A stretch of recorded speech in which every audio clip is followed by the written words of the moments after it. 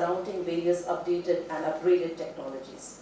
Of late, the technologies have swiftly emerged as a game-changing field, generating immense interest and excitement across different sectors. As we move into the future, the implication of these technologies on society are bound to be significant. This conference dwells into the potential developments and the transformative power of engineering technologies as a whole, and how it can reshape our society in multiple ways. So it is not just about having a notion of beautiful future with technology, but can also justify as to why we are more optimistic about this through this conference.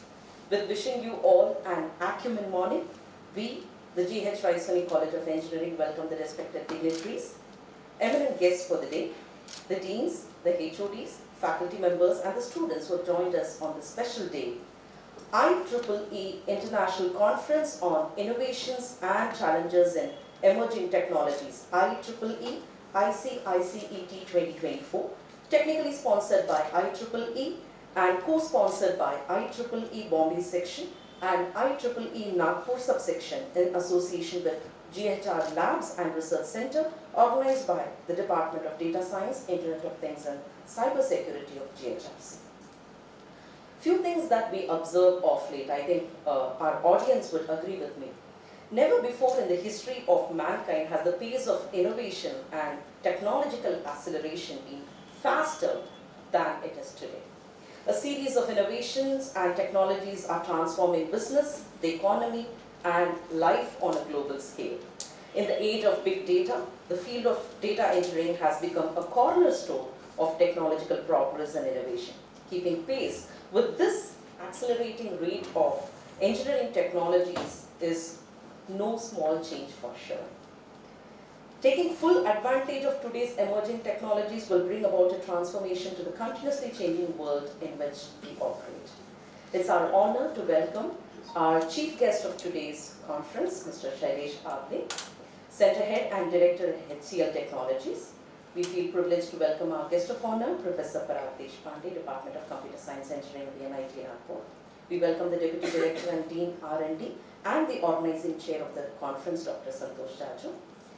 Deputy Director and Dean Academics, Dr. Pramod Bhalke, Dr. Rahul Agarwal, and Dr. Chetan Duri, Central Chair of the conference. Dr. Nikita Chauhan, Head of DIC Department and the convener of this conference, and other conveners, Dr. Lakshman Thakre and Dr. Atul Deshmukh. Ladies and gentlemen, we welcome you all once again.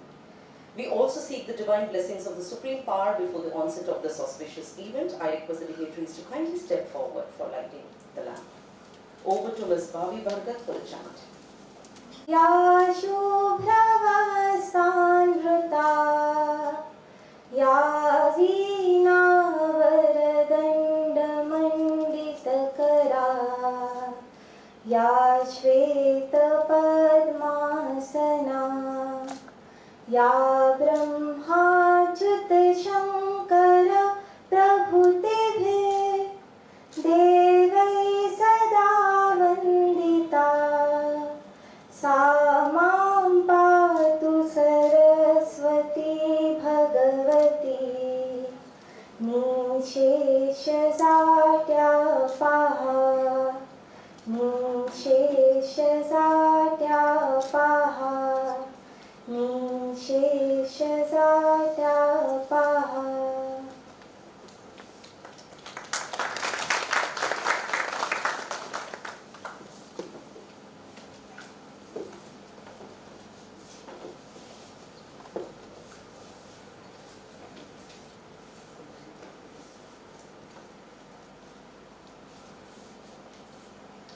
We request the dignitaries to elevate the conference with their presence on the dais.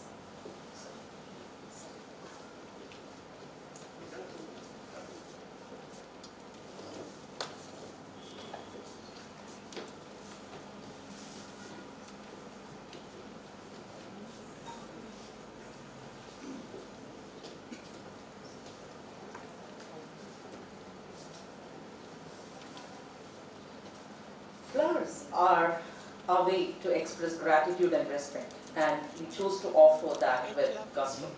I request our Deputy Director and Dean Academics, Dr. Pramod Badke, to offer floral welcome to the Chief Guest, Mr. Shailesh Amte.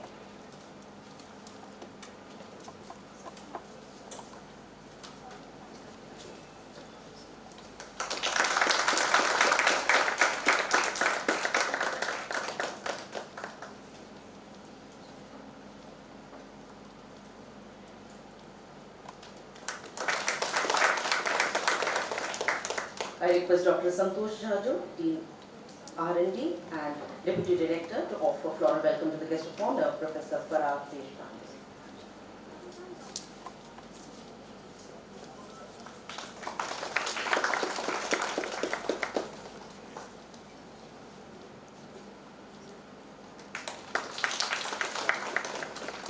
I request Dr. Chetan Doli to offer memento to our beloved Deputy Director, Dr. Pramod Badke, sir.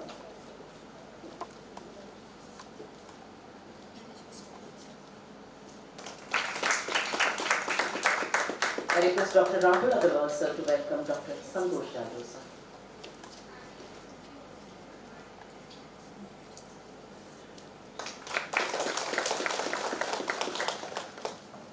Thank you, dignitaries, for being gracious enough to be present in us and join us this morning.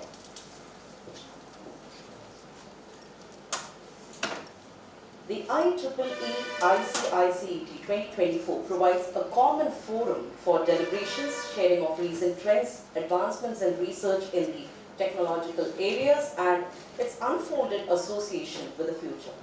Every conference invites an inquisitive preamble to unfold several ideas, creation, research and development, which is an integral part of it. We now request Dr. Rahul Agarwal, General Chair of this conference, to present the preamble.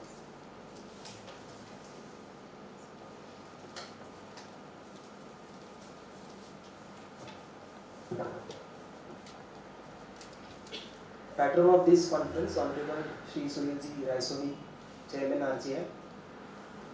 Chief Guest of the function, Mr. Shailesh Amte, sir, Center Head and Director, GHRCE Technologies Nagpur. Guest of Honor, Dr. Part-2, sir, Professor IIT Nagpur. Honorary Chair and Director, GHRCE, Dr. Sachin Undwale, sir, in his absence. Organizing Chair, Deputy Director, Dean R&D, Dr. Santosh Jhaju, sir. Deputy Director and Dean Academics, Dr. Badke, sir. HOD DIC and Convener, Professor Neeraj Chauhan, and other conveners, Dr. Thakre, Dr. Atul Deshmukh, sir. My fellow General Chair, Dr. Chetan Dule, Dean, Heads of Department, faculty members, author delegate and students. Very good morning to all. It is a matter of privilege for me to present the preamble of International Conference on Innovation and Challenges in Emerging Technologies, organized by Department of Data Science, IoT and Cybersecurity at GHRCE Nagpur, technically sponsored by IEEE and co-sponsored by IEEE Bombay section and Nagpur subsection, in association with GHR Lab and Research Center. GHRCE has hosted 29 international conferences and 34 national conferences, technically sponsored by IEEE, Springet, elsewhere, AIP, IOP, indexed by Scopus and Web of Science. The main objective of this conference is to bring together the researchers from the academia, research laboratories and stakeholders from the industry. The conference will facilitate the presentation of the recent development and exchange of the practical experience in the emerging domains. This conference will definitely encourage the discussion, dissemination of information, exchange of ideas and collaboration among the participants. We receive overwhelming response in terms of the number of research papers that we have received in the conference. We are happy to share that we have received 534 research papers for the conference from India and abroad, and after peer review, 105 papers have been selected for the conference and registered for presentation and will be referred for publication in IEEE Explore Digital Library. The research paper has been accepted in the conference with acceptance percentage of 19.67%. After review process from TPC members and as per the guidelines of IEEE, we ensure that the contribution of research content by the researchers really helps the next generation as the building blocks of future discoveries. After inaugural function, the first keynote address will be delivered by Dr. Parag Deshpande sir, Professor IIT Nagpur, on topic Enterprise Data Warehouse and AI/ML System design and implementation policies. On second day, the keynote address will be delivered by Dr. Amrit Mukherjee, Department of Computer Science, University of South Bohemia, Czech Republic. On topic, will blockchain be secured post-computing computing? The chief guest of the function, valedictory function, will be Ramakrishnan R, co-founder and CEO of Immersive AI Nagpur. During the two-day conference, the presentation of all 105 accepted paper will be presented by the author delegate in 11 different tracks, namely interdisciplinary research and innovation, application to emerging technologies, computer network security and privacy, AI, ML and computational intelligence, IoT, computer architecture and computer application, communication technologies, image processing and computer vision, blockchain, cybersecurity and privacy, etc. I express my deep sense of gratitude towards RGH Chairman and Conference Patron Shri Sunilji Raisoni Sir, all dignitaries, guests, keynote speaker, honorary chair, Dr. Sachin Undwale Sir, session chair, international and national advisory board members, conveners, other general chair, Dr. Chetan Tule, organizing chair, publication chair, reviewers, session chair, author delegates, session coordinators and organizing committee of IEEE ICICET 24 for their constant support to organize the conference. I look forward to mark this conference as an enriching experience to all the delegates, and I am very much confident that they will take valuable input from this conference to take research work ahead. Thank you all once again.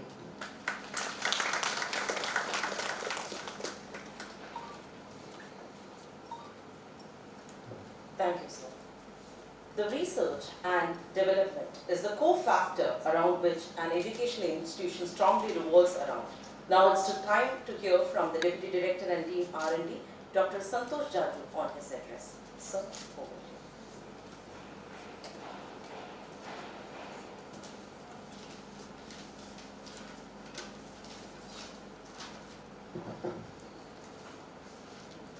Good morning. Chief guest of the function, Mr. Shailesh Shavle, Center Head and Director, STL Technologies, Nagpur. Guest of honor, Professor Parag Deshpande, Professor, VNIT Nagpur. Honorary Chair and Director, GHRCE, Dr. Sachin Undwale, in his absence. Deputy Director and Dean Academics, Dr. Pramod Walke, sir. HOD DIC and convener of this conference, Professor Nikita Chauhan. Other conveners of this IEEE conference, Dr. Lakshman Thakre, Dr. Atul Deshmukh. General chairs of this conference, Dr. Rahul Agrawal and Dr. Chetan Dule. Deans of various portfolios, heads of various departments, faculty members, author delegates, and my dear students.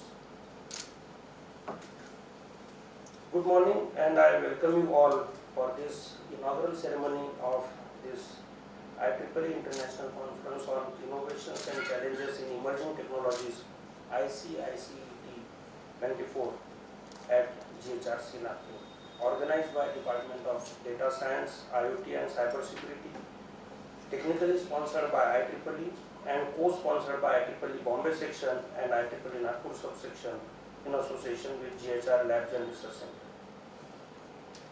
I am delighted to be part of this conference because this IEEE ICICET was started in 2008, and we used to be known for hosting this IEEE sponsored conferences in Nagpur region.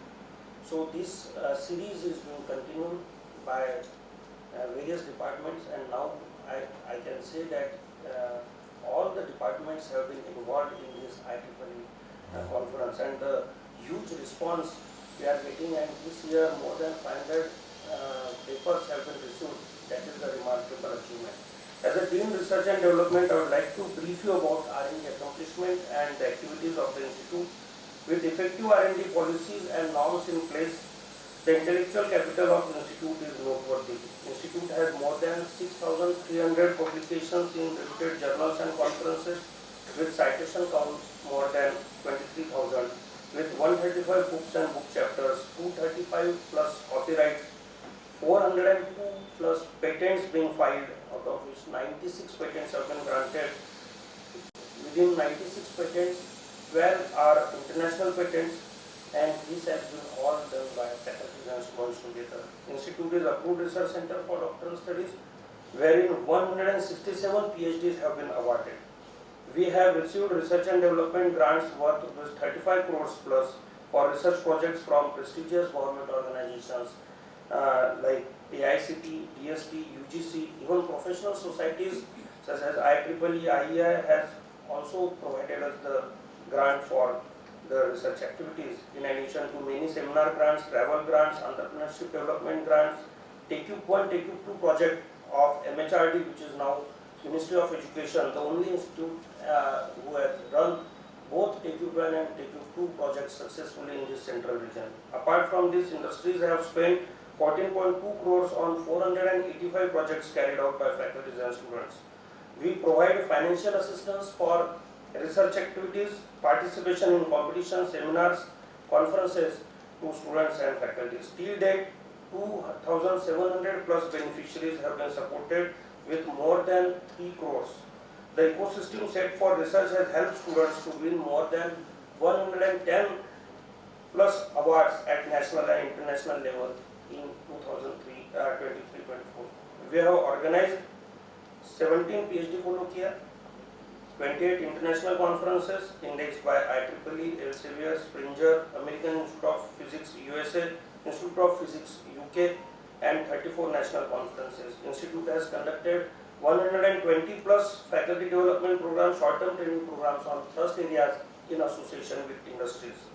We have established 18 Center of Excellences in the emerging domains like biomedical engineering, AI/ML, IoT, smart city, energy, cloud computing, AR/VR, to name few. Apart from incubation, pre-incubation, IPR cell and research park at our institute. These Center of Excellences are conducting annual summits such as International AI Summit, National Summit on Smart Solution to Smart Cities, MEDA, which is the signature event of IIT Bombay, VNIT and AIMS, Medical Devices Hackathon, and they are conducting short-term training programs and the various specialized training programs in their domain.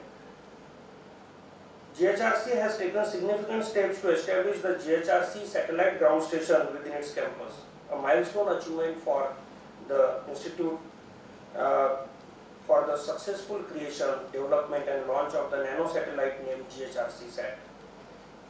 GHRC is having collaboration with more than 13 international organizations and 90 plus industries and research organizations.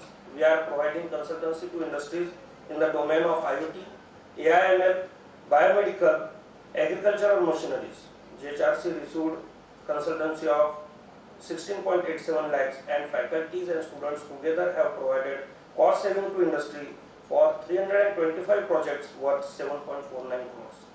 Many leading multinational companies like Mahindra and Mahindra, Yamaha, Intel, Cranes, Texas Instruments, Xilinx and National Instruments have established their laboratories in the campus. We not only support financially and encourage the students for participation, we mentor also, but not only that, we incentivize and recognize the efforts of students and faculties for research activities and recognize them on Teachers' Day and Engineers' Day, and institute spends more than 8 to 10 lakhs every year for the same. I must congratulate Department of Data Science, IoT and Cybersecurity for organizing and taking forward this IEEE series of conferences at our institute. I am sure that this conference shall benefit the participants offline and online from various corners of India and abroad and shall update their knowledge base. Thank you so much.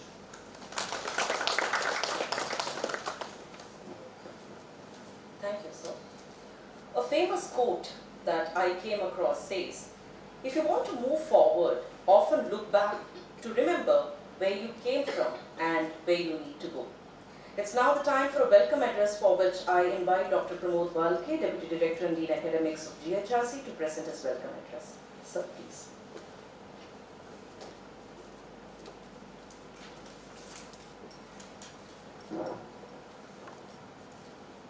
Thank you, madam. On the dais, chief guest of today's inaugural function, Mr. Shailesh Avte, Center Head and Director, SCL Technology, Nagpur. Guest of honor, Professor Parag Deshpande, Professor, Department of Computer Science Engineering, IIT Nagpur. My colleague, Deputy Director and Dean R&D, Dr. Ajbi Jaju. General Chair of this conference, Dr. Chetan Dule, Dr. Agrawal, Convener and Head of Department, DIC, Professor Nikita Chauhan, GHRCE IEEE faculty officials, Dr. Thakre and Dr. Deshmukh, all deans, heads of department, faculty members and dear author. Very good morning to you all and warm greetings. On behalf of GHRCE College of Engineering and my personal behalf, I welcome you all for this inaugural function of International Conference on Innovation and Challenges in Emerging Technology, that is IEEE ICICET 24, organized by DIC Department, technically sponsored by IEEE Bombay Section and Subsection IEEE Nagpur. This is first conference organized by this new department, and for information of guests, our IEEE section is very strong at GHRC, and recently we have got the best IEEE student chapter for 24. As per information, 500 plus, that is 534 papers were issued from all over world, and out of that, as per the norms of IEEE, they have selected 105. So first of all, I congratulate Department of DIC and organizing team for organizing the conference, first conference on such an emerging topic. Sir, we encourage our faculty member and the head of department to conduct such type of international conference, webinar, seminar, faculty development program, Mr. P, so that in addition to the external member, our faculty members and students can improve their skill and knowledge. For information of the guest, our college is Autonomous College, affiliated to RTM Nagpur University Nagpur. We have recently received the import status from State Government of Maharashtra, and we are running 13 UG program, 9 PG program including MBA and 5 PhD program. Our institute is NAC accredited with A++ grade, and our the CGPA is 3.55 at the scale of 4, and our ranking of NRF is in band of 151 to 200 declared by Government of India. Now,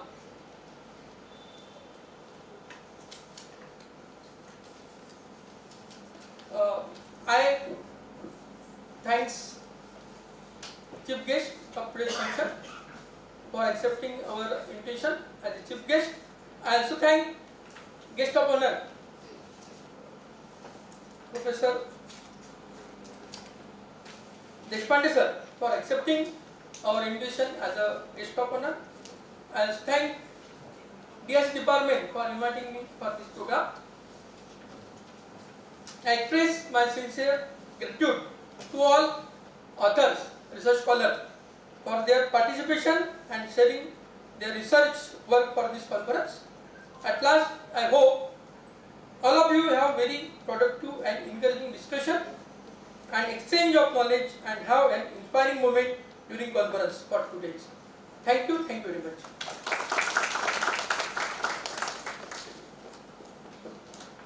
Thank you, sir. It gives me mammoth pleasure in introducing the guest of honor of today's event, Professor Parag Deshpande, Department of Computer Science Engineering, IIT Nagpur, a doctorate holder in Computer Science Engineering, an author of 8 books and book chapters.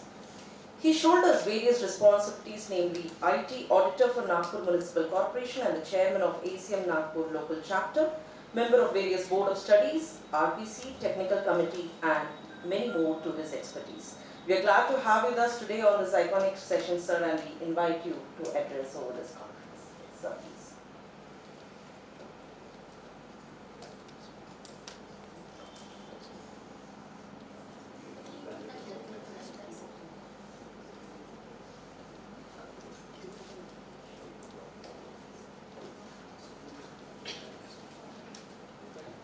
Thank you for inviting me for this prestigious conference. Actually, my association with this college is very much from the beginning, from 95 onwards, when this college was just in the initial stage.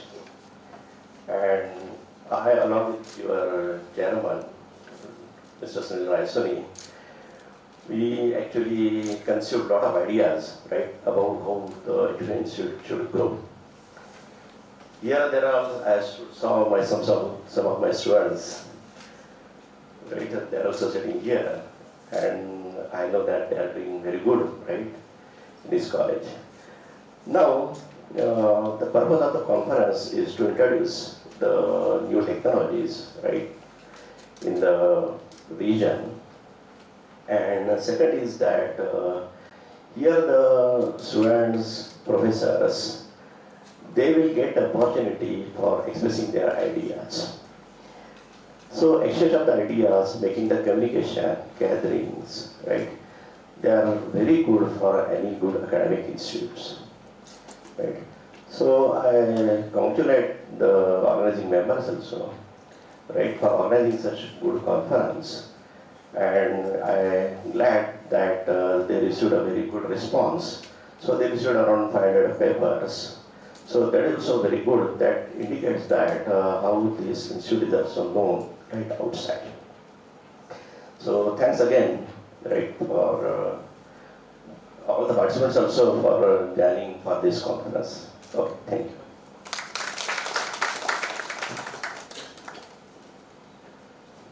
Now it's time to hear from the chief guest of today's conference, Mr. Shailesh Avle, Center Head and Director at HCL Technologies, who holds an experience of 25 years in IT industry and over the last 20 years with HCL. He is a certified transition specialist and also one of the influential leader at the Nagpur diaspora. He is on the advisory board and also vice chairman of CII at Nagpur. He is also part of various boards of studies of engineering colleges. On going through his profile, I was completely admired in his role as an industry specialist along with an academic expert. We are glad to have you with us today, sir. We request you to have few words on your address.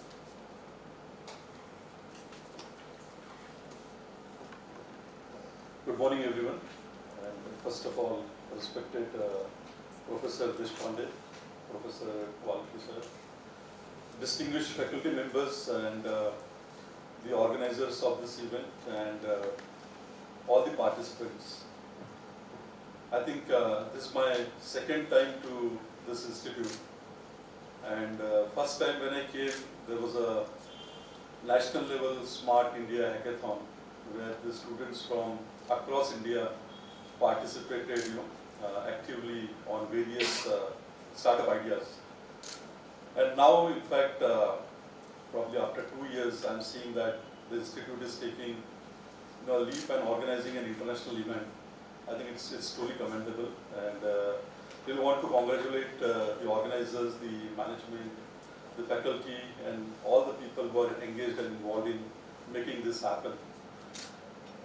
I think just I'll spend 2-3 minutes talking about my perspective of how I probably take up this kind of conferences. As Sir said, it is important event where you collaborate, communicate, exchange ideas with each other, and at the end you take away some learnings from these conferences. I think what is also important from my point of view is that how we basically take these ideas for implementation coming from the business background.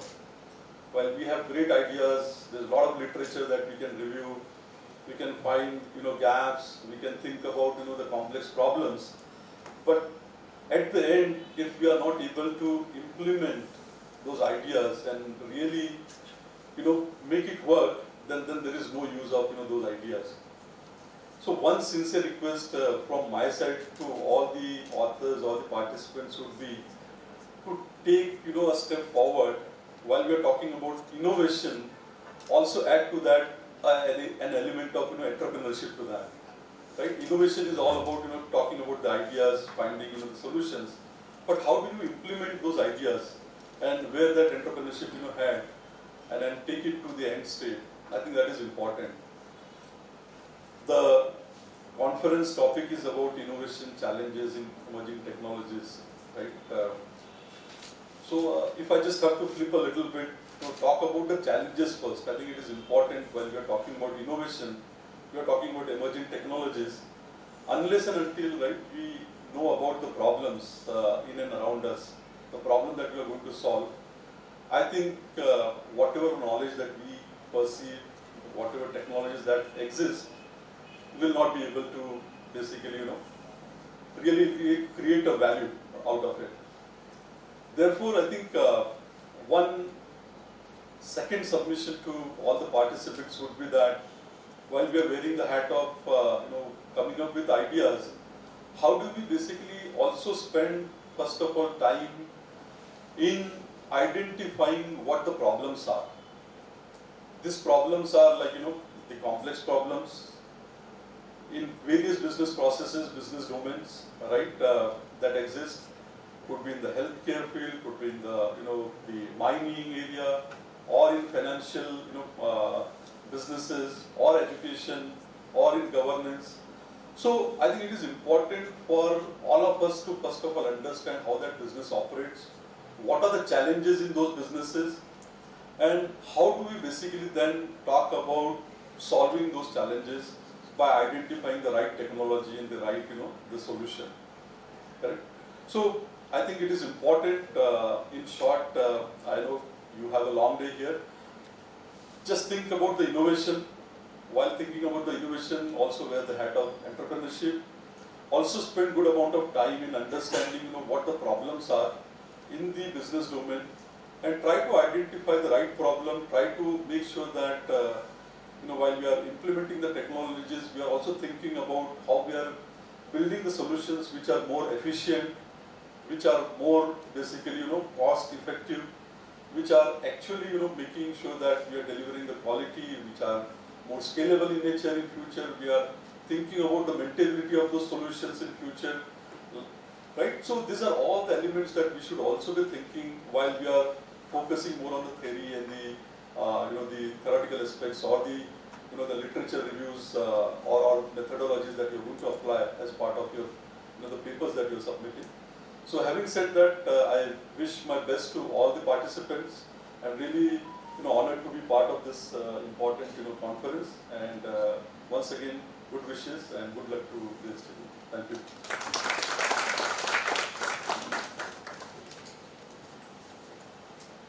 Thank you for your vision and the lead, sir. I think this will be kept in mind while the authors present their ideas. Thank you once again. All the hard work demands notice, recognition, and acceptance in an ideal platform. All the hard work in the form of papers and abstracts got together as a resource for further proceeding. It's time to unveil the conference proceeding. I request all the dignitaries to release the conference proceedings. Thank you very much.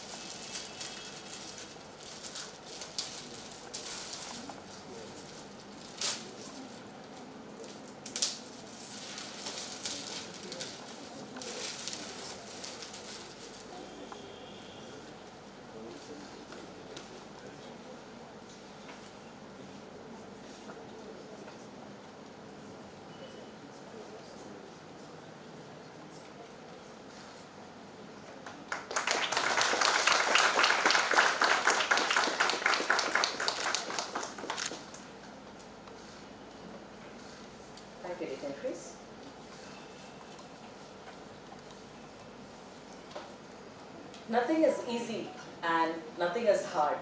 All it takes to make an event successful comes with responsibility, sharing, and a great execution for that event. To take a mention, and may I now call upon Dr. Chetan Dooley, General Chair, to present the formal vote of thanks.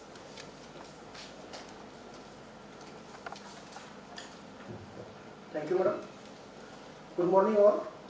Patron of this conference, Honorable Sri Sunil Raisoni, Chairman RGA, Chief Guest of today's function, Mr. Shailesh Avle, Center Head and Director, SCM Technologies, Nagpur.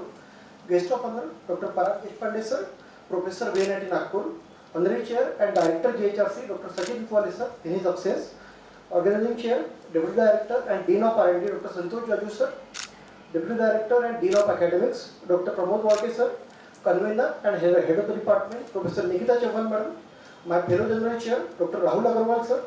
Members of Advisory Board, members of various subcommittees, all deans, all heads, section in charges, faculty members and authors. I, Dr. Chetan Dooley, General Chair of International Conference on Innovation and Challenges in Emerging Technologies, ICICET 24, take these opportunities to propose vote of thanks on behalf of Department of Data Science, IoT and Cybersecurity, GHRCE Nagpur. I would like to express my profound gratitude to Sri Sunil Raisoni, Chairman RGI and Patron ICICET 24 for his blessings and motivation. Let me express my deep gratitude to our Chief Guest, Mr. Shailesh Avle, sir, Center Head and Director, SCM Technologies, Nagpur, for taking time out of his busy schedule and honored this function with his inspirational speech. My words may not be enough to express my deep sense of gratitude to the guest of honor, Dr. Parag Deshpande, sir, Professor IIT Nagpur, for accepting our invitation for keynote talk for this conference. Most humble thanks to the Honorary Chair, Dr. Sachin Utwale, sir, Director, GHRC, for his dynamic leadership, guidance, motivation, and continuous support to organize all such events.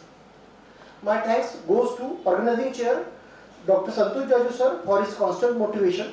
I am also thankful to Deputy Director and Dean of Academics, Dr. Pramod Walke, sir, for his continuous support and guidance. I am happy to express my sincere gratitude to the convener and head of the department, Professor Nikita Chauhan Morris, madam, for her active involvement and support. I am also thankful to conveners, Dr. Atul Deshmukh and Dr. Lakshman Thakre for their timely support. My special thanks to my fellow General Chair, Dr. Rahul Agarwal, sir, for shouldering all the responsibilities of this international conference. I also give my humble thanks to technical sponsor of IEEE, technical co-sponsor of IEEE Bombay section and IEEE Nagpur subsection for their gracious permission to conduct this conference. I take this opportunity to thank all the reviewers, TPC members for providing valuable comments and feedbacks towards the improvement of quality of papers for this particular conference. Also, I am thankful to all the authors who have submitted valuable research papers to this international conference. On behalf of organizing committee, we shall thank all session chairs for accepting our invitation for technical session. I thank to all dean, all heads, section in charges and committee members for their timely support to make this conference a grand success. Last but always the best, a deserving mention and appreciation towards the contribution of Team GHRC involving faculty members, accounts department, PRO department, IT support team, administrative officer and support staff and all those who were directly or indirectly involved to make this international conference a grand success. Thank you all. Over to you, madam. Thank you, sir. As we have come to the end of the inaugural ceremony, let's all raise and recite national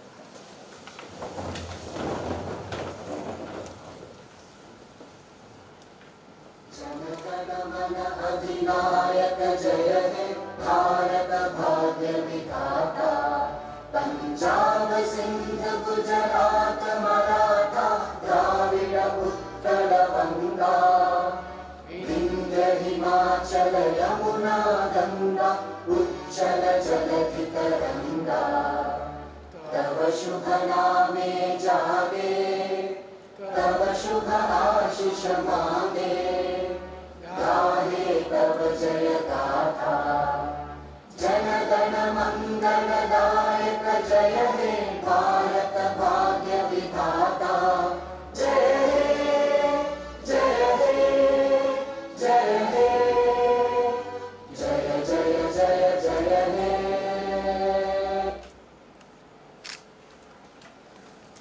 We request you all to enjoy a refreshing tea break just outside this hall, and be right back in the next 10 minutes for the most awaited session by Professor Parag Deshpande on the topic Enterprise Data Warehousing and AI/MI System Design and Implementation Policies. Thank you all once again. So, for a group photo, please wait. Faculty members of data science, deans, heads of department, two conveners, please come on the stage for a group photo.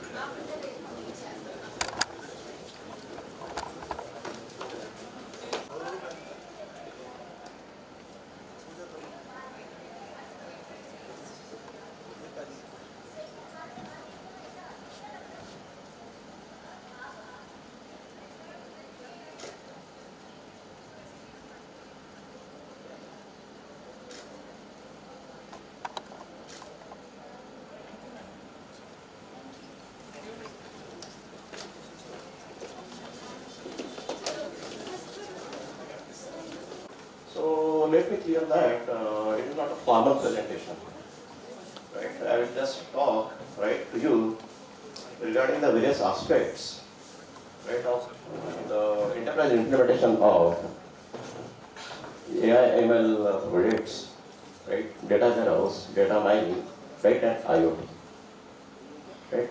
If you are having any question, you can directly interrupt me at any time. And I will be very much glad, right, if you drill me, right, in all aspects, right. So I'm expecting a lot of questions from the students, right, as well as the participants. Okay, so we'll start. So my topic is that already it is displayed.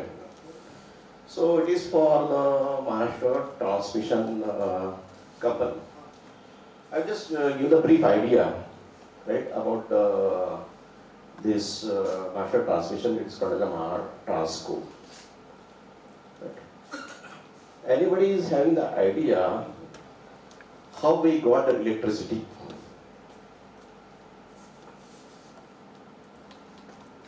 All of you are using the electricity, right? All of you are receiving the voltage and current. What is the value of the voltage that we got?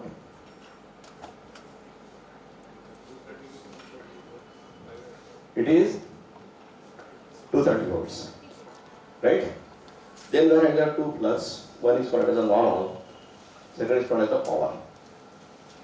What are the currents in that?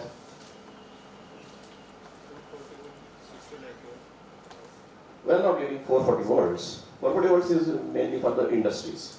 But for the houses, right, we are having 230, right? And then there are the power plug and this 15 amperes and I think 0.5 ampere, right? So we'll see how this is flowing. So anybody having any idea about how it is flowing? So it is coming means it is generated somewhere, right? It is generated somewhere. So where it is generated? Power stations, right? So can you name some power stations? Because Nagpur is famous. We are at the Koradi, we are at the Khaparkheda, Moudra, right? And then Chandrapur, right? So Vidarbha is the area, right, which is supplying almost 80% of the Maharashtra need, right? So don't assume that our region is poor. Right? Assume that we are very, very rich. Right? Because we are supplying to Bombay, my student is sitting in Bombay, right? And he is taking our electricity, and when there is a less generation, then he is taking all and give us load sharing. Right? Okay. So these generators, they are using the various kind of energies like water. Hence we are having the hydro project, right? They are using the coal. Then there is the solar also, right? There is the nuclear also. So there are a lot of generators. So they are generating the electricity and their voltage level is around 440 kilowatt. And some generators, they are having the level as 132 kilowatt. Right? So it is very huge. Right? It is very huge. So we receive 230 volt. So then what is some converter? Right? There is some converter, right, who is going to step down these voltages. You know what are these converters? Right? In the first year we have studied it. It is transformer. Right? So step up transformer, step down transformer. Right? So from 440 kilowatt, it is not directly converted to 230 volts.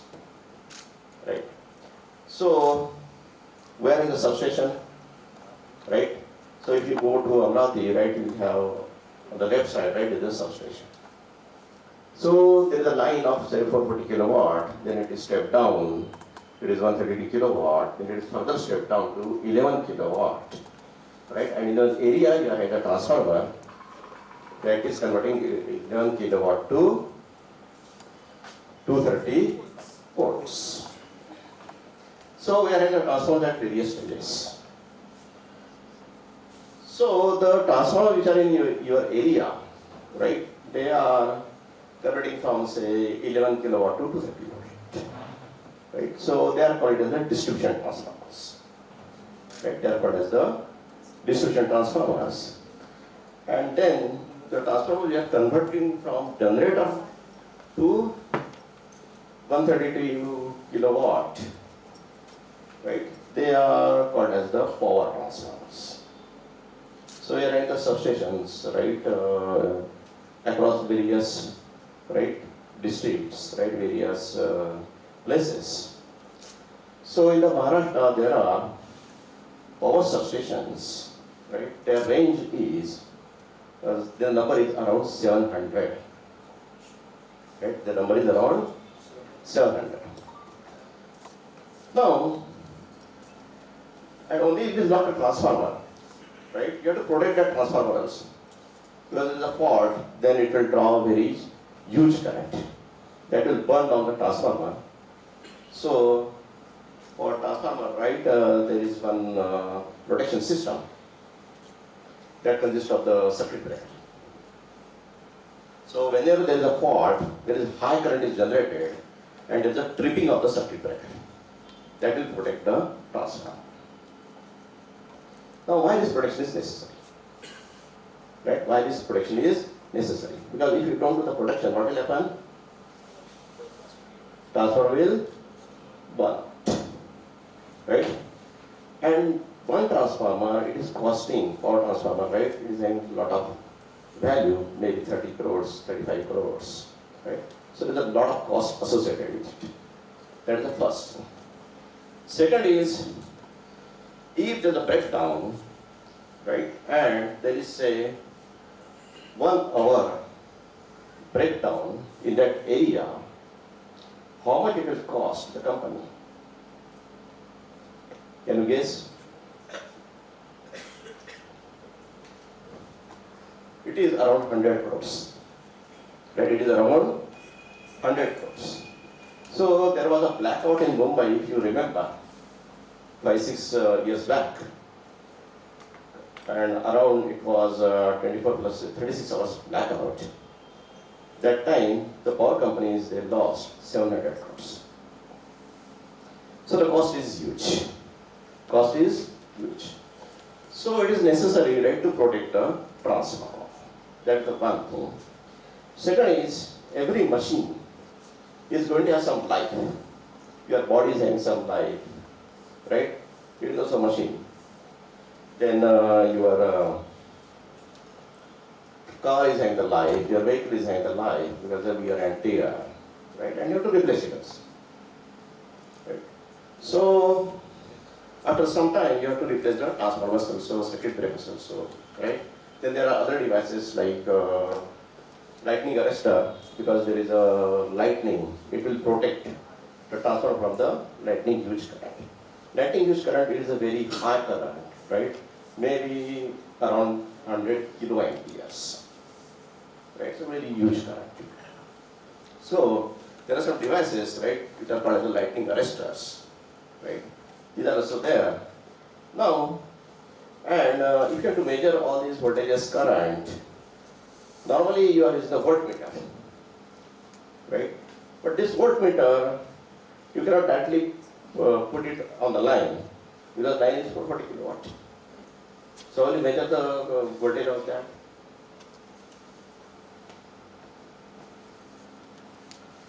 So how will you measure the 440 kilowatt? Can you use your ampere meter or voltmeter? You must have seen your voltmeter and ampere meters in your lab. I don't know, that is, you have studied electrical engineering in the first year. I have studied it, right? But it is a very small device, right? It is a very small device. So, there is one more transformer which will step down, right, to a voltage of around, say, 10 volt, right, in the substation. There is a special transformer that is called as a potential transformer. Same is the case with the current. So, the current is also stepped down by the current transformer. These are specialized design. Right? They are not normally like the power transformers. So, all that things there is in the substation. Right? So, for your thing, right, you can assume that there are a lot of devices. There are a lot of devices, right, in the substation, and you have to keep them protected. Right? You have to keep them protected. Right? And this protection is necessary, right, so that we can increase the life of it, so it will reduce the cost. Now, anything that is done, right, in the industry or enterprise, it is for the three purposes. One is, it should reduce the cost. Second is, it should increase the revenue. And third is, it will improve the quality. Right, it will improve the quality. Now, quality is having the different parameters, like time is one parameter, right? Accuracy is another parameter, right? So, any project that you want to design, right, this is very important, right? This is very important that it should have some performance measures, right? And the major performance measures are what? Cost, revenue, and quality. So, you are also making some projects, right, R&D projects, but if you have to correlate with the user cases, right, then you should correlate with either of them, right? Only the projects which are correlated with these parameters, they will sustain, right, because they will be useful. Okay? So, these are all the three things, right, which are required, right, for this designing of the system. Now, how to manage these 700 substations, right? How to manage the substations, right, is a very challenging thing. And why it is challenging? Because they are distributed on multiple locations. For example, in the virtually very remote location, you get Alapalli, right, is one substation. Like in Chandrapur Jam, there is another substation, right? So there are different locations, right? In the earlier cases, that is earlier years, right, they are getting very good engineers, right, because that time it was not that everybody wants to live in the city, right. So, people, they used to work anywhere. So, now that mobility of the internal society, right, it is quite restricted. So people are not going to work on the Alapalli. Even if I will say that you will get very good salary in the Gadchiroli, you will not go. Right? Because you will say that, oh, I want to live in Nagpur. Right? अब कोई भी ऐसा मेरे को नहीं लगता है कि आप जाएंगे और गढ़चिरोली में काम चालू करेंगे. मेरे को जब पहला जॉब मिला था तो वो बहुत रिमोट लोकेशन में था, एलएनटी में चंद्रपुर में. राइट? लेकिन तो मेरे को ऐसा लगता नहीं था कि मेरे को काम नहीं करना है. तो अभी थोड़ा सोसाइटी भी चेंज हो गया, तो ये सब चैलेंजेस है, राइट. एंड सेकंड, बहुत सारे you are all faculties, right, you know that now your students are not much studying, right. So the quality of the knowledge that is going to be there, right, that is, if you see continuously in the years, right, that is also less, right. You must have experienced, right, all the things, right. because most of you are the faculties. Right? Okay, so these are some challenges, right? They are there. So now the question is, okay, we are not going to have a good manpower, but we have to protect the system, right? How to do that? So then we are going to have some system that can be managed with the technology. Right? We have some system that can manage with the technology. Right? So then the question comes how to manage it with the technology. What technology is needed, right? So in 2017, right, the team of Maharashtra Transmission, they came to me that they said that okay, they want to manage this remotely, they should be monitored remotely, they should be controlled remotely, right? All these substations, equipments, right? And that time they say that they want, right, some answers like what should be the remaining life of the transformer? Complete AI question. Right? Complete AI question. Then, suppose they want to take a transformer, right, out of the service for say 1 day, what will be its impact on the grid? Right? What will impact on the total grid? Right? Now this grid is having wonderful dynamics. So this grid is maintaining the frequency, right? If you have heard 50 hertz, right? Our grid frequency is how much? 50 hertz, right? And generators, they are putting the power, right, on those grid, and consumers, they are taking it. So if the generators, they are going to put more power, what will happen? The frequency will increase, right? And the consumers are getting more power, then what will happen? The frequency will decrease, right? And all your equipments, including this fan and all, right, they are designed at what? 50 hertz, right?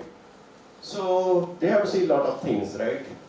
And all they require, right, a kind of, right, that time, right?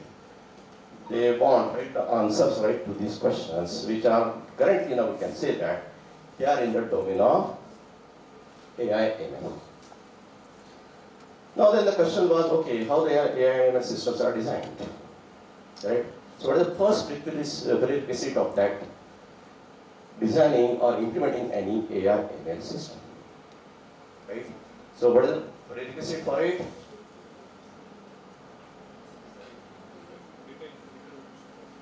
Interpretation that you do, that we can what is the model, right? But most important thing, on which you will do the interpretations. You require what? Data. You require what? Data. And data can be anything, right? Data is like the continuous voltages, power factors, right? Currents, right? At various locations, that is one data. Then there are some manual data also. Manual data means if you do the transformer testing, right? You know the two tests, right? In the first year you have studied it. Which are these tests? Transformer test, right? Very famous question in the first year.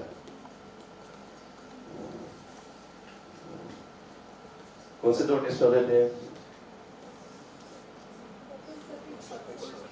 Open circuit test and short circuit test, right?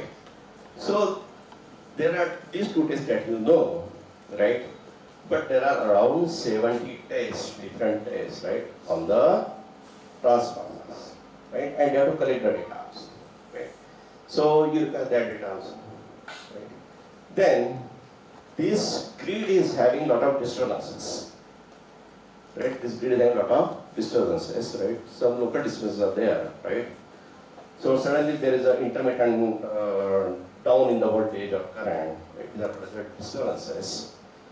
So they are also recorded in their registers. They are also recorded in their registers. Fourth is, now if you are having some video surveillance system, then you are having the cameras, videos, continuously recording it, right? So there is a huge data, right? And this huge data, right, they are, first is that they are heterogeneous, right, that's the one thing. Second is, they are very large data, right, the data is very large data, right. And third is, they are in the different velocities. For example, continuous voltages, they are after say 10 seconds each, right, after 10 seconds each, right.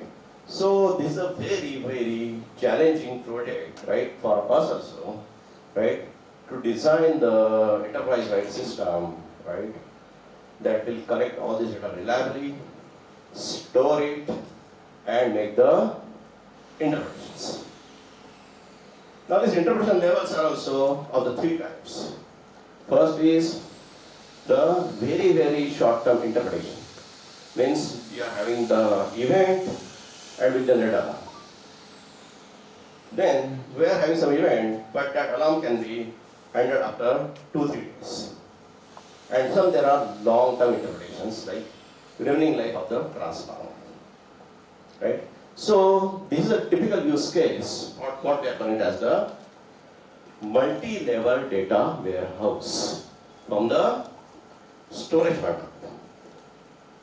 Now to collect the data, right, we require the different sensors, we require, for manual data, we require some website, right? Then for this immediate data, like 10 seconds, we require the IoTs, right? So then we are in the SCADA system that is going to generate the data, right? You can see the long form of the SCADA system, right? So that will use to generate the data, right? So that is one challenge, right? How to establish the data acquisition. Second is how to store this data efficiently. And third is what are the algorithms to process it and make the interpretations. So that team that came to me, sir, we want to do this project. And I heard that you have written good books, and they come with, along with my friend who is having a very big company, right? He told us that you go to the NIT and ask for some help. So the team was of Mr. Advait Dev, Chief Engineer, right? And Mr. Chavan was Director of Projects of Maharashtra Transmission. So, okay, because that complete thing was quite new to me, right? The domain was also quite new to me, right? Because if you have to go to do such projects, right? And if it happens sometimes, some wrong things happens, then it will hamper all your preparations, right? That you gather, right, throughout your life. So, okay, then we'll see that. Okay, we'll see first. See what are the things they are involved in that system. So we got some around 2-3 meetings in Nagpur, right? Then they invited me, right, to their head office in Mumbai. The Mumbai office is Bandra is there, Prakashgarh office. And then I got meeting with the secretary, Mr. Mittal, right, energy secretary. So he told me that okay, there are challenges and everything. Data acquisition is one challenge. The companies they are not giving the data also, because they are in the SCADA systems and they are charging us, right? This particular the MNCs companies, right? They are charging us, right, for the data. So there are a lot of issues in the data, so how we can acquire that data, right? He put me a lot of questions on that. And then on the same day, right, then the director told me that we invited some vendors in that, like this Siemens, ABB, Schneider, right, Hale, right? So invited some persons from these companies, and you have to chair the meeting. So that time I was got a lot of anxiety because I am quite new to the electrical system, right? So not much new, but the hugeness, heterogeneity, right? And the dynamics, right? That was not much known to me. So they told me, okay, then director told me that allowed this one day, right, to chair the meeting and explain the project. So that meeting was there, and all the heads of the India, right, those who are sitting in front of me, they are asking me a lot of questions, right? How you do that and all. But in my mind, right, some plan, right, outline of the plan was ready, right? I told them it will go in these stages, right? And a complete system, right, will design it, right, will tender it. Somebody has to implement it. Right? So then somebody asked me what will be the cost of the project, total implementation. So I told them then in next meeting I will tell you the complete cost estimation. Right? Then we worked for 7 days and we come out with some cost of around 120 to 140 crores, right, complete project. Because you require an acquisition system, you require to store the data, right? That means you require very good storage, right? And not only one database, but database has different characteristics, right? Because the multi-level database. So some data that will just come and go, right? That is for the short-term prediction. You will not store it, right? You will not store it, right? So a kind of memory database. So then we designed roughly, right, and we came up with the cost of around 120 to 140 crores, right, that time. And then this project, right, we have started it, right. So we were the main consultant, right, for this project. So we have done mainly the design, right, implementations, issues, right, we solved it, right. And that complete project, right, it was made, right. So I just share my experience, the path of the design and implementation of these things, right? And we used a lot of things here, right? I've used the SCADA, IoT, Oracle, data warehousing, Hadoop, Spark, right? You know anything, I use the computer organization concept, I use the operating system concepts, right? Then we use the networking concepts, right? Apart from these other things like AI and your data mining and statistics. The emphasis that I want to give it here is that the first is that when you will get some work, don't assume that it is from your domain. Right? It is from your domain. If you say that, okay, I'm good in databases, then you should only get the work in a database, right? So you should not have this concept. Right? You should be open for any problem. Second is that the expertise, right? Along with your expertise, suppose somebody says that I am good in deep learning architecture, right? But you should be good in engineering, right? Engineering is different, right? And your expertise is different, right? So here I will give you the engineering aspect, right? In these projects. Because now in the computer science, right, I saw that what we are missing is, we are missing what? The engineering aspect of the education, right? Actually, I got my degree from electrical engineering, right, and I'm very fortunate for that. Post-graduation I had done in computer science from IIT Mumbai. But engineering, electrical, it has given me a lot of good engineering concepts, right? So I will correlate, right, all these things, right, in the project, right, with our curriculums, right? But this is how the design curriculum should be designed, right, to do all things. Okay, so this is all about the project. Anybody wants to ask anything now, they can ask me. Otherwise, we'll move next. So how the data migration does in that case? Like you're talking about multiple. Yes. So what we have done is, we are having heterogeneous data, right? We are having heterogeneous data. And if you have to make any ML model or AI model, right, you require some structured data, right? So what we have done is that we have first designed the abstraction for the data which the AI ML system will use, right? And what that we call it as a unified data format, right? We call it as a unified data format. So it is like the equipment, their parameter, their value, right, their date, right, and their source. So that is roughly the unified data format. Then what we have done is that other data acquisition systems, right, we have written the converters for it. So the systems will acquire data, convert it and put it into the system. So for us, right, we are working on what? Unified data format, right? And this is a heterogeneous data, right? We are converting into what? Unified data format. Kind of API. Yeah, so different APIs are related, but that is simple, right? That is just simple, right? And for some data, we also designed this translation framework. It is not hardcoded, right? So we have designed a template how this data can be transferred, right? So our APIs that will read that template, read data, put it. So for the other data, we have just designed a template, not written the code. What about manual data probably they have? Manual data also were done right from the website interface, right? Because there is some test like gas decomposition test.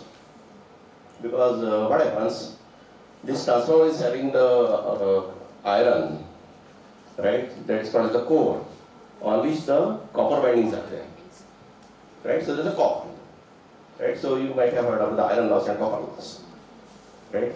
So, and on this winding, right, you are having the insulators. Insulation tape is there. What happens sometimes this, because of the voltage gradient, this insulation tape breaks and there is an interturn fault. So, initially there was say 5,000 turns total, right? Then it is reduced to about 4,999, right? But then it will generate heat on that. So transformer, it is all that is kept in hot oil. So once heat is generated, then the gas they are emitted from that. So there is a gas meter that will detect it, right? That will detect it, and using the gas meter we can say that what can be the fault, right? So these are manual tests, right? But that we are converting into what? Unified data, right? So I will just tell you how that is processed. Right, how that is processed. And that means I along with my team, right, we are reading a lot of manuals how this complete system operates. Right?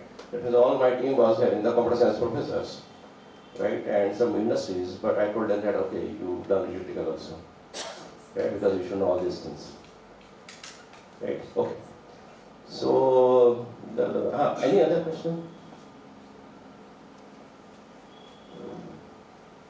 Okay, we'll move to next. So once that target is fixed, now the target is fixed, right? So we are now having the gathered data. We are having the SCADA-based substation means the your real-time voltage sensor, right?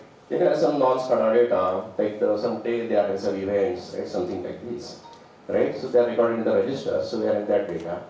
Then MIS data is there. MIS data means when the transformer is purchased. Then before purchase, a lot of tests are done, right? And they are having those parameters also, right? And some transformers, that means normally they are giving the 5 years guarantee, right? There are some companies, that is when the tender is passed for the new transformer, then there was a guarantee clause in which it is compulsory that they should last for at least 5 years, right? Some companies, they are actually make their design so that they will last only for 5 years. But we have to also find out, okay, you have to make these parameters and then it will lasting for 5 years. But there are some companies like Bell, they are having very good transformers, 35 years, they are still working, right? So we have to also detect such companies also. That is for which companies the transformers are failing much, right? So we are having that MIS data also, and then we are having some legacy system data also, right? So legacy data means the old data which is stored in some registers, bytes, right? So all that is a heterogeneous data, right? And for one substation, right, the daily data was estimated around at least 100 megabyte by one substation, right? And there are 700 substations, right? So you can multiply it, right? And there is the minimum data. And total there are 2800 number of transformers around, right? So all that data is coming into warehouse. Right? All data is coming into warehouse. Then this data is generated, they are say data generated in the Alapalli, right? But how it comes to the Mumbai?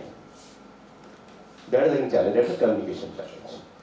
So what are the communication challenges? For some substations they are connected with the fibers, optical fibers, but not all substations, right? Some substations they are connected, right, by the what you call the PLC communication, power line transmission communication. Means along with your power line, right, it is using some frequency to transmit the communication data. That is called the PLC communication. Then we are having the also offered a service of the Airtel BSNL, right, to give the wireless kind of connectivity. So you see that the challenges are that okay, it is heterogeneous data, it is heterogeneous communications, right? There is not only one communication channel, right? We are in what? Different communication channels, right? So all that data, right, we have to store it there, right? All data that we have to store it there, right? So first is the data acquisition challenge, right? How it is done, right? So next. And then when we generate the interpretations, right, that will handle all the things. Once data is there, right, then we should handle the queries like your asset health analysis, right? For example, if I'm not feeling well, I will go to the doctor, he asks me, okay, you do test, right? Then he will ask me to, okay, test blood glucose, right? Then he take the ECG and all the things, and then he can say that, okay, your health is, how much it is, you can say that my what is in the remaining life, right? How much it will last. So it is a kind of that thing, right? It is a kind of that thing. So that is the asset health analysis. Now, here, right, you are in the machine, you are in the parameters, and then you have to estimate what? The health, right? But how to give the interpretation, right? How to give the interpretation whether your health is good or bad? Because there are, say, around 1,000 parameters associated with that, right? There is a 1,000, but we have to give only one interpretation, right? So that was a challenge for the model. Because people will not see all the 1,000 parameters, right, on the system. What they will say that, user, just tell me what is my transformer status, whether it is medium, good or bad, right? So there should be one strategic interpretation, right? So that interpretation should be what? It should be very small and precise, right? So on this model, right, this was another challenge, asset health analysis. Then there is a fault analysis also, right? Because there is some fault, right? Then the reduced current will flow, right, for some time, and the circuit breakers will operate. But what happens sometimes, this circuit breaker is supposed to operate in the 30 milliseconds, right, in the fault. But if they operates on, say, 40 milliseconds, it will make a damage to the transformer. That damage will not be immediately seen, right? The damage will not be immediately seen, but it can be seen after 6 months, right? ऐसा अगर आप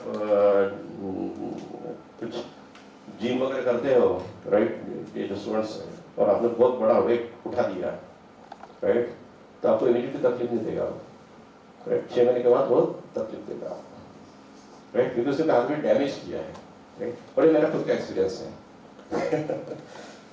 क्योंकि मैंने एक बार ऐसी भी बहुत बड़ा वेट उठा दिया था, राइट, और मेरे को इसकी तकलीफ 1 साल के बाद चालू हो गई थी, राइट, तो वैसे फॉल्ट का है, राइट, फॉल्ट का 30 मिलीसेकंड्स रेटेड है, उससे ज़्यादा किया तो क्या होगा, वो इमीडिएटली नहीं दिखाएगा, but it will show the effect after what 1 year, right, काफी उसका ना आइसोलेशन ब्रेक हुआ है अंदर में, right, all that things are there, and there is one system that is called the AFAS system, right? So that is also we installed, right, at some substations, right? Go is a fault analysis, it will do that. Then the load flow studies, right? Load flow means basically for these are the different places, right, in which you are getting the electricity. right? So what will happen if some substation is stopped working, right? So which area will be affected, right?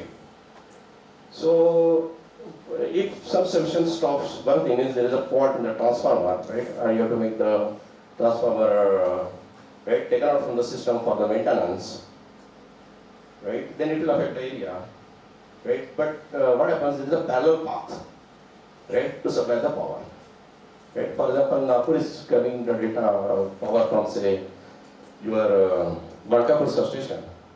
Because there is some transformer which is having the maintenance problem, it will take it from the Malkapur. It is supplied from the Ambajri. But then the load on the Ambajri will increase. Right? Load on the Ambajri will increase, right? So that load should be such that it should not put a damage on the Ambajri. Right? It should not put a damage on the Ambajri. Right? So that is part of the load flow studies, right? So it is basically a graph kind of network, right? And the algorithm problem is you take some node, right? What are the other paths that will be affected, right? Because of that. जैसा आप ये लिख रहे हैं अगर you are in the traffic, right? And your Bardi area is closed for the some road operation. क्या होगा? आप alternate path देखेंगे, उसमें traffic बढ़ेगा आपका, right? और sometimes there will be congestion, right? तो traffic इतना बढ़ेगा, right? तो congestion हो जाएगा. So that should not happen, right? That should not happen, right? So that is just the load flow studies kind of problem. So that is, and then you are having the trends. In which areas you are having the power consumption that is going to be increased, right? And this load that is there, right? That is of the two types. One is the active load, second is called the reactive load, right? So active load is like your lights, right? They are putting the load on, that is what is the active load. But if you run the motor, right? Then it is the induction motor, right? That will increase what? Your reactive load, right? So now in the villages, right, you are having what? Reactive load, because there are a lot of pumps, right? So we have to predict it. And why have to predict it? For example, I will say that near gradually now the active and reactive loads are increasing. It means what? It will increase. Why it is increasing? Because now a lot of students are coming in gradually, right? So the active and reactive load will be increased, right, after some time. And then you have to put one more substation there, right? So these are some long-term calculations. So you have to predict it, okay, after 5 years, right, the load will be like this, right? So, and then the renewable energy generation, right, because nowadays we have the wind energy, right, on the Konkan belt, right? There is solar energy that is on the Vidarbha, right, central Maharashtra, right? So there are some renewable energies and we have to increase it, right? But the nature of the renewable energy is what? It is not constant, right? It is not constant, right? So when there is an increase in the wind, the energy will increase. When there is a day, renewable energy will be more, right? Then you have to shut down some small generators, thermal generators, right? So all such systems, right, we should be able to answer when to do all these things, right? So that is about the, it should answer, right? So where the setup purpose of the project is like this. Next. And so this is just some challenges that we have put it, right? Okay, we have to implement a system, what are the current challenges, right? The first thing in the challenges is what? That why it is difficult to implement that system. That we call it as the problem challenges, right? For example, any paper, right? I expect the three things in the, when I am reviewing the paper, right? One is the, say, your paper idea. Second is what? Paper idea challenges, right? And third is your contribution to solve those challenges. So these three things are important, right, for reviewing any paper, right? So these are some challenges, right? These are there. That is, there is no standard communication, there is no standard interface, right? There is no fault analysis for the historical data, right? So these are all the challenges, right? So we saw that, okay, these are the challenges, we have to overcome this, right? So the problem is now, you can say that it's having some path, right, of implementing it. First we define the problem, then we analyze the system, and third is, we put some challenges. Okay, there are some challenges that we have to overcome. Okay, next. And then who are, if the project is completely implemented, who will use it? These are called as the stakeholders, right? Who will use them, right? So these are the stakeholders, like planning people will use it, finance people will use it, production engineers, right? All they will use, right, this project. And all they are having the different queries, right? For example, in the finance, what they will ask, what will be maintenance cost in the next year, right? And what is the implementation cost for one substation, right, in the coming years? Finance people will ask it. Operation people, what they will ask? Those who are handling the system on day-to-day basis, what they will ask? When this transformer needs maintenance, right? When I can take out the transformer, right? So these are some queries by the operation people, right? So all that we have formulated it. Okay, these are the users, they will use it, these are these queries, right? So all of you got it, that is how in the stages, right, it is moving, right? This way it is, all of you got it, how it is moving, right? From one step, second step, third step, fourth step, right? And all each, right, for each stage we have made the documents. Because each time I have to present, right, this system to the Mumbai team. Okay, this is the first stage, this is done, this is, right, because all these are time-based project, right? Okay, next. Then we come with the solution, right? We come with the solution, how this conceptually, how this project should be implemented, right? And we are divided into two types. One is the phase 1 implementation, second is the phase 2 implementation, right? Because in some, right, we don't have a very good communication system, right? We put all that things in the phase 2, right? Phase 1, the purpose is that we are having the system, most of the things are ready. We'll make the model, right, and prove it. Okay, this is working. Once it is there, then you have to just do it, right? So this is the another stage, right, in the project implementation. You have to prove it on that, prove the concept, right? The concept should be proved. Okay, this is working, right? And now you extend it further, right? Otherwise, what will happen if I will put all the 700 substations at the first stage, right, and some concept was not proved, right? Then the total investment will be lost, right? It will lose time also, it will use the cost also, right? So any big project, right? The first is what? The proof of concept, right? The first is what? Proof of concept, right? You have to gather, see the risk, right, in the project and everything, right? Once it is done, it has to be replicated. Okay. So anybody is having any question, right, on this space? Right? These steps are quite clear. Right? You see that first is the data acquisition system. Second is what? The transmission, how data is transmitted. Right? Third is what? Transmission medium, decision. Fourth is how to store the data. Right? And fifth is what? On the data, what should be the models. Right?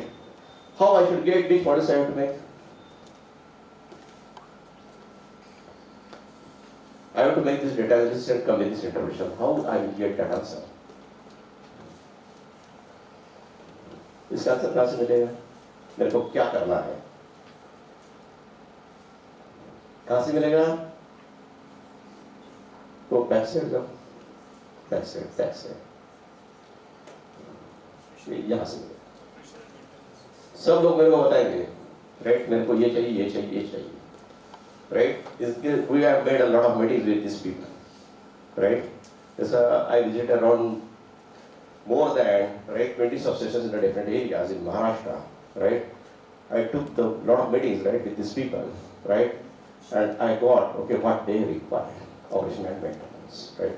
I sit with the finance people in the Mumbai, right, and ask them, okay, I want this. They spend all that team, they was telling, okay, I want this, I want this, right? So they give me the direction in which it should move, right? So this stage will give the answer for our next stage, right? Next step. So what is written is software, right? That is originated from what? The previous, right? Then I have to decide, okay, they want this queries, either it should be done using the statistics, it should be done with the conventional data mining, it should be done with the conventional machine learning or deep learning, right? For example, I want that remaining life, right? So it is a prediction, right? It's a kind of a prediction. Then you can use some statistical methodology regression you can use for the prediction, right? You can see the time series analysis and put data in your recurrent neural network for the prediction, right? RNA, right? Time series data, right? So that algorithm, right? So that means what we have to use, that we have to decide afterwards, right? Once you know the nature of the data. Okay. Here I want to also point you that, right? What is most important in any AI ML project? Most important is what? Data. And in the data, what is important? Nature of the data and source of the data, right? जैसा medical data अगर है तो आपको अलग algorithm use करना पड़ेगा. इसका data IoT का डेटा है, अलग यूज करना पड़ेगा. मैनुअल डेटा एंट्री है, अलग मॉडल यूज करना पड़ेगा, राइट? तो सबसे important what is the most important thing? Source of the data, right? कहां से आ रहा है, right? So okay, that is there, right? So that is now divided into these things next. Okay. So now we decided, okay, we have to do these things, but okay, we have done these things. How will measure it is good or bad, right? So okay, I can do a lot of things, right? But how will I certify that okay it is good or bad, or I will prove that it is good or bad, right? So for any system, right, we are going to have what? The system solution characteristics, right? So I will say that it is good, okay, but you say that, okay, I got the Nexon, Tata Nexon, right? I want to make it is good or bad. आप क्या करेंगे? हाँ? Test drive करेंगे आप. उसके बाद आप क्या क्या पूछेंगे उसको? उसका माइलेज कितना है? अगर ईवी है तो एक बार बैटरी चार्ज होगी तो कितना चलेगा, राइट? तीसरा उसका मेंटेनेंस कैसा है, राइट? चौथा ये कितने साल तक चलेगी, बराबर है ना? बाद में बातें भी रहते कुछ, उसका एसी कैसे काम कर रहा है, राइट? उसका जो डैशबोर्ड है वो कैसा है, यानी इसको क्या बोलते हैं अपन? Performance measures, right? So if you have to say that it is a good professor or bad professor, right? So you must be having some performance measures for the students. Like, आप क्या क्या use करते हैं? Professor good है या bad है? कैसे major करते हैं आप? कैसे करते हैं? एक पैरामीटर बताओ. हाँ? अरे F1 स्कोर वगैरह वो बहुत टेक्निकल हो गया. ऐसे क्या बताते हैं? वो क्लास में रेगुलर आता है क्या? उसका पढ़ाना समझता है क्या? उनको ग्रेड्स बराबर देता है क्या? क्या? वैसे in my college I am very bad professor because I am not giving the good grades, right? मेरे काफी स्टूडेंट्स यहाँ पे बैठे हैं, उनको पता है बहुत मेहनत करनी पड़ती है मेरा ग्रेड लाने की, right? तो नॉर्मल स्टूडेंट्स मेरे को सब 5-6 ऐसी ग्रेड देते हैं आउट ऑफ 10, right? ठीक है, but that is I have not debated till my method, right? Of giving a very high grade to the students who are not studying, right? लेकिन एक क्वेश्चन परफॉर्मेंस मेजर है आपके पास, right? अब मैं भी अगर आपको एक सॉफ्टवेयर दूंगा, एक सिस्टम दूंगा, तो उसमें क्या रहेगा, कुछ प्रॉब्लम्स मेजर रहेगा कि इसमें ठीक है, इसमें डेटा गारंटी है, आपका डेटा स्टोर है वो 100% गारंटी वो स्टोर रहेगा, वो लॉस नहीं होगा, right. Durability, accessibility means user को जो क्वेरीज है वो उसको कैसे इजीली अवेलेबल है, राइट। नहीं तो मैं उसको बोल गया तो पैटर्न ऑफ रन लीक और इसका डेटा निकाल, राइट। दोनों में उसका क्वेरी सेटिस्फाई होगा, लेकिन that is not a solution, यानी उसको सीधा सीधा दिखना चाहिए, accessible, right? So we designed the characteristics, right? Then secure चाहिए डेटा, कोई उसको हैक नहीं करना चाहिए उसको, right? डेटा सिक्योरिटी भी चाहिए. Then scalability is very important, right? Scalability means we designed a system for the hundreds of stations currently. It will work for several hundreds of stations, right? और उसको वो बताएंगे यार इससे भी ज़्यादा ऐड कर दिया, तो हमने बोला था इसको तुम ये डिज़ाइन को अब 2000 तक लेके जा, कुछ नहीं होगा, राइट। एटलीस्ट 40-50 साल आपकी लाइफ में तो वो करने नहीं पड़ेंगे रिप्लेस सिस्टम, राइट। तो that is the scalability issue, right, and all these are important characteristics, right, in the scalability. Then functional completeness. What is the meaning of functional completeness? जो भी क्वेरीज है, right, all the queries or all that is required, right, that is answered, all queries are correct or not, right, मैंने completely किया, उसको किया कि नहीं किया, right. Then you have the performance, right. Performance means उसने real time में अपने को response देना चाहिए. मैंने query डाला और वो 2 दिन में दे रहा है answer, it is not no use, right. अभी मेरे को एक experience आया था, एक रिटेल कंपनी का मैं काम कर रहा था, राइट, और उनका 400 हॉस्पिटल्स में इंस्टॉलेशन है. उनका प्रॉब्लम था कि उन्होंने मेडिसिन का मास्टर बनाया है, राइट, जैसे एमोक्सिलिन 5 mg. लेकिन वो हॉस्पिटल वाले क्या करते हैं, जब उनका डालते हैं तो उसका स्पेलिंग तो थोड़ा अलग डालते हैं, राइट, या 5 mg की जगह कुछ भी लिखेंगे. और अब उनको क्या करना है कि ये दोनों मैच करने हैं, राइट, कि उनका जो हॉस्पिटल का है और उनका खुद का जो मास्टर है, इसमें मैच करना है. 2 अलग अलग स्ट्रिंग है, राइट, 2 अलग अलग स्ट्रिंग है. यानी ये क्या हो गया, basically 2 string how they are near to each other. कौन सा एल्गोरिथम है? एडिट डिस्टेंस का कौन सा एल्गोरिथम अपन यूज करते हैं? एल्गोरिथम कौन सा है? Edit distance. एल्गोरिथम सॉल्व कौन है यहाँ पे? एल्गोरिथम्स पे पढ़ा है. जैसा देखो कि 1 string is ABC, second is the ABD, right? इसमें डिस्टेंस कितना है? 8 का. Because 1 string can be obtained from the other string by 1 operation. Operations which are there: insert, update or delete, right? अगर मेरे को 5 operations लगते हैं तो मैं क्या करूँगा उसको? Distance 5, right? So the standard distance algorithm, right? They are having the MySQL database. Master is having 10,000 records and hospital is having around 8,000 records, right? So ideally, what I have to do the things for 1 record of hospital, I have to run all what? 12,000, right? Find out what? Minimum distance. I said it is matched. Now I run that for 1 product in MySQL, right? I got the response in 36 seconds, right? I got response in what? 36 seconds, right? Now what is my total time? 8,000 into 36 seconds, right? कितने होते हैं total?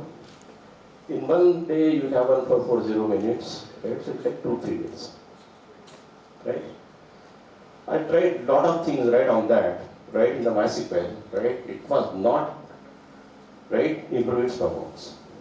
What I have done is that, okay, you want that output now, I have loaded that data in the Oracle, right? It gave me all 8,000, right, in 3.5 seconds, right? That is the scalability. But say, उसने real time में मेरे को performance दे दिया, right? So that is very important, right? Then the external interface, right? This is another thing that is very important in the engineering problems. right? You are having the system that is not run in the isolation. जैसे fan है, right? ये isolation में run करते हैं क्या? नहीं है, right? क्योंकि इसको क्या क्या लगता है, इंटरफेस रिलेटेड का लगता है, इसको रूम का साइज लगता है, इसको ब्लेड्स लगते हैं, राइट? तो इसको पूरा इंटरफेस से बाहर के सिस्टम से करता है। मैं इसको 10 मीटर का ब्लेड डालूं, चलेगा क्या? नहीं चलेगा, right? So always when you design the algorithms, you should know that it is not running in the isolation. इसका external interface कहाँ पे fit करना है इसको? So in this kind of system, you should able to export data of the external system, right? And import data from what? External system, right? So for that you can write to the APIs, expose it, right? And do all these things, right? So external interface. Then the standards, right? So everything for all these things, right? There are some standards, right? These are there for systems, right? जैसा data acquisition का data कैसे रखना है, कितनी duration का चाहिए, data अगर तुम्हारा ब्रेकडाउन होता है सर्वर, तो डेटा कितने घंटे में मिलना चाहिए, right? So these are some standards. यानी जैसा तुम्हारा सर्वर क्रैश हो गया, right? तो what is the standard? It should back in 30 minutes, right? जैसे एयरटेल का सर्वर क्रैश हो गया, right? तो उसने कितने टाइम में अप होना चाहिए सिस्टम? Maximum 30 minutes. एयरटेल का नहीं होता है because they are having the data located at the three places. Gurgaon में है, चेन्नई में है, सिंगापुर में, राइट? और वो पूरा रियल टाइम में वो सिंक्रोनाइज होता है, राइट? क्योंकि एक बार उनका लॉस हो गया थोड़ा 30 मिनट्स का भी, तो क्या करोड़ का नुकसान होता है, राइट? बिलिंग नहीं होता आपका, right? So all these issues are there, right? For that the standards are defined, right? Everything now, if you see that everything is standard, even this table is having some standards, right? Room का जो classroom table है इसके standards क्या है? उसका height कितना है? ये height देखो तुमको तरीका ही मिलेगा, right? उसका width कितना चाहिए, length कितना चाहिए, right? Everything is, right? So standards and another is what? Maintainability, right? I should make the system so that it can easily maintain, right? जैसे आलापल्ली में भी अगर fault हो गया, तो भी वो जल्दी रिकवर होना चाहिए, right? So maintainability is another aspect in the introduction of such systems, right? So all these are the essential system characteristics, and you have to prove that okay, this is maintainable. Why it is maintainable? Give reasons, right? It is abiding by the standards. We are abiding the standards, right? We are in the durability. How we are taking the durability type, right? हमने उसका backup system ऐसा बनाया है, right? So all these are system characteristics, right? Next. Then controllability means whether I should be able to control the system, right? मेरे को हर मैंने पूरी system बनाई है, मैं इसको पैरामीटर्स के साथ कंट्रोल कर सकता हूँ क्या, right? I don't want to everything is hard coded, right? तो मैं इसको easily भी controllable कर सकता हूँ, right? My algorithm interpretation will change up to my control parameters, right? जैसे आप न्यूरल नेटवर्क को कंट्रोल करते हैं, कैसे करते हैं? लर्निंग रेट रहता है आपका, राइट? और कौन सा पैरामीटर रहता है उसका? ठीक है, पैरामीटर्स रहते हैं ना? हाँ? टीके नहीं रहता, और एक है, एक लर्निंग रेट है, टेम्परेचर एक रहता है, एक बॉक्स रहते हैं, राइट? ऑप्टिमल पे लाते हैं अपन, राइट? तो we can control that performance, right? Using the various tricks. तो there is a controllability and risk management. इसमें टोटल प्रोजेक्ट में कितना रिस्क है, राइट? और अगर फॉल्ट अगर हो गया सिस्टम में, तो तुमको कितना रिस्क रहेगा, right? All they should be documented, right? Risk analysis all the things, right? And then we have the lot of analytics, so what we have done, right? These are some broad areas, right, for the long-term analytics, right? जो उनका queries है, हमने उसको broad areas में define कर लिया, right? And this drop down, right? And make all these documents, right?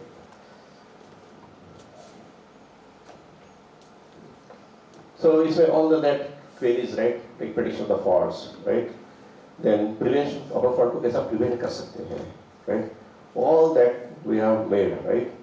The complete algorithms for that. Next. Okay. So, anybody have any questions that you want to ask?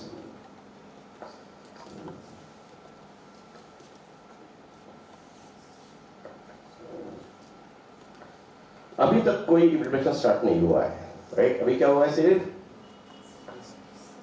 Design की policies बन रही है, right? Neither कोई hardware design है, कोई software design, right? अभी कुछ भी नहीं हुआ है। अभी सिर्फ क्या हुआ है, एक ब्रेनस्टॉर्मिंग लेके पूरा प्रोजेक्ट का एक लेवल का डॉक्यूमेंटेशन हो गया है, ये प्रोजेक्ट कैसे मूव करेगा, right? Okay, then we have done it for various right aspects, right? We have done this for this presentation, right? Just I give how we have make the asset health management system. यानी उसमें बहुत सारे systems हैं, लेकिन weather transformer का health कैसा है, right? हमने उसको कैसे डिसाइड किया, उसका मॉडल कैसे बनाया, right? So that now will discuss, right? Is a one sample case study, right, for it. So what we have done is that we are divided, right? Say for transformer we are divided, right, into number of groups, right, based on its parameters, right?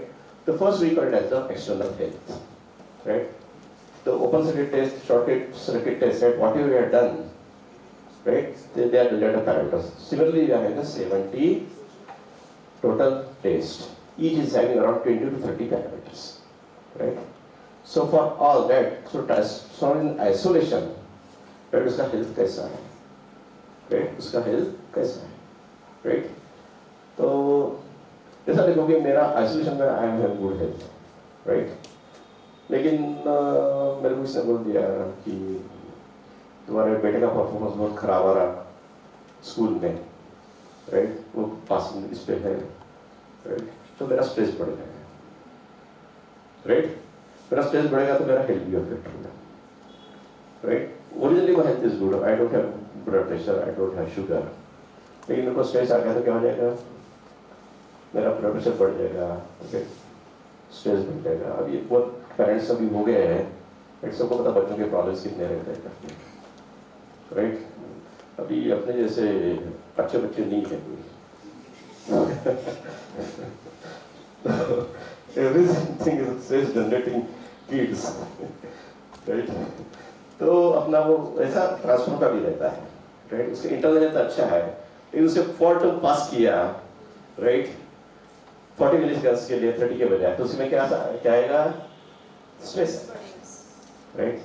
तो उसका कितना उसमें stress आया है, right? क्योंकि वो एक recording system है, ये ट्रांसफर से फॉल्ट करंट कितना पास कितने टाइम के लिए हुआ है, right? That they are recording, right? तो उससे हम क्या गैप्स करेंगे, उसका एक्सटर्नल कैसा है, right? Then we are having the disturbance, बीच में डिस्टर्बेंस आते हैं, right? So how this disturbance affect the transformer, right? Then transformer is connected to what circuit breaker, right? It is circuit breaker is connected to what battery. अब मैं इसका तुमको एक example देता हूँ, right? All of you know the Hindi ना? हाँ, तो 2017-18 में हमारा एक डिजाइन ये चालू था, राइट? तब वो सभी 15 ट्रांसफार्मर्स बस्ट हो गए थे, राइट? वो क्यों हुए थे हमने फाइंड आउट किया. उसमें ट्रांसफार्मर का फॉल्ट नहीं था, राइट? तो क्योंकि फॉल्ट आ गया तो क्या होता है, सर्किट ब्रेकर ऑपरेट होता है, राइट? सर्किट ब्रेकर फट से ऑपरेट होता है. सर्किट ब्रेकर भी अच्छा था, राइट? लेकिन सर्किट ब्रेकर को सप्लाई करने वाली बैटरी, क्योंकि सर्किट ब्रेकर को सप्लाई होता है वो लाइन से नहीं होता है, क्योंकि लाइन तो फॉल्ट में गई ना, तो उसको सप्लाई किससे करना पड़ेगा, बैटरी से करना पड़ेगा, राइट? तो उसमें से जो बैटरी बैंक थी, राइट, करीब 200 की बैटरी बैंक थी, राइट? उसमें से 20 बैटरी जो है उनका वोल्टेज डाउन था. तो फॉल्ट आने के बाद क्या हो गया, इसने सप्लाई नहीं किया, राइट? इसने सप्लाई नहीं किया तो सर्किट ब्रेकर ऑपरेट नहीं हुआ. ऑपरेट नहीं हुआ तो क्या हो गया, ट्रांसफार्मर बस्ट हो गया, राइट? यानी ट्रांसफार्मर की कॉस्ट है 40 करोड़, सर्किट ब्रेकर से 5 करोड़, बैटरी की कॉस्ट से 70-80 लाख. तो 70 लाख का जो था घड़ी वो तो बड़ा वीक था, तो क्या हो गया, उसे पूरा इतना लॉस किया, राइट? तो उसका एक्स्ट्रा कंपोनेंट्स कैसे काम कर रहे हैं, मैंने बैटर्स लिखा है वहाँ पे, राइट? क्योंकि हमने पूरा स्टडी किया था उसके रिले कैसे काम कर रहे हैं, फॉल्ट आया तो रिले पहले डिटेक्ट कर लेता है उसको, राइट। तो रिले बराबर काम कर रहा है या नहीं कर रहा है, राइट। तो ट्रांसफर हेल्थ तब अच्छी रहेगी तब जब उसके एक्सटर्नल इंटरफेस कंपोनेंट्स अच्छे रहेंगे, राइट। नहीं तो उसकी हेल्थ अपन अच्छी नहीं बोल सकते उसकी, राइट। तो हमने उसको ऐसे डिवाइड कर लिया उसको, राइट। पर पैरामीटर्स उसके इंटरनल हेल्थ पैरामीटर्स यानी खुद का, एक्सटर्नल से यानी बाहर से, राइट। और थर्ड क्या है, वो जिससे करेक्ट हो रहा है, जिसको प्रोटेक्ट कर रहे हैं, राइट, वो कैसे है, राइट। तो हमने उसको पूरा डिवाइड लिया इसको, राइट। नेक्स्ट, हर एक के लिए हमने पूरी उसकी टेस्ट निकाल दिया, राइट। ट्रांसफर इंटरनल हेल्थ के लिए मैं कैसे असेस करूँ उसको, राइट। तो there are various test, right. और हर टेस्ट के लिए डिफरेंट पैरामीटर्स, राइट। और हर पैरामीटर का एक वैलिड रेंज रहता है, राइट। जैसा अपना ब्लड प्रेशर है, कितना वैलिड रेंज है, 80-120, राइट। कितना है, 80-120, राइट। अशोक को दिख रहा है पीछे से या फ्रंट बड़ा कर रहा है,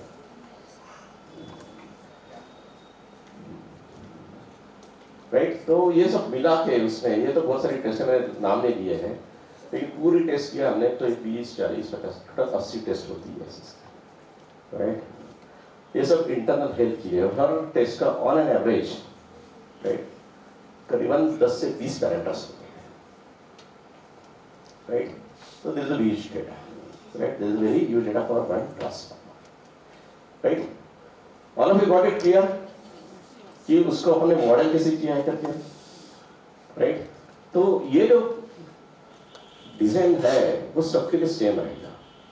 now you are in the car, right. Many students they will operate in the car industries after some time, right, on the machine learning thing. तो कार में भी ऐसे ही होता है, राइट। Car is now computer, right.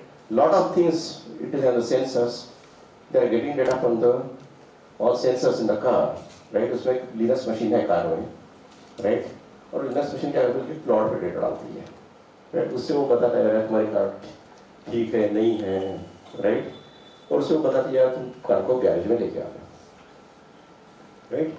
जैसे BMW, Rolls Royce, right, इनके सबके ऐसे मॉडल्स हैं, राइट।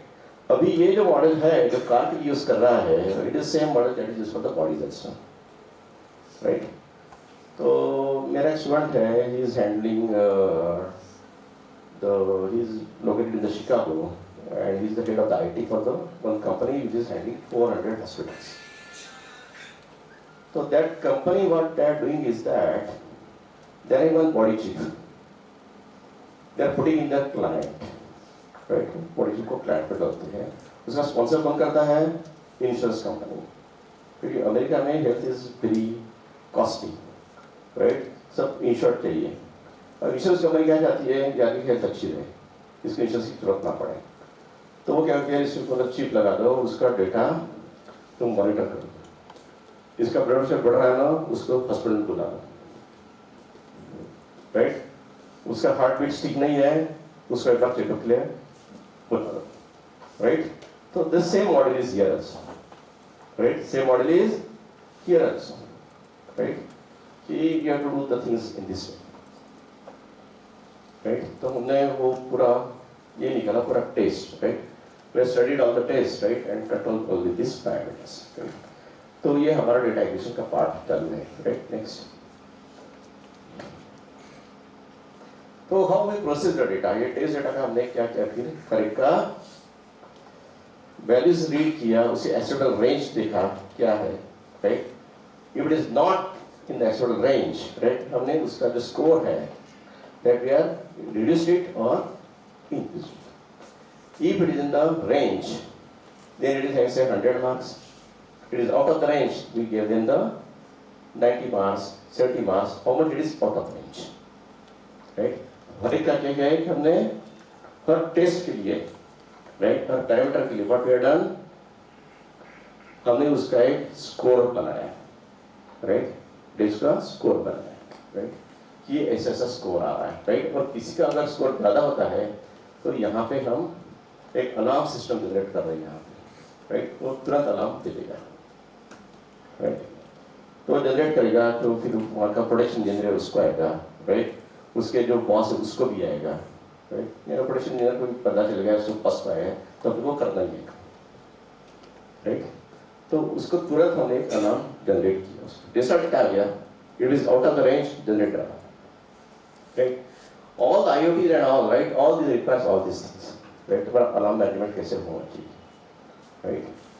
तो जैसा डेटा आ गया तो ये अलार्म जनरेट हो गया, राइट, और उनका एक स्कोर भी निकलेगा, right. You got it, right, आपको क्लियर हो गया कैसा उसको मॉडल किया है करके हर एक को, राइट। चलो नेक्स्ट।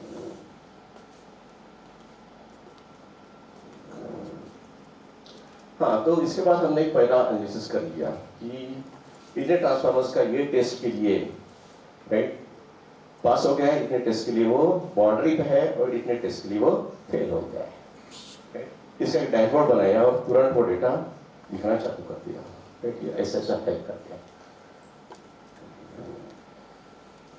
राइट। और कहाँ भी क्या होता था कि the test were also not conducted at all, right, क्योंकि जिस आला पर लिए उसको पता है कि कोई देखने वाला नहीं है, राइट, वो टेस्ट ही नहीं कंडक्ट करता था, राइट। तो all this things now they are now replace with the technology, right. तो उसको जाएगा, अरे तूने टेस्ट नहीं किया तो टेस्ट करता, right. So that is the first level analysis that we have done, right.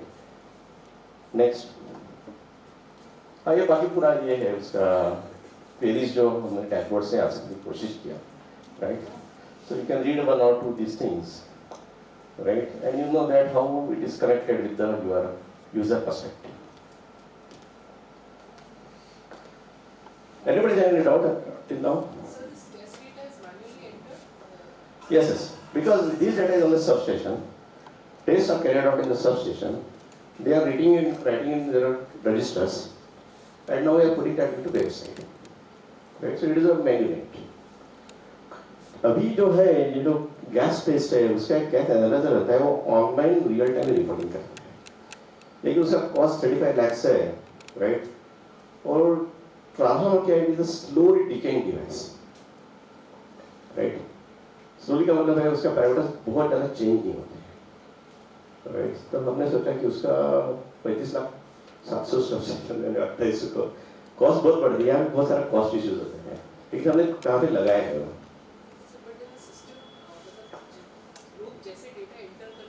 हाँ, राइट, हाँ, हाँ, क्योंकि वो करना ही पड़ता है। मैं वही बता रहा हूँ कि डेटा सोर्स है तुम्हारा, मतलब रियल टाइम नहीं रहेगा, राइट। वो तुमको हर स्टेज में करना पड़ेगा, राइट। और उसके लिए हर एक को इंटरफेस करना है। जैसे गैस एनालाइजर है वहाँ पे, राइट, उसका डेटा कहाँ पे है, IoT गेटवे पे है, तो तुरंत भेज जाएगा, राइट। तो फिर गेटवे है तो गेटवे एक्वायर करता है और डेटा भेज देता है, लेकिन जो बाकी जहाँ पे है वहाँ पे हम क्या करते हैं, उसको मैनेजमेंट इंटरफेस का प्रोविजन करते हैं उसको।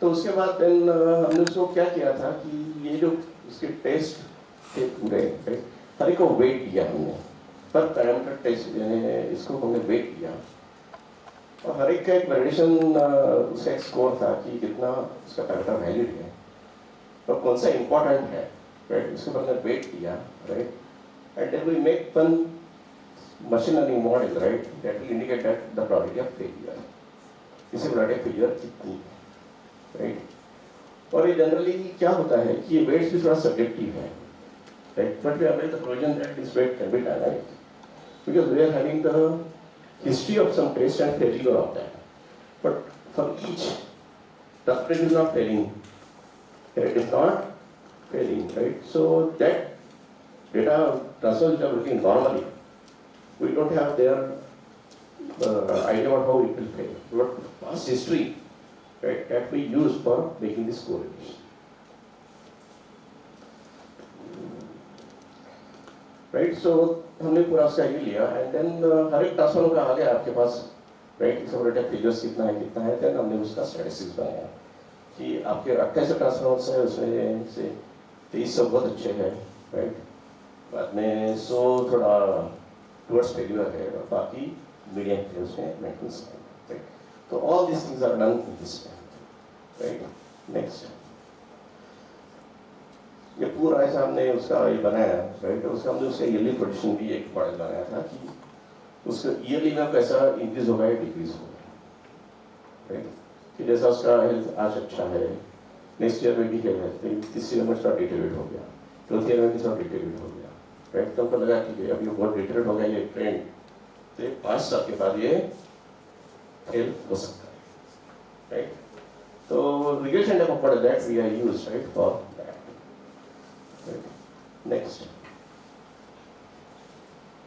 तब हमने उसका प्रेडिक्शन दिया कि उसका 30 में कितना रिमेनिंग लाइफ रहेगा, 24 में कितना रहेगा, 25 में कितना रहेगा, राइट। तो इससे क्या होगा कि they can use for the planning कि अपने को इतने ट्रांसफॉर्मर्स अपने को 2 साल बाद रिप्लेस करने हैं, इतने ट्रांसफॉर्मर 3 साल के बाद रिप्लेस करने हैं, राइट। तो we make the model, right, so that now it is start answering for the user needs, right. Okay, anybody wants to ask anything on this? Have we got it clear how the things are moving? Right, in which direction? But next study it will tell you.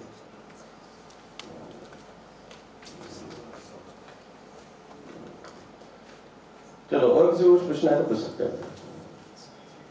अभी देखो इसमें क्या use हो रहा है, इसमें क्या use कर रहा हूँ मैं, मैथमेटिक्स डिस्कवर, एआई और इमेज यूज कर रहा हूँ, राइट।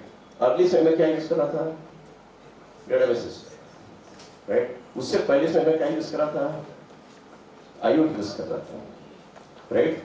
उससे में भी मैं क्या यूज कर रहा था, नेटवर्किंग यूज कर रहा था, राइट। और सबसे पहले मैं क्या यूज कर रहा था, इंजीनियरिंग यूज कर रहा था, राइट। तो बेसिस क्या है अपना पूरा एजुकेशन का, क्या है, कहां से चालू होगा, इंजीनियरिंग से चालू होगा, राइट। अब मैं कोई कमर्शियल स्टूडेंट होगा, उसको बोला तू फैन डिजाइन करके दे, मेरे को करके दूंगा, हाँ करना चाहिए, क्यों नहीं करना चाहिए, हाँ। ये देखो आपके पास आंख है, ब्रेन है, सुनने की शक्ति है, आपको क्या करना है, उसका पढ़ाई तो करना है थोड़ा, क्या पढ़ाई करके तो इतना तो कर सकते हैं ना, ये फैन डिजाइन में क्या होगा, मैं क्या प्रॉब्लम कैसे सॉल्व करूंगा, राइट, इतना कर सकते हैं ना तो क्या। लेकिन आपने मन में ठान लिया कि ये महीने का समय मेरा फील्ड नहीं है, तो कभी नहीं होगा, राइट, ये कभी नहीं होगा, राइट। जब अपन एजुकेट होते हैं, राइट, तो हमारा डिग्री क्या रहता है अपना, BTech in computer science engineering, right. उसमें क्या रहता है, इंजीनियरिंग रहता है, राइट। तो अपन ने एक सोच चाहिए हमेशा कि मैं ये काम कर सकता हूं। जब मैं चालू किया था प्रोजेक्ट, तो मेरे में तो पूरा डायनामिक्स मेरे को पता नहीं था, राइट। लेकिन मेरे को ये पता था कि ऐसी सिस्टम कैसे डिजाइन होती है, right. I got right the engineering concept in that. और मैं आपको बता रहा हूँ कि ये मैं इंजीनियरिंग कंसेप्ट कहाँ से सीखा। तो हमारा पहले एक प्रोजेक्ट चल रहा था कॉलेज के एमआईएस बनाने का, राइट। ये it is way back in 1998। और हमारे एक प्रोफेसर थे, प्रोफेसर सीमल करके, फ्रॉम मेटलर्जी, राइट। वो उसके हेड थे कमेटी के, मैं एक मेंबर था उसका, राइट। तो एक बार मैं बैंक गया था, वो भी आए थे।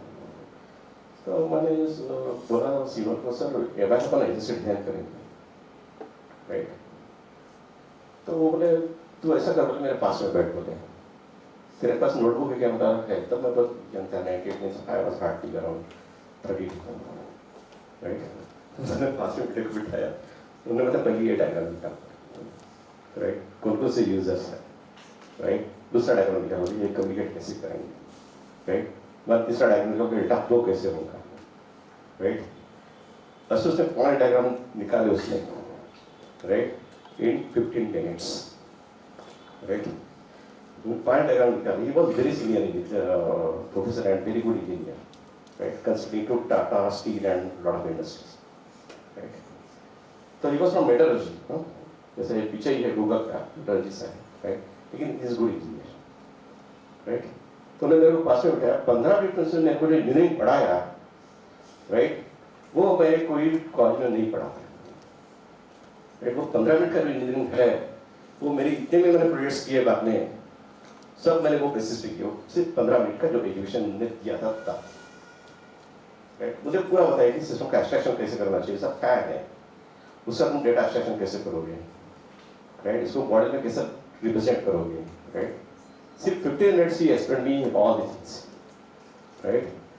उसके बाद मैंने बहुत सारे बेट्स किए, 100 करोड़ का प्रोजेक्ट मैंने डिजाइन किया. उसके बाद मेरे को ऐसे प्रोजेक्ट मिला that was for 100 crore that I design for the automatic meter recording system for the same company, right, in which we acquired data from the around 7,000 meters, right, from the substations and put it on the database, right. So we were design किया हुआ यहाँ पे, right.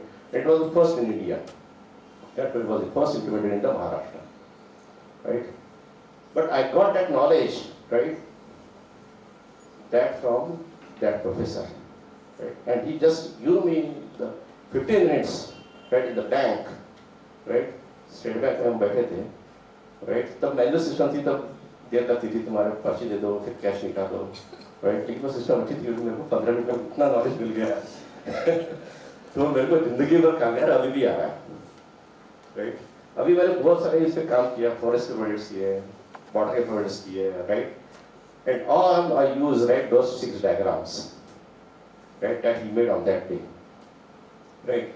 तो engineering में मेरे को ऐसा लगता नहीं कि कोई ऐसा बहुत हार्ड काम है करके, राइट. अगर आपका वो स्पेस शटल वगैरह है तो वो that is difficult, but this works are not that difficult, right. Once you got engineering, right, then you can do all the things, ठीक है. तो ओके, ये देखो वो पूरे कंसेप्ट में मेरे चल रहा है काम, right, on that think, right, thinking policy उस पर काम किया. Next, then we make all this hardware arranged, right, कि कौन सा हार्डवेयर लगेगा, कहाँ पे स्टोर होगा, जहाँ पे तुमको वो जल्दी तुमको आंसर चाहिए वो कौन सा डेटाबेस रहेगा, जहाँ पे आपका स्काडा का डेटा है, राइट, जो बहुत लॉन्ग टर्म इसके यूज होगा है, वो स्केलेबल भी चाहिए मेरे को, उसके लिए कौन सा डेटा चाहिए, राइट. तो we design, right, base as the Oracle database, then we use the Hadoop system also, right, because it is scalable for the used data. और सिस्टम जब आप हार्डवेयर डिजाइन करते हैं तो आपको scalability is most important in the hardware architecture, right. तो scalability क्यों important है, क्योंकि ये मेरा 120 अराउंड सबस्टेशन के लिए काम कर रहा है. मेरे को डायरेक्टर ने बोला कि मैं अगर 700 बना लूँ तो इसमें चेंज करना पड़ेगा क्या, ये रिप्लेस करना पड़ेगा. मैं बोला नहीं, इसको तुम ऐड करो. और इन्वेस्टमेंट कॉस्ट जो है वो वेस्ट नहीं जाएगी, राइट. इसलिए मैंने वहां पे क्या लगाया, हडूप लगाया. अभी मैंने इसके 40 नोट्स डाले हैं, मैंने बोला बाद में अपन उसमें 100 नोट्स डालेंगे, और पड़ गए तो अपन 400 नोट्स डालेंगे, राइट. और हडूप नोट्स कैसे रहते हैं, they are low cost machines, right, but they are in a distributed network, right. तो I studied all that Hadoop kind of databases, मैंने कहा फिर Oracle इसको कनेक्ट कैसे करेगा, right. Then I studied the connectivity between the Oracle and Hadoop, right. So Oracle and Hadoop are कैसा they will talk to each other, right. So that also I studied, right. I studied the other database like Cloudera था, right. Then मेरा front end मैंने सोचा था Hive करके, but Hive was slow. So then I suggested Spark architecture. Use the Spark architecture because Spark is having very good query optimization, right? So we have just designed the storage like this. और ये जैसा ये SCADA का data है वो बहुत ही fast आता है यहाँ पे, right? That is coming very fast. अब वो मेरा प्राइवेट डेटाबेस है क्वेरीज के लिए, तो क्या हो जाएगा, वो डेटा ट्रांसफर जो SCADA का डेटा है वो स्लो हो जाएगा, करेक्ट. तो उसका मैंने क्या क्या प्रोविजन कि उसको एक सर्वर बनाएंगे RAC that can handle a very huge traffic, वहाँ पे रखेंगे उसको, उसका जो डेटा लगता है वो अपन एंटरप्राइज सर्वर में ट्रांसफर करेंगे, राइट? तो because of your time intensive queries, right, your real time performance और सिस्टम शुड नॉट अफेक्ट, तो इसका बराबर कंपार्टमेंट है इसकी, राइट? एंड देन हमने उसका पूरा ऐसा हार्डवेयर आर्किटेक्चर बना के, राइट, देन उसको वेब बेस्ड इंटरफेस दिया, राइट? यहाँ पर then the client can be the desktop also, it can be mobile also, right? So this is the way in which the complete hardware system is done, right? Next, उसके बाद इसका software architecture ऐसा से बनाया, right? That will say कि पूरा software का space कैसा है, right? अभी ये पूरा है, अभी कुछ इम्प्लीमेंट नहीं हुआ है, right? It is all the design documents, right? And we made all this project with this, but it is approved, and now it was tendered, right? And it is not completed, right? Next, ये पूरा हमने documents इसके इतने read किए थे उसके, right? पूरा यूटिल system था पहले पेज में, राइट? इसमें there are around 3,000 pages, right? तो मेरी टीम ने पूरा उसको रीड किया, अंडरस्टैंड किया, right? Come with this, right? And then the computer science, right? और उसके बाद में जो है कुछ एनालिटिक्स के भी है, राइट? जैसा तो पहले अल्पाइन का एक बेसिक यूज किया था, this book is very good, statistics for management, right? अगर आपको डेटा एनालिसिस पढ़ना है, मशीन लर्निंग कोई भी पढ़ना है, तो इसका first course is that the statistics, right? Statistics for management, right? That is very very good book, right? वो पढ़ के मजा आ जाएगा, अगर दोस्त are enjoying the study, right, they can read this book, right? So this is what, right, the project is conceptualized, design is made, right, and implementation path is given to this project, right? Anybody wants to ask questions?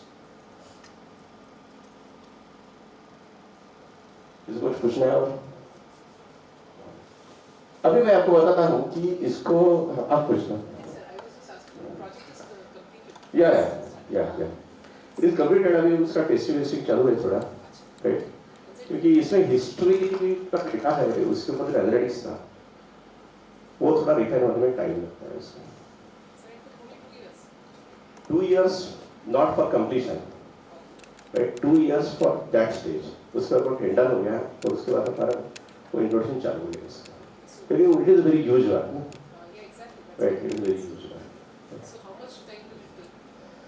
It will take around 1 year. क्योंकि ये जो project था इसमें बहुत सारा ये था challenges. इसी साथ साथ हमने एक AMR प्रोजेक्ट भी चालू किया था कोरोना काल में, राइट? वो भी इस टाइप का था, बट उसमें वॉल्यूम बहुत था, लेकिन डेटा एक ही था, राइट? उसका एल्गोरिथम्स काफी डिफाइंड है, राइट? वो इतने कॉस्ट का प्रोजेक्ट है, राइट? वो हमने कोरोना जैसा खत्म हो गया, ट्रीटमेंट कर रहा हूँ, पूरा कंप्लीट हो गया, राइट? अभी इसका पूरा कंट्रोल रूम में पूरा है, यानी now the things are people are using that, showing it, right? पूरा एनालिटिक्स दिखता है, कंट्रोल रूम में पूरा दिख रहा है इसका। चलो, अभी इसमें ये पूरा प्रोजेक्ट का जो किया मैंने, राइट? उसके ऊपर what are the things that I got in my brain, right, which I used, right? So that is the another thing that I want to correlate, right? कि if you are exerting in the brain, then it will come, right? इसलिए मैंने क्या किया कि एक जैसा अभी I am in board of studies of a lot of engineering colleges, and there are very what you can call it as the thinking, right? वो काफी जंप हो रही है कि इसको ये पढ़ाना है, ये नहीं पढ़ाना है। जैसा फर्स्ट ईयर स्टूडेंट से तो आपको भी क्वेश्चन आता है कि मिलिट्री इंजीनियरिंग के ऊपर है, थर्मोडायनामिक्स के ऊपर है, राइट? ऐसा बहुत सारे ये है, राइट?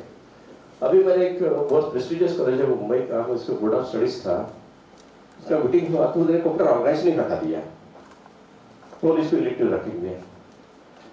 तो मैंने बोला तुम कंप्यूटर साइंस पढ़ा रहे हो, जिसको पता ही नहीं कि मशीन कैसे चलती है, तो क्या करेगा मतलब बंद, राइट? तो जैसा मैं आपके भी व्यूअर्स में हूँ 2-3 डिसिप्लिन्स के, राइट? आर्किटेक्चर केस में हूँ, राइट? गवर्नमेंट इंजीनियरिंग कॉलेज में हूँ, राइट, तो NIT वारंगल में भी हूँ, राइट, तो there are lot of things. तो फिर मैंने क्या किया था, मैंने जो फिर इंडस्ट्रीज के कुछ सीनियर फ्रेंड्स थे तो उन्होंने बोला कि अपने स्टैंडर्ड स्कीम निकालते हैं कि अपन इसको क्या क्या पढ़ाना चाहिए, राइट। तो मैंने एक स्कीम निकाली कि जो नॉलेज अपने को देंगे अपन वो कहाँ से भी उसका अच्छा यूज होना चाहिए। तो people should able to handle और design such kind of projects, right. अब इसमें एक ये है कि नॉर्मली स्टूडेंट्स में भी रहता है कि अपन जो पढ़ते हैं वो इंडस्ट्री में यूज नहीं होता है, राइट। ये आपके भी दिमाग में भी होगा, सर आप हम पढ़ते हैं तो कुछ यूज नहीं, बराबर है ना, हाँ? तो इसका भी मैं आंसर देता हूँ, राइट। तो what degree you are getting, लेकिन बेसिक डिग्री क्या है, इंजीनियरिंग, बीटेक इंजीनियरिंग, राइट। अब मेरे दोस्त एक कभी बड़ी इंडस्ट्री चलाता है, राइट, वो हमारे बोर्ड ऑफ स्टडीज में था, इज फ्रॉम IT मुंबई। और उसको क्वेश्चन बोला कि ये क्वेश्चन क्या, वो बोलते हैं हमको पाइथन पढ़ाओ, हमको एंगुलर पढ़ाओ, ये पढ़ाओ, वो पढ़ाओ। तो उसने मेरे को एक अच्छा आंसर दिया कि ये देख, हम एक बिल्डिंग है बोले, इसको बनाने के लिए कौन सी स्किल्स लगते हैं, क्या लगता है उसको, मेसन्स लगते हैं, प्लम्बर्स लगते हैं, इलेक्ट्रिशियंस लगते हैं, स्टडी इंजीनियर लगता है, डिजाइनर लगता है, राइट। हम आपके जैसे इंस्टीट्यूट से आप हम इंजीनियर्स और डिजाइनर्स एक्सपेक्ट करते हैं बोले, आप हमको मेसन्स और प्लम्बर्स मत दो। आपको क्लियर हो गया क्या, आपको क्लियर हो गया कंसेप्ट कि आपको उनको अच्छा एनालिटिकल माइंड वाला पर्सन बनाओ, ट्रेनर मत बनाओ, because there is a difference between the learning and training, right. ये दोनों में डिफरेंस है। मैं आपको एक जावास्क्रिप्ट का कोर्स पढ़ा दूँ, राइट, वो क्या होगा, ट्रेनिंग हो गया, उसमें लर्निंग नहीं है, राइट। थिंकिंग किसमें आएगा, जो लर्न करेंगे, right, you should able to solve the problems, right. इसलिए अगर आपको लिटरेचर पढ़ा रहेगा तो उसको गलियां मत पढ़ो अच्छे से, राइट। मैकेनिक्स पढ़ा रहेगा पढ़ो अच्छे से, क्योंकि उसमें जो आपके ब्रेन के डायमेंशन जो जनरेट होंगे that can solve lot of problems in the other exams, right? तो इसलिए हमने बैठ के फिर क्या एक करिकुलम डिजाइन किया, स्टैंडर्ड करिकुलम, जो those who can do or handle such kind of projects, right? तो नेक्स्ट बात, तो हम एक इसका स्कीम बनाया कि ये फर्स्ट ईयर नॉर्मली कॉमन है, राइट। पर फर्स्ट ईयर में भी आजकल फैशन हो गई कि तुम मैकेनिक्स हटा दो, इंजीनियरिंग ड्राइंग हटा दो, वर्कशॉप हटा दो, राइट। मेरा पर्सनल ओपिनियन ये सब पढ़ाओ, राइट। जब उसको कारपेंटर पढ़ाओगे तो उसका स्किल्स डेवलप होगा, हैंड स्किल डेवलप होगा, राइट। उसका एक सिस्टम दिखेगा, क्या उसका कुछ भी बन रहा है ये दिखेगा उसका, राइट। जैसा फिटिंग कर रहे हैं आप, राइट, तो ये रहता है घिसने का, क्या बोलते हैं उसको, अपन जॉब फिक्स करते हैं उसको, ये करते हैं फिटिंग के लिए, उसको 4-4 दिन लगते हैं कंपोनेंट बनाने के लिए, राइट। तो मैं सोचा ये सब पढ़ा उनको, right, let them work hard, right. जैसा 45 डिग्रीज में भी वो बोलते हैं वर्कशॉप में काम करके आना चाहिए उनको, राइट। उनको इसलिए लगता है मैं काम नहीं कर सकता, राइट। तो वो सब पढ़ा फर्स्ट ईयर में, राइट। हाँ, लेकिन सेकंड ईयर से मैंने ये क्या कि तुमको प्रोडक्ट पढ़ाओ। प्रोडक्ट क्यों पढ़ाना चाहिए, वो एवेल का बेस है, राइट। ये पूरा इसका बेस है प्रोबेबिलिटी एंड स्टैटिस्टिक्स, राइट। मतलब न्यूरल नेटवर्क पूरा किसमें डिजाइन है, probability of theory of statistics. भले वो लगेगा आपको यार ये कुछ यूज नहीं होगा, ये यूज होगा, राइट। थिंकिंग के लिए ये यूज होगा, राइट। फिर डिजिटल सर्किट्स पढ़ो, राइट। अपना कंप्यूटर कैसे काम कर रहा है, राइट, उसमें क्या क्या कंपोनेंट्स हैं, ये सब पढ़ना चाहिए, राइट। वो इनसे इंटरेक्ट कैसे करते हैं, डेटा सिस्टम आपका वो बेस है, राइट, वो भी आप पढ़ाओ। लैंग्वेज पढ़ो, लैंग्वेज सी लैंग्वेज पढ़ो अच्छे से, राइट। आप बाद में जावा जैसा पढ़ो लैंग्वेज, एक ऑब्जेक्ट ओरिएंटेड है, then you can learn the other language like Go, Scala, right. ये पढ़ लो, ऐसा एक वेरिएशंस आ जाएगा आपके इसमें कि कैसे कैसे हो रहा है करके, right. Then web programming, right, is used, right, की implement कैसे होगा? तो इसमें you can use the front end like HTML, AngularJS, CSS, and all the things, right? JavaScript, right? That you can learn, that you can cover with this, right? Next, अब digital circuits पढ़ लिया तो आपको organisation पढ़ने में आसान हो जाएगा, राइट? डिजिटल जब आपको पढ़ना है, क्यों पढ़ना है आपको? क्योंकि आपको एवल डीप लर्निंग पढ़ना है, राइट? वो पूरा लीडर अभी आपके पढ़ बेस्ट, राइट? उसको ये मत समझो कि यार कुछ काम कर रही है, वही काम है, राइट? और इंडस्ट्री में अभी जो है, अगर रेडीमेड सोल्यूशन है तो आपकी जरूरत नहीं है, राइट? रेडीमेड सोल्यूशन नहीं है तो आपकी जरूरत है, राइट? और वो निकालने की जरूरत तो ये लगेगा आपको, right? All these things you require, right? Then algorithms पढ़ो, discrete maths पढ़ो, right? Web programming now you can have the backend programming, right? Like web services, right? In Java you can do the Python and other things, right? अब ये जो है ये हमारे college से भी हट गए हैं, दो कोर्सेस हम उसको इलेक्टिव में रख दिया है, लेकिन पहले कंपलसरी था, right? Control system will be used extensively in the future. क्योंकि आपका डेटा भी आएगा IoT से, राइट? IoT सिर्फ डेटा के क्या करेंगे? कुछ कंट्रोल करना पड़ेगा ना, तो कंट्रोल सिस्टम को वही पड़ेगा। Next 6-7 years, right? You require good control system engineers, right? सिर्फ डेटा में से कुछ नहीं होगा, आपको एक्शन भी करना है ना, राइट? तो कंट्रोल सिस्टम चलेंगे, राइट? तो इस इंजीनियर सिस्टम भी बहुत अच्छा कोर्स था, राइट? लेकिन वो भी हमारे से भी नहीं है, but it is a very good course, right? Next, अभी तेरे कॉम्पिटिशन कैन लर्न, ऑपरेशन तो चाहिए, कंपाइलर्स चाहिए, ये भी सब हमारे थिंकिंग का अलग डायमेंशंस है, right?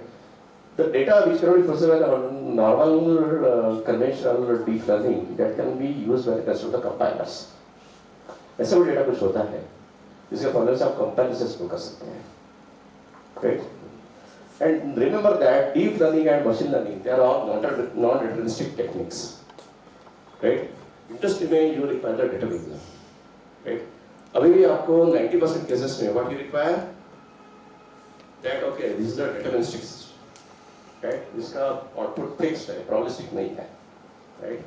Then you can introduce the machine learning here, right, on the 5th semester, right? Neurofunction and all, right? That is just the introduction, right, for the machine learning. Deep learning kind of things, right? So you can introduce that. That is the electives, right? Next, I got next. अभी database, the previous data structures, organization, OS, right? Statistics, all that is the prerequisite for the database system. It's a very beautiful course, right? Why it is beautiful? Because that is the only course which is related with the system and which is related with the user. ये course है तो दोनों को connect करता है, right? और ये सबसे चैलेंजिंग कोर्स है, राइट? इसमें सबका नॉलेज मिलता है, राइट? देन सिक्योरिटी के लिए you should know the security, then networks, right? That is also very important because you have to design the network system, right? और इसका थ्योरी बहुत पक्का चाहिए, right? It is not that कि आप PPT पे पढ़ लिया, राइट? या कोई छोटा बुक लेके पढ़ लिया, ऐसा मत करो, right? Use the proper text books, क्योंकि मेरे पढ़े में मैंने पूरे कंसेप्ट यूज किए थे, all things that I used right here. Next, बाद में then you can use the electives and all the things, right? But this sequence and this courses, right, that is very important, right? ये जो हमने पूरा design किया, इसमें कहाँ पे भी सीक्वेंस का लॉस नहीं है। मैं पहले ओएस पढ़ा रहा हूँ, बाद में ऑपरेशन पढ़ा रहा हूँ, ऐसा नहीं हो रहा है। पहले ऑपरेशन पढ़ाओ, बाद में ओएस पढ़ाओ, कपड़ा ऑपरेशन होने के बाद ओएस होने के बाद ही आप डेटाबेस पढ़ाओ। सेकेंड ईयर में आपने डेटाबेस डाल दिया तो यूजर क्या करेगा, या स्टूडेंट क्या करेगा? उसको ना मेमोरी मैनेजमेंट पता है, ना उसको इंडेक्सिंग पता है, क्या पढ़ के करेगा? सिर्फ प्रोग्रामिंग करेगा थोड़ी सी, राइट? तो इसलिए हमने क्या किया, ये स्टैंडर्ड हमने सेट कर लिया, राइट? और जहाँ पे भी मैं यूएस में बोला कि कैन यूज दिस स्टैंडर्ड, तो मैं इनको इन्फोर्स नहीं कर सकता हूँ, राइट? मैं सिर्फ भेज दूँ कि ये हमारी पॉलिसी गाइडलाइंस है, फॉलो दिस, राइट?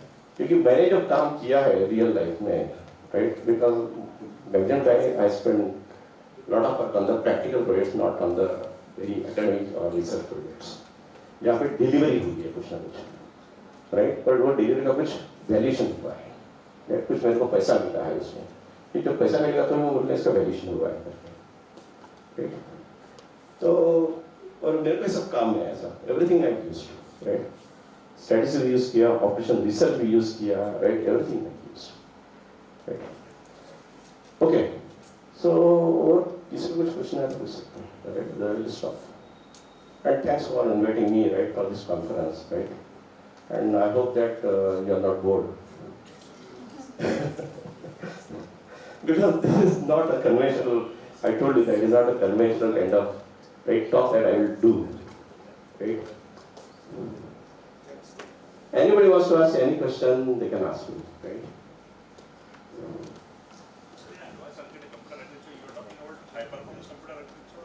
कौन सा? हाँ, यहाँ पे जो है, यहाँ पे दो तीन चीज है, राइट. एक तो पाइपलाइनिंग पता चाहिए आपको, राइट, और पैनल पता चाहिए, राइट. ये क्यों पता चाहिए?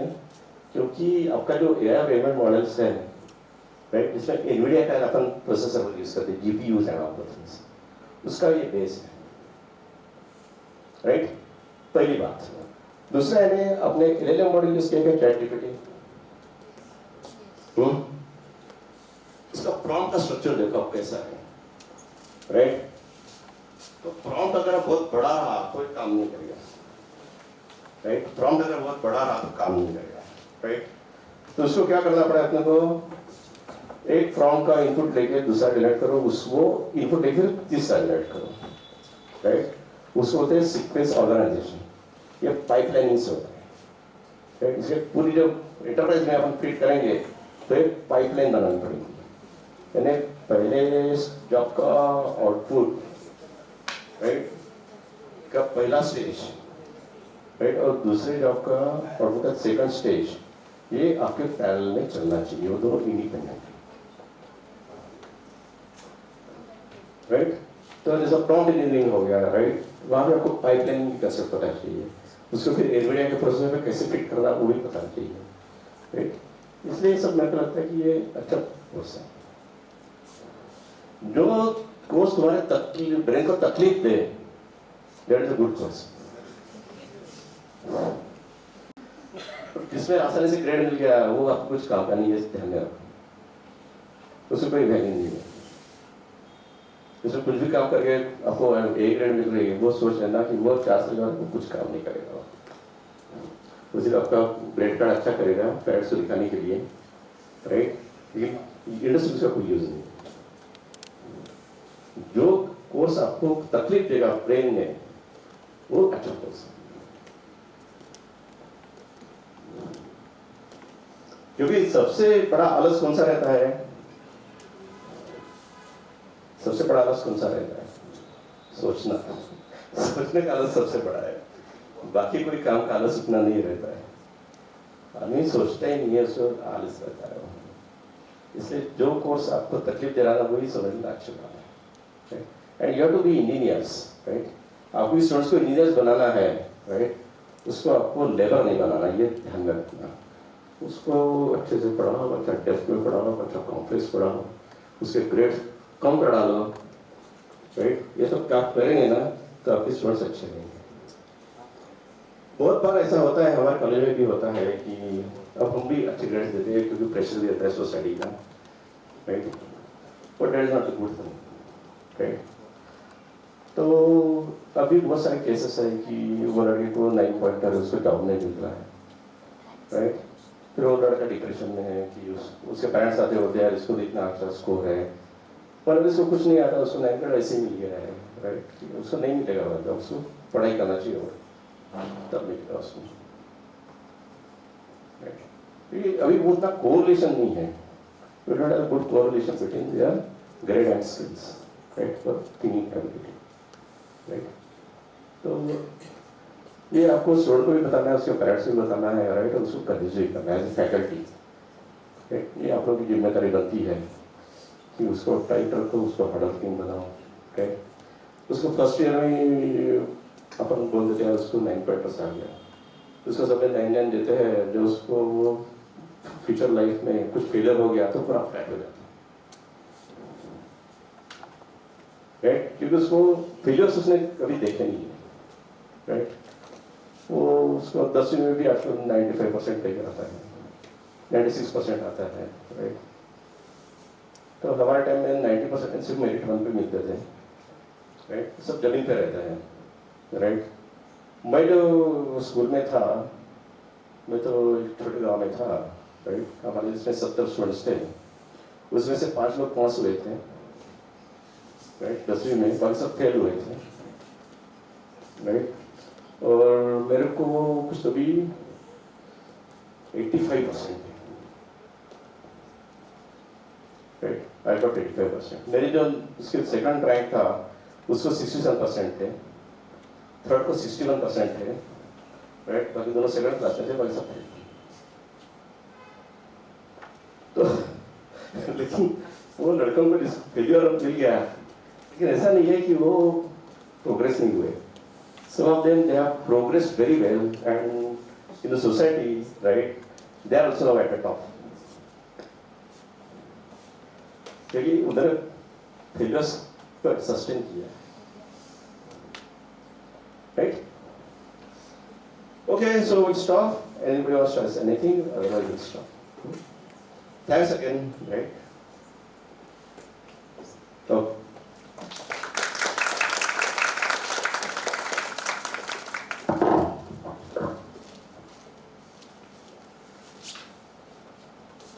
Thank you, sir.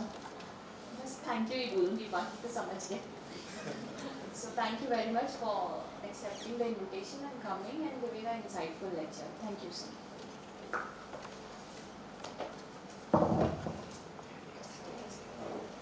And staff, please proceed for lunch. Even students. We are going to start our offline chat. So, with due permission of our session chair. Yes, please go ahead. Okay, thank you, sir. Thank you, ma'am. So, let me first introduce our session chair. She is our session chair, Dr. Soni Chaturvedi, madam. She is Associate Professor at GHRCE College of Engineering, Nagpur. And madam has completed her PhD in the area of artificial intelligence and neural networks and has total experience of 29 years. And she has published 37 research papers in reputed national and international conference journals, and 2 book chapters, 3 copyrights, and 1 patent. And she has delivered expert lectures and keynote address in various STTP, FTPs, and national and international conference. Her area of interest are digital image processing, communication, digital system design, and 6 PhD scholars pursuing their PhD under her guidance in RTMNU Nagpur. And our next session chair is Dr. Dayanand English, sir. And he is professor and HOD at Bharati Vidyapit College of Engineering, Navi Mumbai. And he BE, MTech, PhD in computer engineering, and he has LLB also.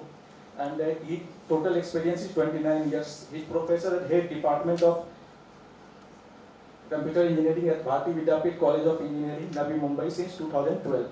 And he is ex-member Board of Studies in Computer Engineering under Science and Technology, University of Mumbai. He is chairperson in many international conferences. PhD guide of computer engineering since 2016, guiding 8 PhD students with University of Mumbai, 1 student awarded PhD. And he has published more than 110 papers in the international conferences and journal. So before starting the session, here is some instruction for the presenter. The total allotted time for each presenter is 10 minutes. 8 minutes will be for your presentation and 2 minutes for your question and answer session. And do not exceed your presentation beyond 15 minutes. Okay? And track-wise best paper award will be announced in validity function. And it is mandatory to attend validity function followed by feedback session. We will give you the feedback link, or offline link will get the papers. Following are the evaluation parameters on which your presentation will be evaluated. Relevance of the topic, significance, contribution, originality, novelty, presentation or delivery of content, and question answer or knowledge of the topic. So these are the tracks we are going to have in this session. And next.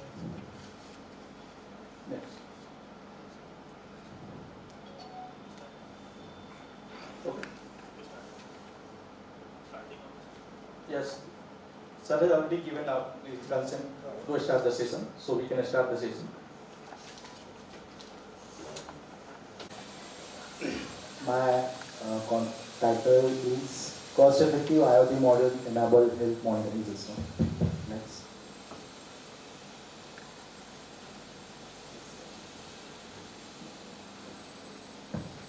So my topic is related to healthcare. So first is telemedicine. What telemedicine is? Exchanging clinical data or information from one place to another place. According to WHO, recommended doctor to population ratio is 1:1000 in the year 2018, and that is the reason behind why I choose the telemedicine. Increasing older adult population, that is one of the points. Earlier intervention and identification of chronic disease. It will reduce the ICU admission. Of course, there is overscoring as well as underscoring of early warning score calculation when we are talking about the chronic disease. So both are having pros and cons. Abnormality in blood pressure may increase in admission to the CU. So what happened? When there is an abnormality in blood pressure, so doctor prescribe one device that is called as ABPM. ABPM is ambulatory blood pressure monitoring system. So you have to connect that ABPM in the, on your wristwatch, and it will take 24 readings for 1 day after hour interval. So the system is manually. So when the system is manually, I can't get the reading up exactly after 1 hour. So 4 or 5 readings exactly after 1 hour, but after that I sleep, I do something. So in that case, the timing parameter is not in concern. So that is the one of the disadvantage of that ABPM, and the cost is also more. So I thought on that, and I have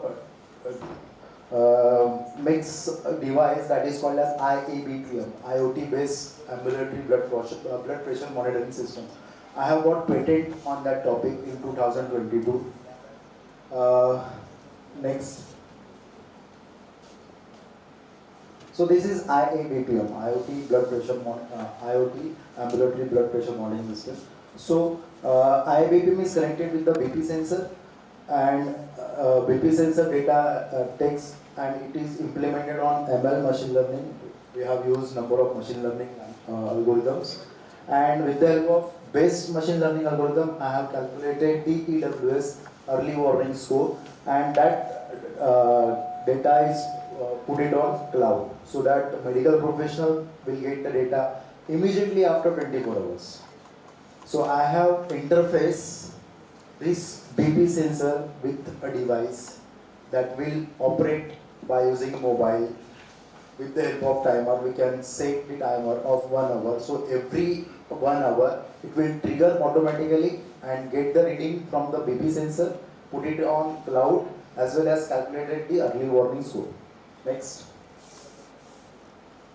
So this is the circuit diagram of IABPM.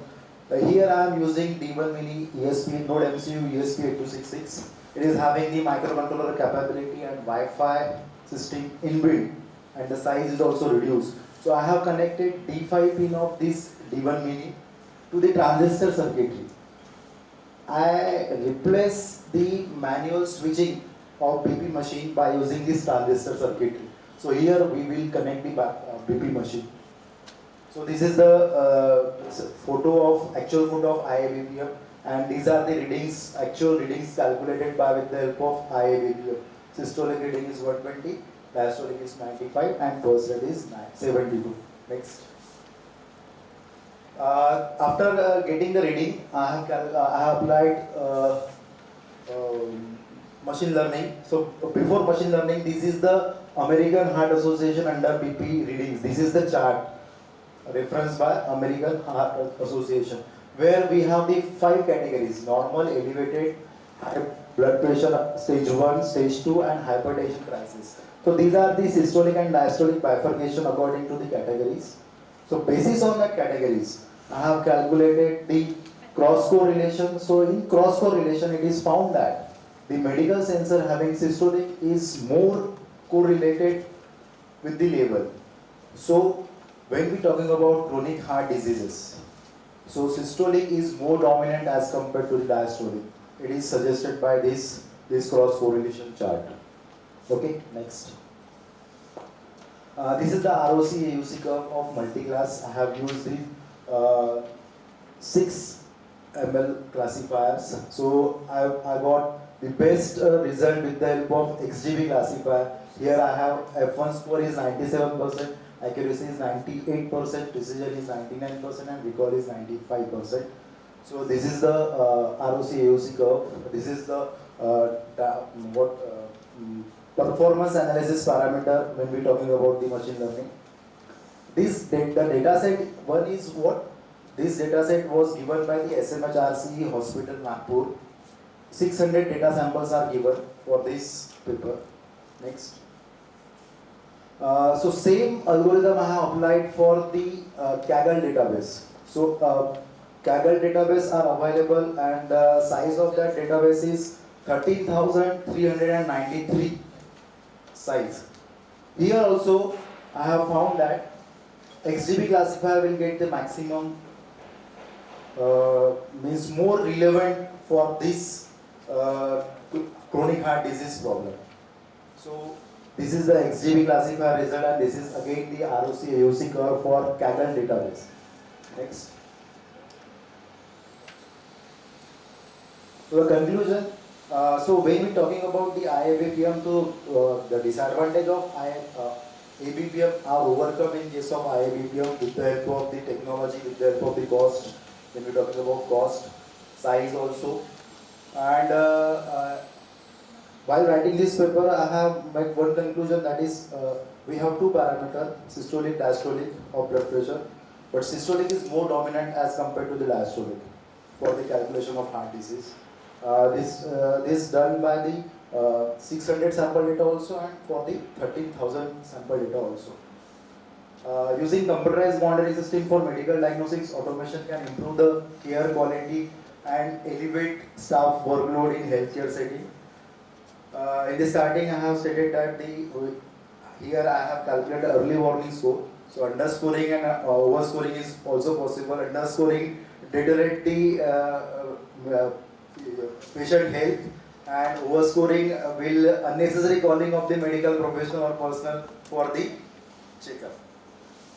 Future scope, enhance integration with medical devices. Second is remote monitoring solution, and third is data analytics and predictive modeling.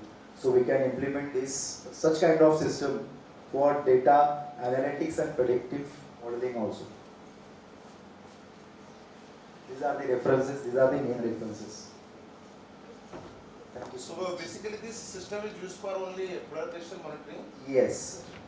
When there is an abnormality in blood pressure, and that is why, because in 2018 my student is having abnormality in blood pressure from Aurangabad. So doctors prescribed one device that one day cost is 5,000 charge, and the total cost of that device is 1,25,000, and the system is ABPM, ambulatory blood pressure monitoring system, and it is manually. So that the scope of your system is limited? Yes, sir, limited, but it is very effective when we are talking about abnormality in blood pressure in what we call it as a comfort zone. It can be implemented everywhere. The cost is less than 10,000, and it will automatically trigger with the help of mobile application. The data is set on cloud, so that medical professional will get the result. How many data sets do you use? I have two data sets. One 600 data sets from SMS Shalinari Meghe Hospital from Nagpur, and 13,693 data sets from Kaggle. Yes. Those data sets you must have used for training and testing? Yes, ma'am. So what was the number for test samples? Test sample 20%.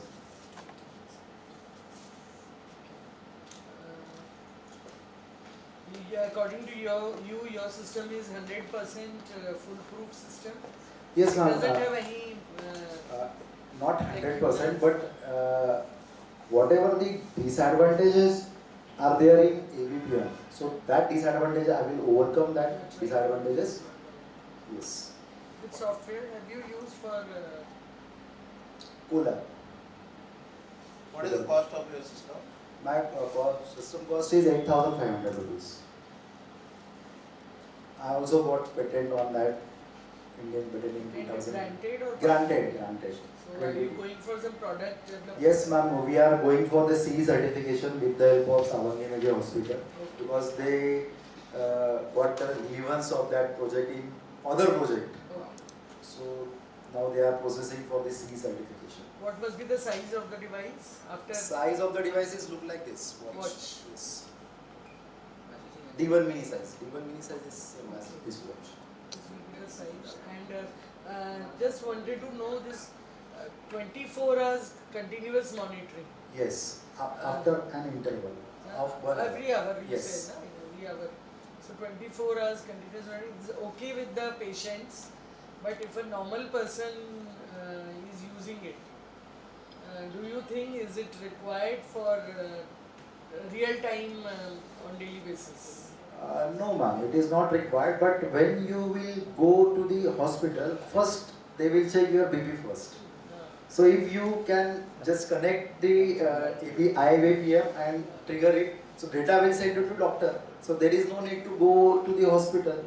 So it will reduce the transportation charge also.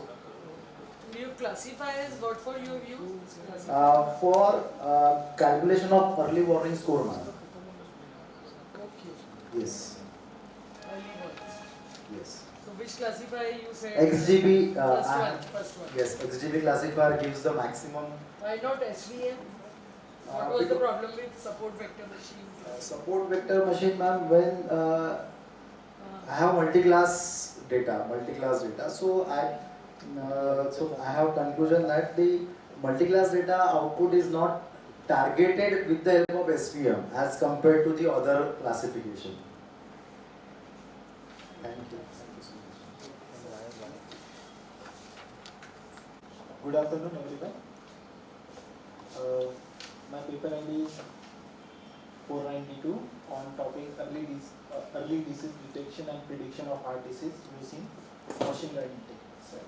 So as we know, nowadays heart disease is the common problem occurring in the range from 28 onwards. It's been started. So our model is try to identify, or the proposed technique try to identify how we can early detect the symptoms that can lead to heart disease. Okay? And we'll try to predict whether the patient is normal or above normal, or the condition is different, severe condition is there. Right? So starting with the introduction. So as I told you, heart disease is the common problem nowadays. So according to the WHO, it's also stated that the third-fifth of all the deaths occurred in 2016, right? That will be caused by the CVDs, it means cardiovascular disease. So to rather than just go afterwards, right, after the occurring of a death, so why not we just try to predict what would be the heart rate or the detection of whether the detection would be there or not related to the early heart disease prediction. So this particular research is based on this particular idea where we use different ML techniques that will be trained on some data set. The data set is cardiovascular data set available on Kaggle. It's having around 700,000 samples with having 12 different parameters. Right? So this is the predefined data set available over there. So we took those data set to train our ML model and see what would be the result given by our techniques. So this study aims to create prediction model basically that will assist doctor to identify the high risk patient. Next. To stand with this, some studies that we have already did. So few of these model that we have been written down here, where some of the authors have already worked on the similar type of heart disease prediction. Right? So these are the related work. We try to categorize in terms of findings approach and what would be the scope there.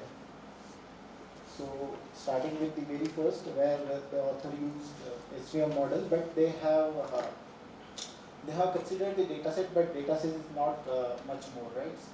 So they have given the scope that okay, we try to improve the data quality of the input dataset for the SVM model. Similarly, for the DNA, RF and ensemble learning model and the hybrid model as well. So every model has their own, you can say, the advantage, right? As well as there are certain scopes are there that we try to identify with our techniques. Next. So next please. Yes. So this is the architecture that we have followed, right? Starting with the input data set, right?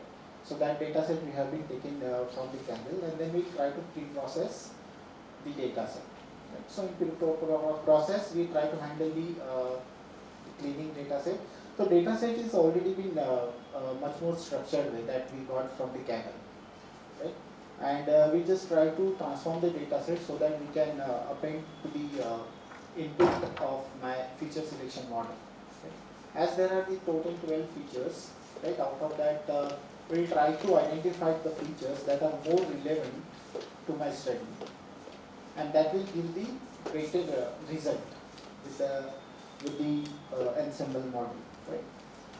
Then we try to map the features with the association analysis, and after completion of the mapping of input data with the feature selection, we split up the data into two parts, 80-20, as per the 80-20 rules. So we use 80% for train of my model and 20% for the validation, or we can say it is for testing.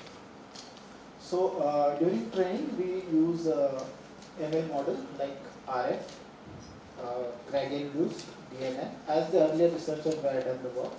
And we, in this particular, we use the ensemble learning model, where we use the AWS technique to see how the performance can improve. Then we implement a model where in the implementation we use the training data model on these all 4 algorithms, and also we test our test data. We have already tested over these 4 modules, and we got the result. And we try to analyze the entire this particular model with some performance parameter. So what would be which particular algorithm will be better result in that particular aspect. Next please. Yeah. So after performing the operations, right, so these are the findings that we got. So as it said, RF we got the 83% accuracy, and related to that, the model that we have used, the AWS, the ensemble one, we got the accuracy up to 92.53 with different epochs that we tried over the model, and the average that we are getting, that the maximum would be a 92.53 accuracy that we got. Along with this, this would be the training and test time that we would require on this particular given data set. This is the representation of this result that what we got. Next. This is the comparison chart which has been displayed over here, and at the right hand side is the time taken by each model on the given data set. So every computational things that we have performed on the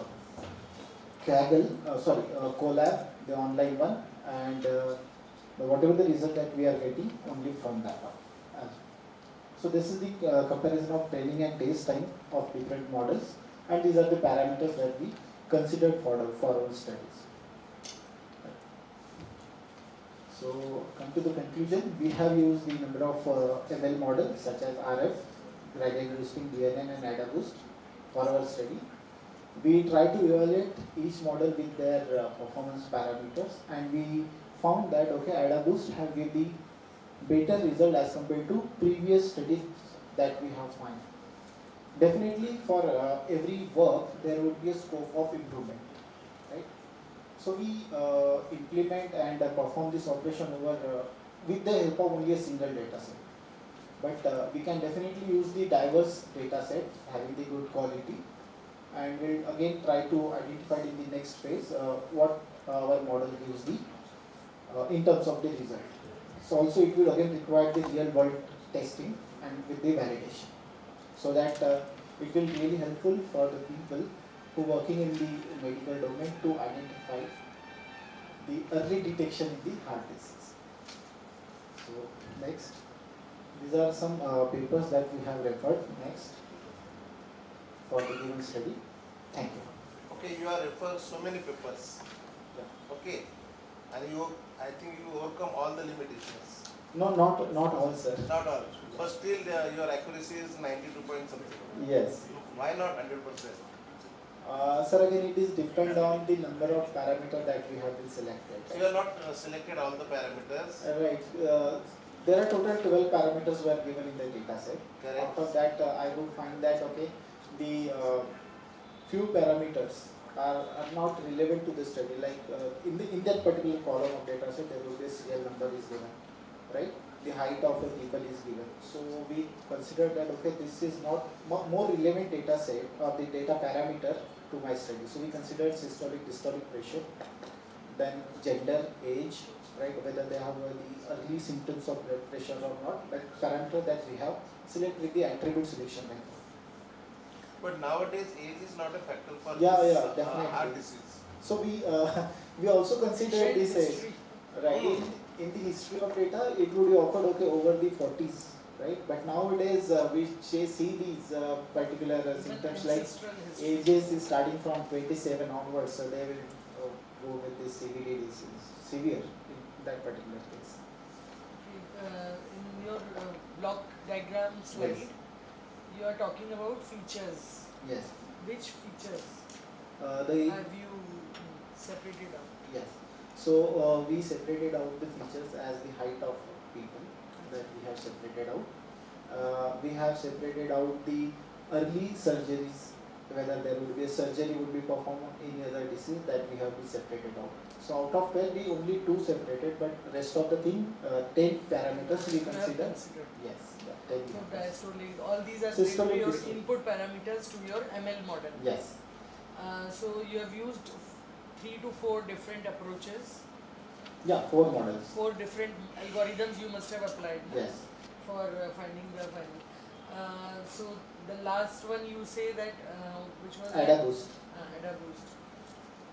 Is that a novel approach by you, or is it available in the existing system? AdaBoost is available, right? What novelty you are going to add? Yeah. So when I gone through the research, right? So I found that most of the people go with the DNN, SVM, RF, or the hybrid one, right? But we try to add the AdaBoost and the stocking model so that we just try to map the feature in a such a way that so it will give the more accurate result. Some of the in some of the model they give the false positive result, right? So we try to overcome those particular result parameters. So that will added the only the 2 or 3% in my particular case. Later on in this particular case, I again mentioned in the future scope we can even have the hybrid approach as well. So that will give the better stand to my studies. Okay. When we talk of real-time testing of this kind of system, how will you do it? Or a doctor, how will you? Yes, that's the major challenge that we would have in the coming future. So in my thought of process, right? So once the model is being trained, right? So as the earlier presentation it was given that the wearable device will be able to capture the information of the patient, right? If we directly integrate with the model, Early so detection. Early detection, right? So if we know the early symptoms, right? If the symptoms would be lies in the particular category, so definitely we can incorporate into the real one. That's what. Now so many devices available nowadays. Yes. Now what different you are going to implement? That's what is my question. So it's not like to implement the device actually. It is just the model that will try to implement. That will give the more better result, which is available. Nowadays the model available that only to capture the data, send to the doctors, the practitioners. They will try to analyze the data with the visualization, and so many techniques are there. And based on that, they will try to conclude, okay, whether these symptoms would be there or the patient is normal or abnormal or likewise. If we, instead of that, we can implement this ML model directly, so they will get the stats, whether what would be the next step that they wanted to take. This is a system for prediction. So Yes. you mean to say no pathological lab tests required for this? Definitely required. For every stand circumstances, every parallel step would be required. It is the we can say the data that what we gathered, right? We'll try to find out okay what would be the better. How better you can. Yes. Thank you. Okay. Thank you.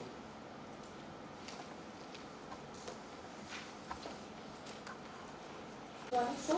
I am Krushi Sagar. I am with my teammates Prerna and Shreya.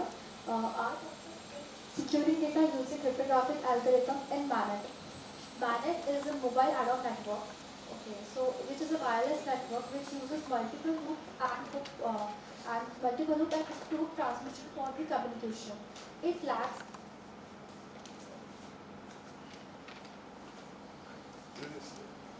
lacks the fixed infrastructure and eliminate the lack of secure data transmission.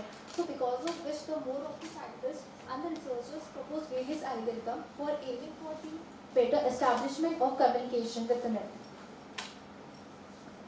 In our research, we have integrated advanced encryption standard algorithm into the routing protocol to boost the confidentiality and the integrity of our communication. Our primary objective is to formulate a secure routing framework that utilizes AES encryption method to protect data from various threats such as airdropping, tampering, and unauthorized access. The proposed algorithm focuses on improving security of data and different parameters such as throughput, after that data transmission, packet delivery ratio, and energy consumption. Literature survey. In literature survey, we have preferred the 3 papers. The first one is the hybrid technology used to improve the network performance in MANET. In this paper, the AES and ECC hybrid technology cryptographic methods is used. But the one of the crucial points in this paper is that the energy consumption is relatively more. And second paper is the secure MANET using AES and RSA. In this method, AES and RSA cryptographic methods are used to encrypt the data in MANET. But the key management in this method, complexity is more to manage the key. Cross-layer approach for energy and communication effective protocol of MANET. In this paper, both energy efficiency and communication performance in networks are analyzed. Next. The methodology that we use is the AES. AES is the systematic cryptographic algorithm. In AES, we use the single key for the encryption process as well as for the decryption process. AES converts the plain text into the ciphertext. Ciphertext means the encrypted data. AES in AES the data is encrypted in the several rounds, and the rounds it depends upon the length of the key. And in each round, the 4 steps are included. That is the substitutions of bytes, and shift rows, mix columns, and add row keys. In the decryption process, same steps are followed, but in inverse manner. We use the NS2 software for the simulations. The key components and functionalities of our proposed scripts are simulation configuration. In simulation configuration, our proposed script, we had set some parameters that are the routing protocol, MAC type, interface types, and many others. After that, nodes initialization. In nodes initialization, we have set the number of nodes, the energy associated with the nodes, and the initial positions of the nodes. After that, key management and authentications. Our script gives the options to select the authentication mechanism. If we select the authentication mechanism, then the key exchange between the source node and the destination node gets started. After that, communication setup. In the communication setup, we have set the number of communication between the nodes, as well as we have set the source and destinations node. Visualizations of result. After setting all the parameters, in NS2, the one LAN window is appeared where the network is eliminated. And after simulations, we create the stage file in the form of graph. We are showing in the next slide. Over to Shreya. Result and discussion. Next slide. Again, next slide. Here, figure 1 shows the transmission delay where x-axis represent transmission time in milliseconds and y-axis represent delay time in millisecond. Where we have compared both the cryptographic algorithm, that is AES and MANET, and after that by comparing the blue which we have compared that there is a delay of MANET is more as compared to AES. And after that, figure 2 represents energy consumption where x-axis represents transmission time in milliseconds and y-axis represents energy consumption in joules. Here the blue line indicates that is of MANET is more as compared to the AES, that is advanced encryption standard. Third, for the throughput range with respect to transmission range, here the quantity of information that is been sent is delivered to the destination node within specific given time, and the result demonstrate that after applying AES algorithm, it consumes less energy as well as less packets of delivery. Next slide. Our conclusion is that we have compared the MANET and cryptographic algorithm, that is AES, on the basis of parameters such as packet delivery ratio, energy consumption, transmission delay and throughput. And the result demonstrate that after we have used the AES algorithm, it significantly improves the security of the network of wireless routing protocol and without disturbing the overall network performance. By analyzing both the AES and non-AES algorithm, it is concluded that AES algorithm is preferred for its best efficient data transmission as well as delivery of packets. Our future scope is need to focus on more securing data for the transmission of data in MANET, keep packet delivery ratio as high as possible for minimum packet loss, and our aim is to implement the hybrid cryptographic algorithm using RSA and AES. Next slide. These are the references we have, which we have used. Thank you. Only 4 references. They are UG students, I think. Okay. Yes, sir. You are We are from ICC, na? Yes. All 3 of you? Yes, ma'am. You are in 3rd year? No, sir. Final year. 7th sem or 8th sem? 8th sem complete. Over with your exams and all? Yes, ma'am. Internship is good. Internship. Because the author's name is Chauhan sir and all. Yes. Our guide. He is your guide. Yes, ma'am. तो मुझे भी आपसे UG level का ही पूछना पड़ेगा. आपका ये implement हुआ था पूरा? Yes, ma'am. NS2? Yes, ma'am. हाँ? On NS2. The simulator is a simulator? Yes, network simulator. Network simulator. पीछे जाओ, मुझे अभी तो आपसे वाइवा जैसी पूछना पड़ेगा. Go back. Explain me the difference between. हाँ बस इसके बाद. हाँ. ये throughput. What do you understand by the term throughput? Throughput means the quantity of data is delivered to the destination's node in given specific time. Quantity of data, is it packets associated with number of packets? What will be its unit? Which one? Throughput unit. Throughput unit. No. It will not have any Yes. percentage. And PDR, packet delivery ratio. No. Define what is PDR.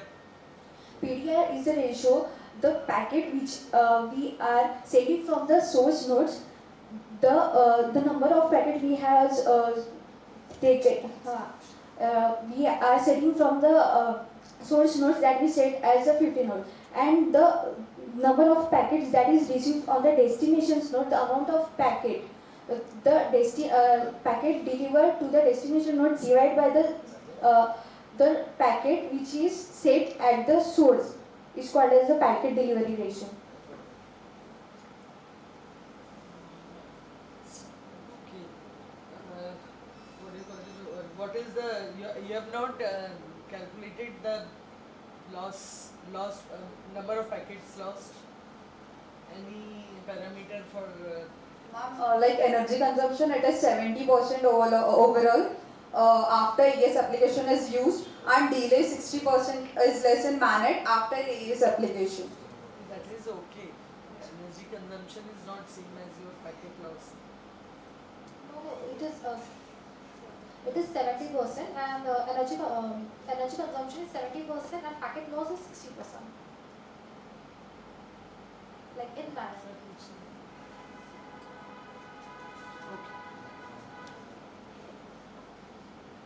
Thank you. All three of you are placed? No, not yet. Not yet. Where did you carry out your internship? My internship is in Concept Solar Power Private Limited. I have done it in my capital as a business analyst. I'm working in SS Infotech around the street. Good. Next. To everyone present over here, we are gathered here for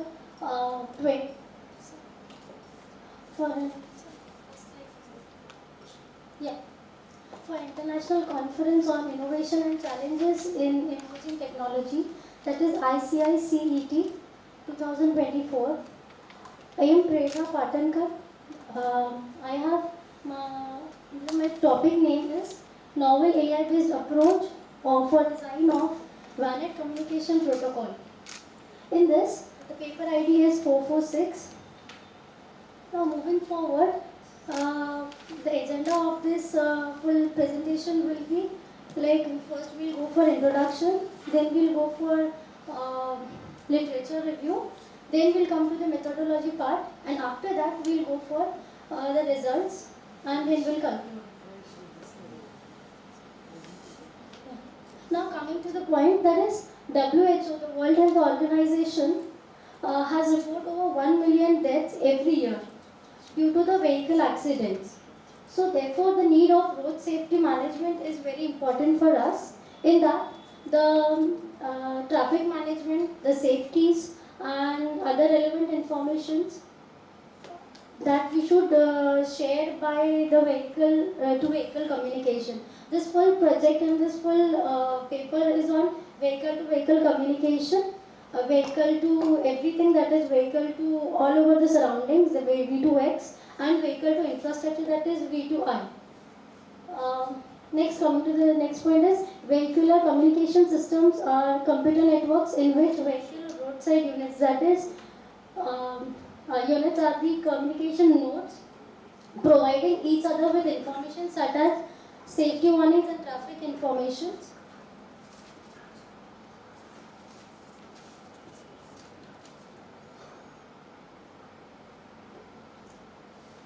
AI has been widely used to optimize the traditional data-driven approaches in different areas and scientific researches, that is vehicle to everything, that is V2X system.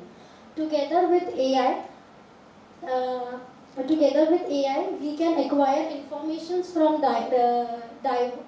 diverse sources, expands the diverse precisions and predict to avoid the potential accidents, thus enhancing the comfort, safety, efficiency of driving. V2V communication mechanism is one of the main concept in the VANET. VANET networks, the main target of which is because of its importance in our daily lives, open direct communication between vehicles. So the point is, in our life, transportation is a fundamental perspective in which we are going by intelligent framework. We will further, in future, we totally control by the automated system and not by human beings. In which vehicle-to-vehicle communication will play a very important role.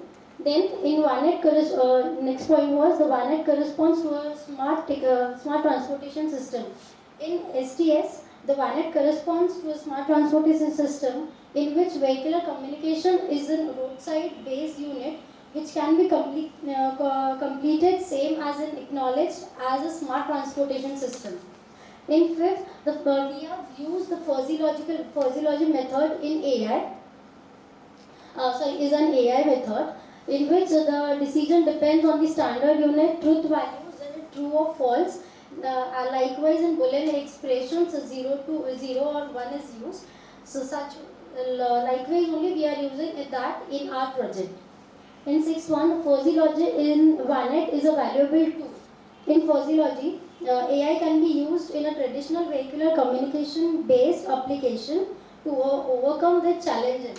Effectively, the sense and data consumption and storage abilities of the vehicle can be utilized for data mining and precisions to enhance ITS, that is Intelligent Transportation System solutions. Physiology in VANET can be a valuable tool for handling uncertainty and impressions of decision-making process particularly.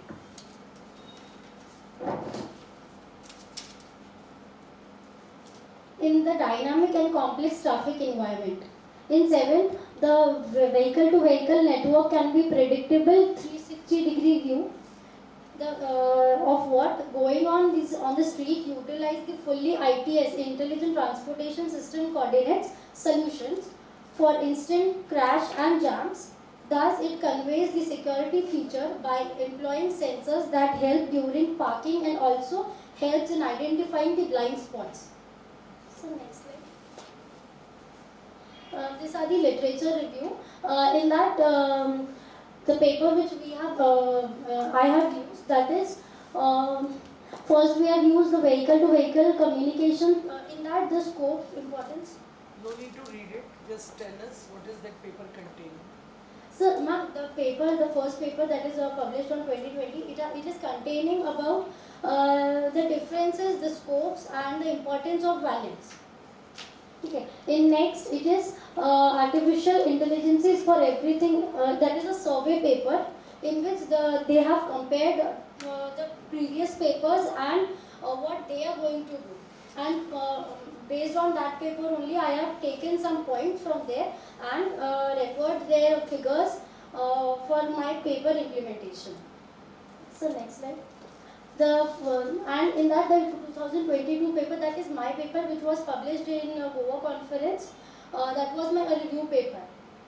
So in that also, the first, like what I have told, that we have compared both the paper, the last papers, and that only things we have written on that. Comparison. You have identified the research gap and you have compared. Yes. Yes. Next. This is the hardware implementation and the methodology of my paper. In that, this is the block diagram. In that block diagram, we have used Arduino Nano board, a temperature sensor, NRF module, a voice playback module also as well. We have also used LCD screen and LED dashboard.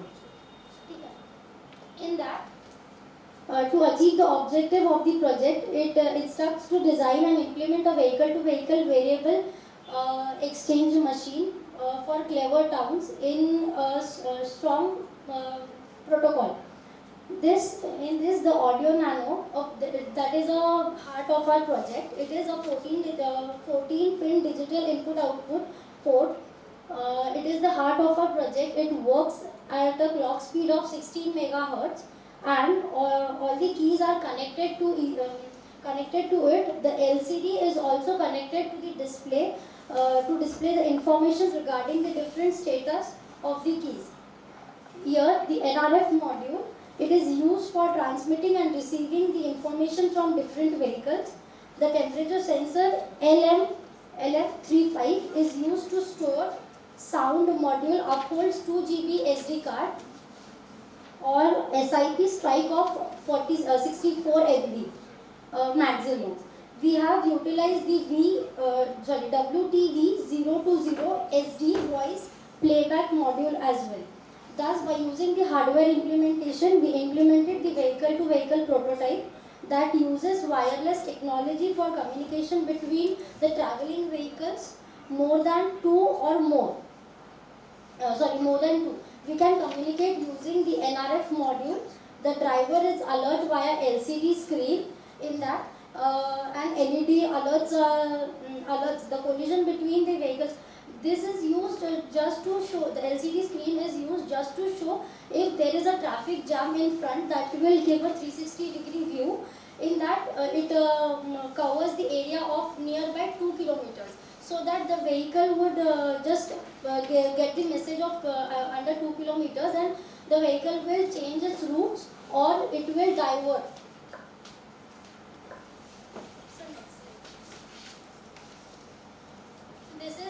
This is the reference image which we have taken from the previous paper. Likewise, only we have done our project in MATLAB. In this, that is data delivery method used by Fuzzylogy approach. As there are roadside RSUs, that are roadside units, as they are connected, you can see over there that they are connected by MLS. Roadside unit 1, 2 and 3 are there. There are many of them. In that, firstly, we periodically determine the relation between the vehicles and roadside units, that is RSU. The RSU covers the source vehicle S by using the detected short range communication, that is GHRCE technology shown here. Then the message will be delivered. Otherwise, the fuzzy ruled based method is employed by finding the potential path and that is all understood. I have understood what is your structure. Just tell me how your system will work to avoid accidents. That's what is your purpose. Yes, ma'am. Okay. Ma'am, I understood the concept कि क्या है 360 degree view से उसको पूरा idea है. हाँ. Briefly explain. Yes. हाँ, तो आप बता दीजिए आपका सिस्टम कैसे काम करता है. मैम, इसमें जो होता है ना कि सर एक बार आपको नहीं next हाँ result. Yeah, in this here, this is a representation what I have done. No, so in that these are the yellow points, the square points which is visible. Those are the vehicles. Okay. By using the LCD screen, you can see over there is a warning message. In the programming part, there is a warning message, a small block. Likewise, that block will be we have done a project like that when we insert that project in our car or in any other vehicle, so that will give a message, a warning sign will be shown if the accident had occurred in the range of 2 kilometers. No, so likewise there is a warning message. In place of that, just there is written a warning message, but if there is an accident or held over there, so there a message will be there that the accident had occurred over there, or it is the accident had come, therefore there is a jam.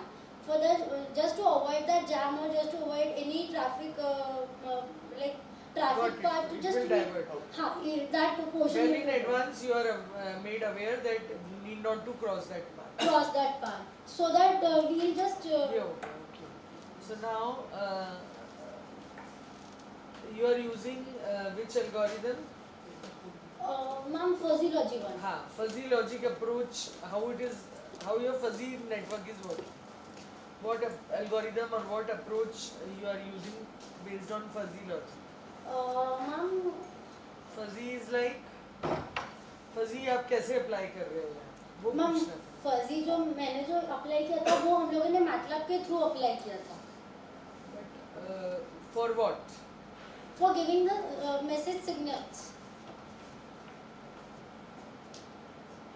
जो road side unit से जो हम connect कर रहे हैं वैनेट को पकड़कर, तो वो जो रोड साइड यूनिट्स को जो कनेक्ट करके जो चीज़ें हम लोग इनकॉर्पोरेट कर रहे थे, तो वो उसमें ही हम लोगों ने फजीलॉजी यूज़ किया था मैम, जो वार्निंग मैसेजेस देने के लिए। ठीक है, okay. Thank you sir, thank you so much. I suggest one girl. Yes, please tell. Good afternoon, everyone. I suggest one girl. I suggest one girl stand here on behalf of Priyanshu Mishra, myself, and Dr. Mangala Madankar to present our research on NLP task under the title of NLP Application Text Processing Hub. Let's get some insight about the research. This study explores the user-friendly web platform that brings together 3 core NLP applications: sentiment analysis, text generation, and spelling correction. The research is based on the motivation to highlight the need for a uniform platform for educational context, especially given the limitations on chatbots in many institutions. The text processing hub implementation solves the problem of fragmented NLP tools by proposing a uniform platform for multiple NLP features, hence increasing the efficiency and accessibility. This platform is essential for educational purpose, where it aims to improve the learning experience of both educators as well as the students. This platform aims on user experience, increasing productivity, processing streaming data, and assisting in decision making. The objective of text processing hub implementation is to bring a unified platform for multiple NLP tools to provide a user-friendly technology that focuses on the student demands in academic environment, keeping the platform under the institutional guidelines. The implementation aims on simplifying text processing, improving educational experience, and foster a collaborative environment for the innovations. To lay the groundwork for our research, we have comprehensively reviewed the existing literature on this task. For example, sentiment analysis was influenced by studying Pang and Lee, Vaswani's work with others on transformers for text generation, and Cookie's works on spelling correction using dictionary and the rule-based techniques laid the foundation for our research. Sir, next. System architecture, as shown in this slide, composed of the components like user interface that the user will interact, connection between the databases, and the server with the integrated NLP models for working of our platform. Now let's move to the core of our implementation: sentiment analysis, also known as opinion mining. It is a process of determining the sentimental undertone of a sentence, paragraph, or a piece of writing. We have implemented it using the transformers Twitter dataset, which we have used as a data source, compiled of the comments posted on Twitter. Here we are achieving the sequence to vector transformation by creating the fixed classes of vectors like 0 as neutral, 1 as positive, 2 as negative. During the implementation, the output logits are then subjected to the softmax activation function that converts the raw model output to the probability scores of the each sentimental class. So next. These are the performance.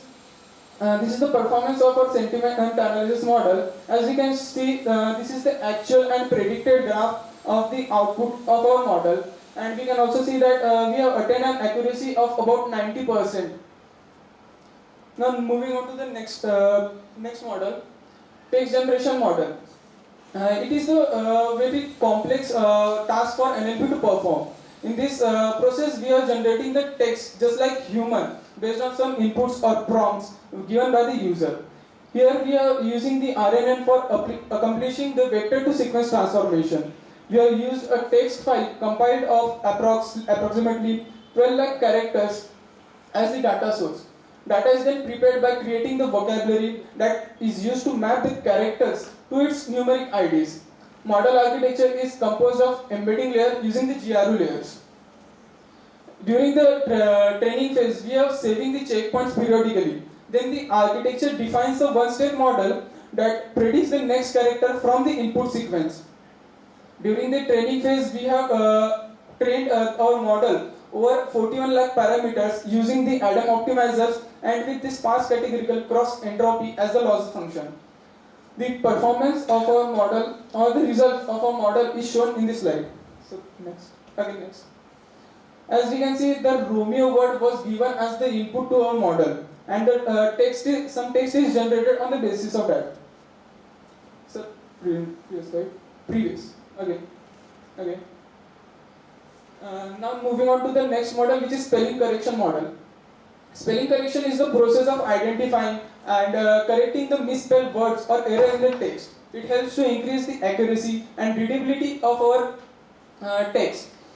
Our spelling correction model is inspired by the SimSpell library architecture, which gives us the predetermined deletion operations, and which helps to reduce the processing time of our model. It is a dictionary-based model which gives us pre-built dictionaries with the frequencies of the characters. The data structure which is used is prefix tree, and the edit distance matrix used is Levinson's distance, which helps to determine how few changes are required to change one word to the another, like insertion, deletion, substitution, etc. It is the sole concept of our spelling correction model. Initially, the capacity of our model is set to approximately 83,000, and max edit distance is set to 2. Multiple languages are supported by our model like English, French, Spanish, German, Portuguese, etc. So, next slide. Next. As mentioned earlier, our model is inspired by the SimSpell library, and we can see the performance of SimSpell is far better than the other architectures in terms of the time required to produce the desired output. So next slide. In conclusion, we can say our platform, Text Processing Hub, is a user-centric platform that integrates the 3 core NLP applications: sentiment analysis, text generation, and spelling correction. Its user-friendly technology is suitable for the educational purpose, making text processing easier. Its robust security features, real-time processing, and collaborative features help the platform to overcome the constraints of the current system. As we look to the future of this platform, more NLP tools can be integrated with this platform, like text summarization, translation, emotion detection, information extraction, as well, to increase the flexibility and scalability of this platform. When we work with the streaming data, it will make our platform more robust. As we will be working with the big data, which will help our models to increase its accuracy.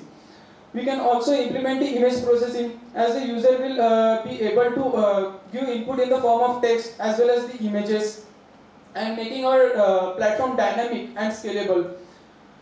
Next slide. These are some of the prominent references that we have used for our research. Thank you.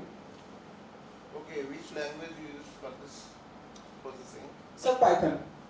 Only Python? Yes, sir. Sir, Python with the machine learning and NLP. Why not R programming? Sir, we have not used R programming because the data we have and our prerequisites, and we have to develop the model, and it should as it is a web platform, and it should be for connectivity also. We have used Python and machine learning. What are the limitations of Python for this AI application, NLP applications? Yes, sir. There are limitations like we have to integrate more models. When we goes with the integration of more multiple models in this platform, it will increase the time complexity, space complexity. Which tool you use for this? So for which NLP tools you use here? Sir, on the base platform we are having the sentiment analysis tool for NLP tool, which is sentiment analysis tool, spelling correction, text generation. These are basically 3 tools. But in future, as we look in the future, we can integrate more NLP models. How it can be a tool that? No, sir. It is a web platform which has these specific tools, specific NLP tools to perform some tasks. Which are the tools available for NLP? Sir, many. These are not the tools, but these are the NLP applications. Means we are using NLP.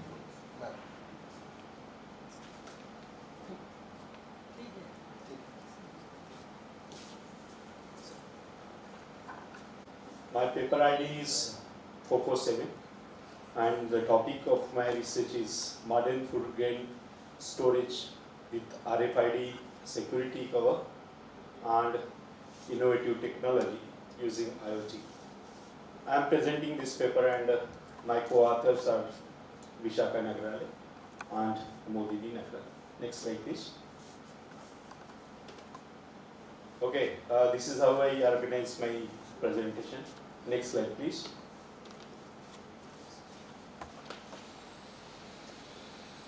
Okay, the Indian economy is basically depends or it affects mostly if there are a lot of waste of the grains.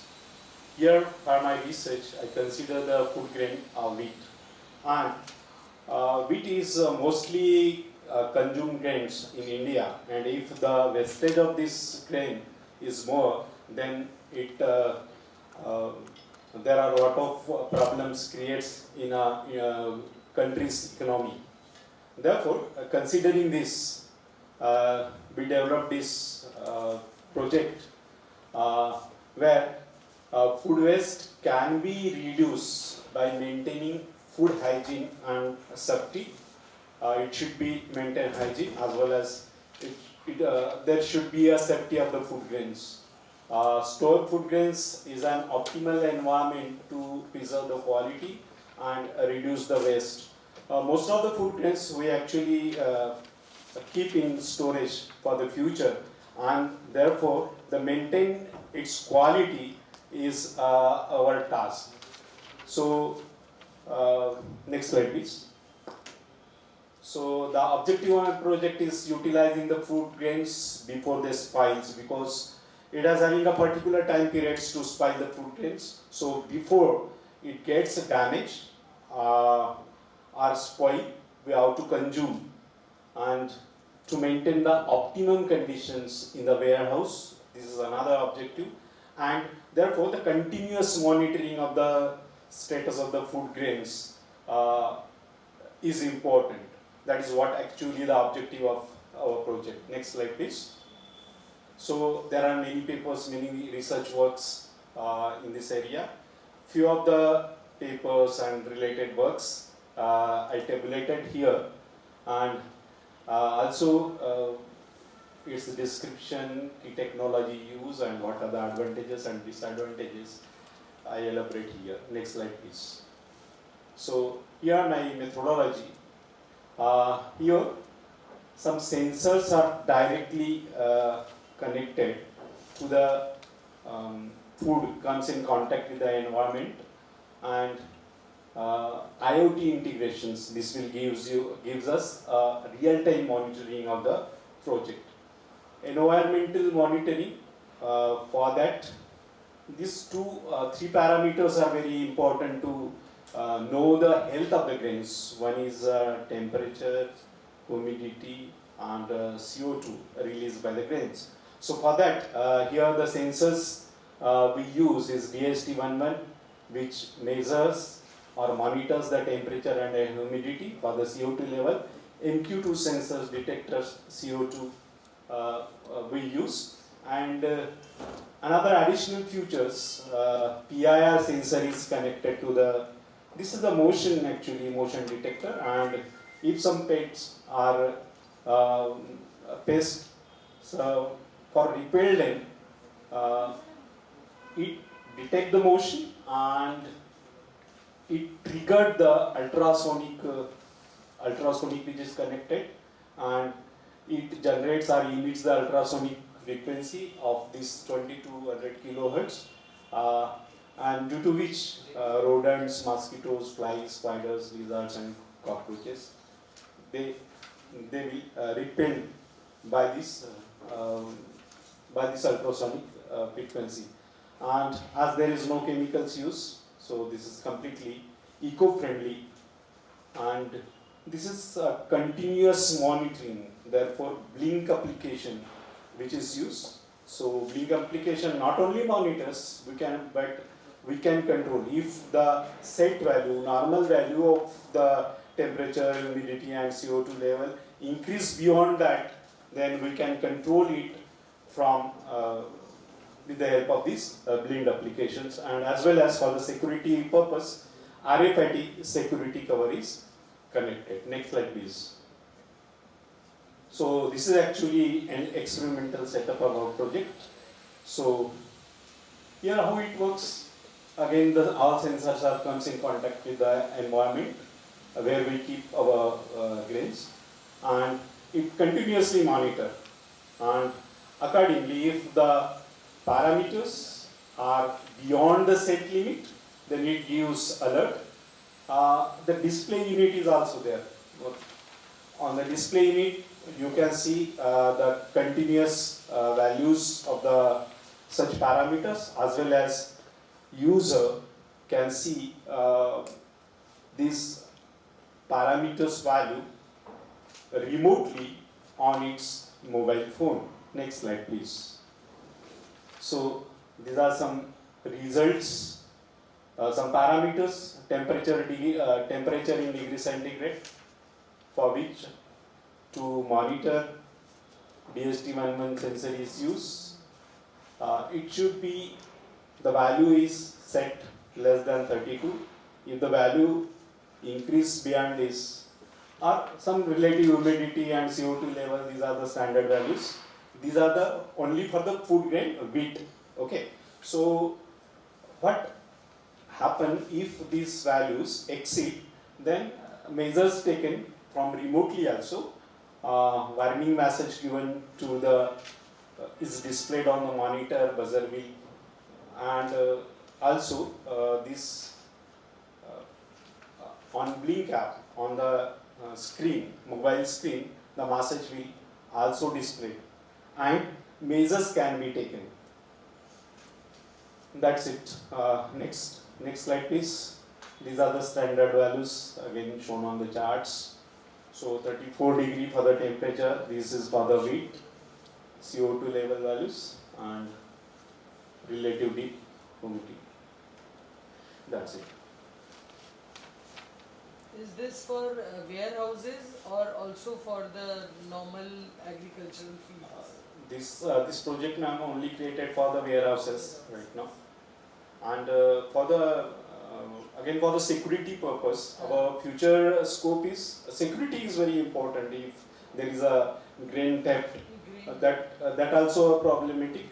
RFID security system is connected with this project, but additionally, if the person is not belonging to the warehouse, then we can monitor that person, authorized person, whether if he enters some artificial intelligence or some biometrics, we can use like ear biometrics. Nowadays it is very famous, and it is we can trace the ear of that person who tries to enter in the warehouse for the thefting purpose. If that person is not authorized, then our run will be like that. So this is what about my answer. Thank you. Thank you.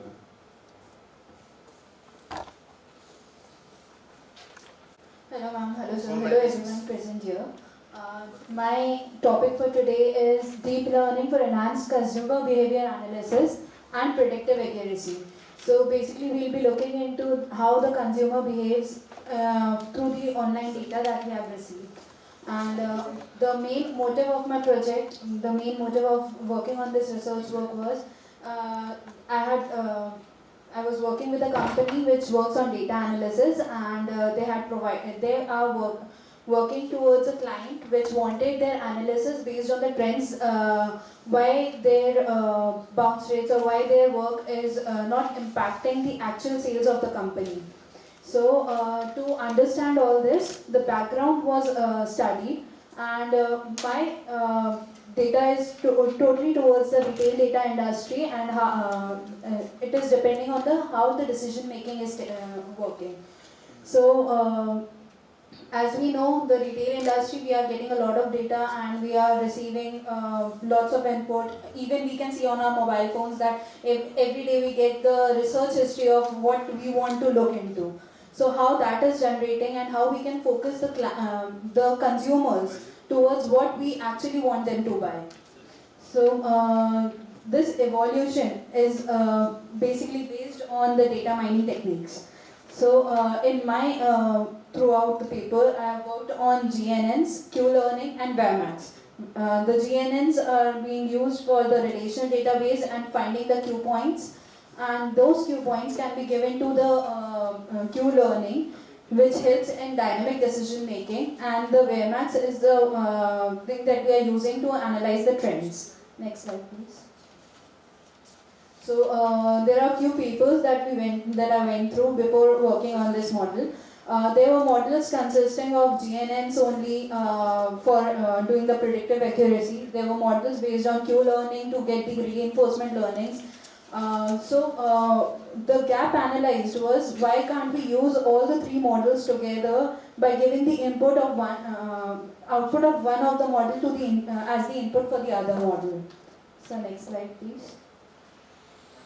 So this is the structural architecture of my model. The data ingestion and data preprocessing. Basically, we have got all the data collection, and this data collection is given to the graph neural. The integration of these three models, that is graph neural network, Q-learning, and WebMax time series. The GNNs helped us to fetch the Q points wherein we can get the vectors. These vectors was given to the Q-learning block. The Q-learning block was made to give the feedbacks, so that using the feedback model we can keep on upgrading the data and get the correct graph and get the correct Q points. And these Q points were then used in the WebMax series to plot the time graph and to know the trends. Next slide, please. So the methodology. Basically, the input for each of the blocks. The first block was graph neural network, for which we had the relational database presenting interactions between entities and the retail ecosystem. This included the user intentions, the social network connections, from where we are getting the data, for how many hits we are getting every day. The next thing was the Q-learning part. The Q-learning actually possesses of the state and the actions. So the points that we had received from the GNN, mentioning the points from where the buyer has bought the things, or from where the buyer has landed on certain pages. For that we have used Q-learning to get the market conditions as well as make the decision based on these strategies received in the Q-learning, so that the trends can be plotted for the client to know where exactly they are facing the issues and what can be improved based on that. The WebMax model basically comprises of the blocks. This block comprises of the time series data capturing historical trends, like what the buyers has bought earlier, and based on that it was analyzing what the buyer needs ahead. For example, if we search for kitchen utensils, we'll get the searches of kitchen utensils itself. So if a spoon has been bought from it, so we'll get the notification to buy certain other utensils. So based on that, the WebMax model was working. And these three models are collaboratively working synergistically in the architecture to get the exact details of how we can increase the accuracy in predictions, and recall percentage was also decreased in my model based on this. So next one. And the reinforcement learning was implemented using Q-learning because it works as a feedback model between the different states and the actions. So these are the results, and the accuracy was increased up to 92%, whereas the precision was also improved to 89%, and the recall comparison and the time that required to recall and the time comparison was also taken into consideration. So everything was all these four predictions were increased in the models when we used all the three models, integrating it together. So earlier papers were consuming of the machine learning techniques for customer behaviors. Also, there were papers focusing on advanced statistical models. The other proposed the models were the other papers has various models proposing different learning techniques to improve this. But when all the three models were worked together and use their inputs and outputs depending on what we want to achieve, we have received a drastic increase in the accuracy and prediction. So here I would like to conclude. The accuracy was 92.3%, the precision was 89%. That exactly indicates that the model has it's robust in nature and is accurately can be used for identifying predictions. The enhanced recall rate was 87.8%. That suggests that the model is highly effective in capturing comprehensive range. The improved time demonstrates that the model is capable of efficient real-time data analysis, which is crucial for dynamic environments. The future scope that I have for this model is basically we can go ahead for the scalability and adaptability. We can also integrate this with additional data. What else we can analyze using this data? It can be used for real-time dynamic learning that is yet to be implemented because we have worked on the static data. The interpretability and explainability of this is like we need to train it more so that we can attain more accuracy in it. It can also be used for SMEs, so we'll have to analyze the SMEs data, what they work upon, and how we can how this project can be used for them as well. And also the cross-industry applications. Basically, currently this model is working for the retail market, so how we can utilize and for the hospitality, for bankings, and for healthcare. Which type of features of deep learning you use in your project, and why precision is less than your accuracy? Sorry? Which features of deep learning you use in this project? So basically, there were different features. It is based on all the features you use here. Yes, sir. Kind of. We have referred for all the features because we have various data. As we know, when we extract the data, for example, we were working in the company on the Google Ads. Google was the you are one. working in some companies, no? Yes, yes, sir. I am asking about the features of deep learning. Yes, sir. So the features of that was used based on the requirement of the client. So there were multiple features that we were using. So basically, I don't recall the exact names of the features because I have worked on why with precision them. is less than accuracy? So precision is because we have a limited amount of data and we need to rework Why on limited it. amount of data? Because if we had taken a large amount of data, then we had to work upon the databases as well and to fetch that data and to train the model. It would have taken a lot of time and actually it was a bit difficult going ahead. This is not answer. Neural network तो आपका और time बचाता है.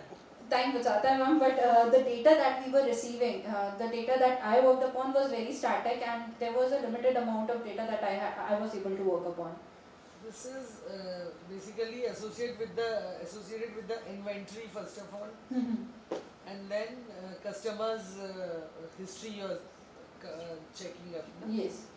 I just wanted to know what is the motivation behind this.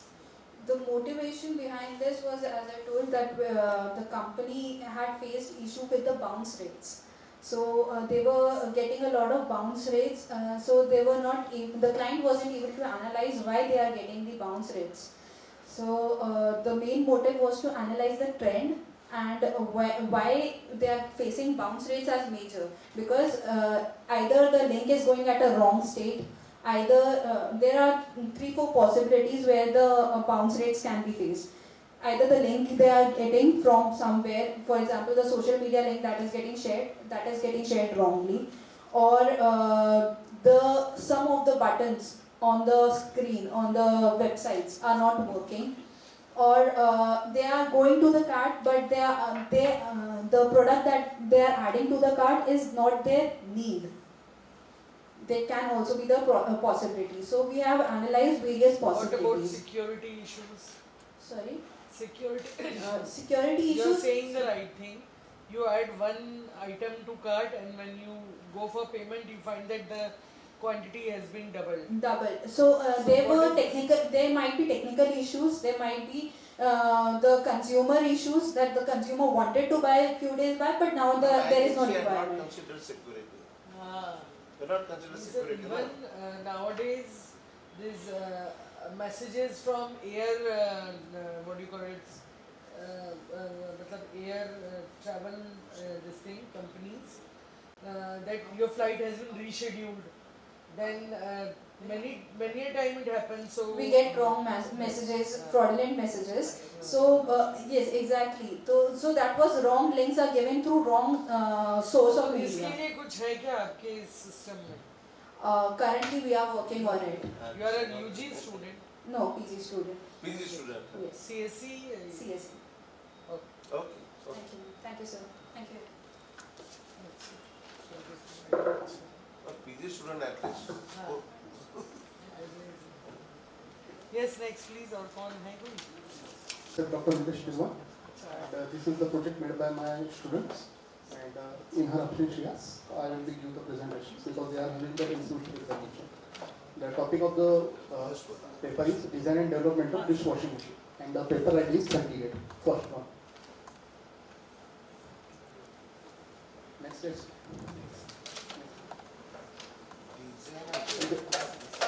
Dishwasher have become an essential appliance in modern kitchen due to their convenience and efficiency.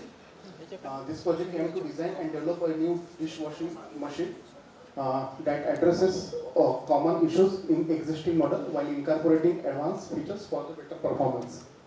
Technological advancements have led to improve in cleaning efficiency, water and energy consumption, and user convenience. The first patent was for a dishwashing machine was issued in 1850 to John Hoxton. The development of dishwasher has evolved from manual system to fully automated machines. These are the problems in a manual dishwashing procedure. I think we know the washing machine, their Okay. procedure and all this Problem things. statement. What is your actual work? You just explain. Okay, sir. Before reading the PPT. You are quite Okay, senior okay. teacher. No I problem. know you personally. Okay. He is very senior. Yes, sir. So in this, we have made our own semi-automatic dishwashing machine, where all the dirt plates or the plate having the food collected, it is putting inside the machine. Water is sprayed into it, and all the dirts and the waste food will be collected, precipitated at the bottom side, and that plate will be moving to the onward side with the help of some motors. Just a spiral motors, and after that they will be cleaned out with the help of hot sprayed air, and they will be coming out as an output. So the main way to produce this type of the washing machines, many type of the hotels and hotels having they are doing the manual plate washings with the help of any ladies or any boy. So the hygienic is not maintained into the small hotels, and therefore we have to put up this semi-automatic machines up to the price of 8,000. Okay. So now the price is 8,000. So when we are production and taking the good equipment, it will be down. The concept Mass production. Yes. The concept and all the credits is going to my student. क्या इसमें semi और उसमें क्या अंतर है? आपका वो model दिखाइए पीछे. Sir, back side. सेमी मतलब it's a semi-automatic. fully Just automatic. We have to start and Fully automatic. इसमें बस क्या difference? इसका model.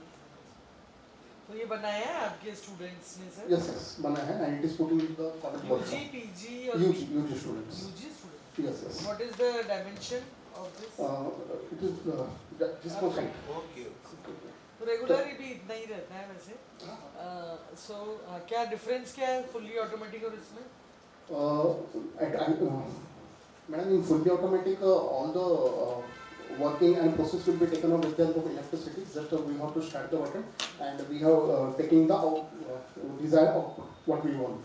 But in semi-automatic, one of the person has to just check whether all the dirt and waste material will be transmitted exactly, and all the 100% impurities onto the plate will be moved or not. That we have to check. So with the help of this one thing, it will be reduces its overall cost, and that's why this is the main difference between semi-automatic and the fully automatic. And the capacity when we talk of? At a time, 20 plates we have to insert it, and 18 spoons, 18 to 19 spoons. Glass? Glass. Sorry, I have not remember what the glass. Prototype model, 5 to 6 cups, that tea cups. At the same time.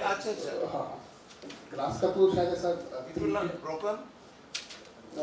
No, sir.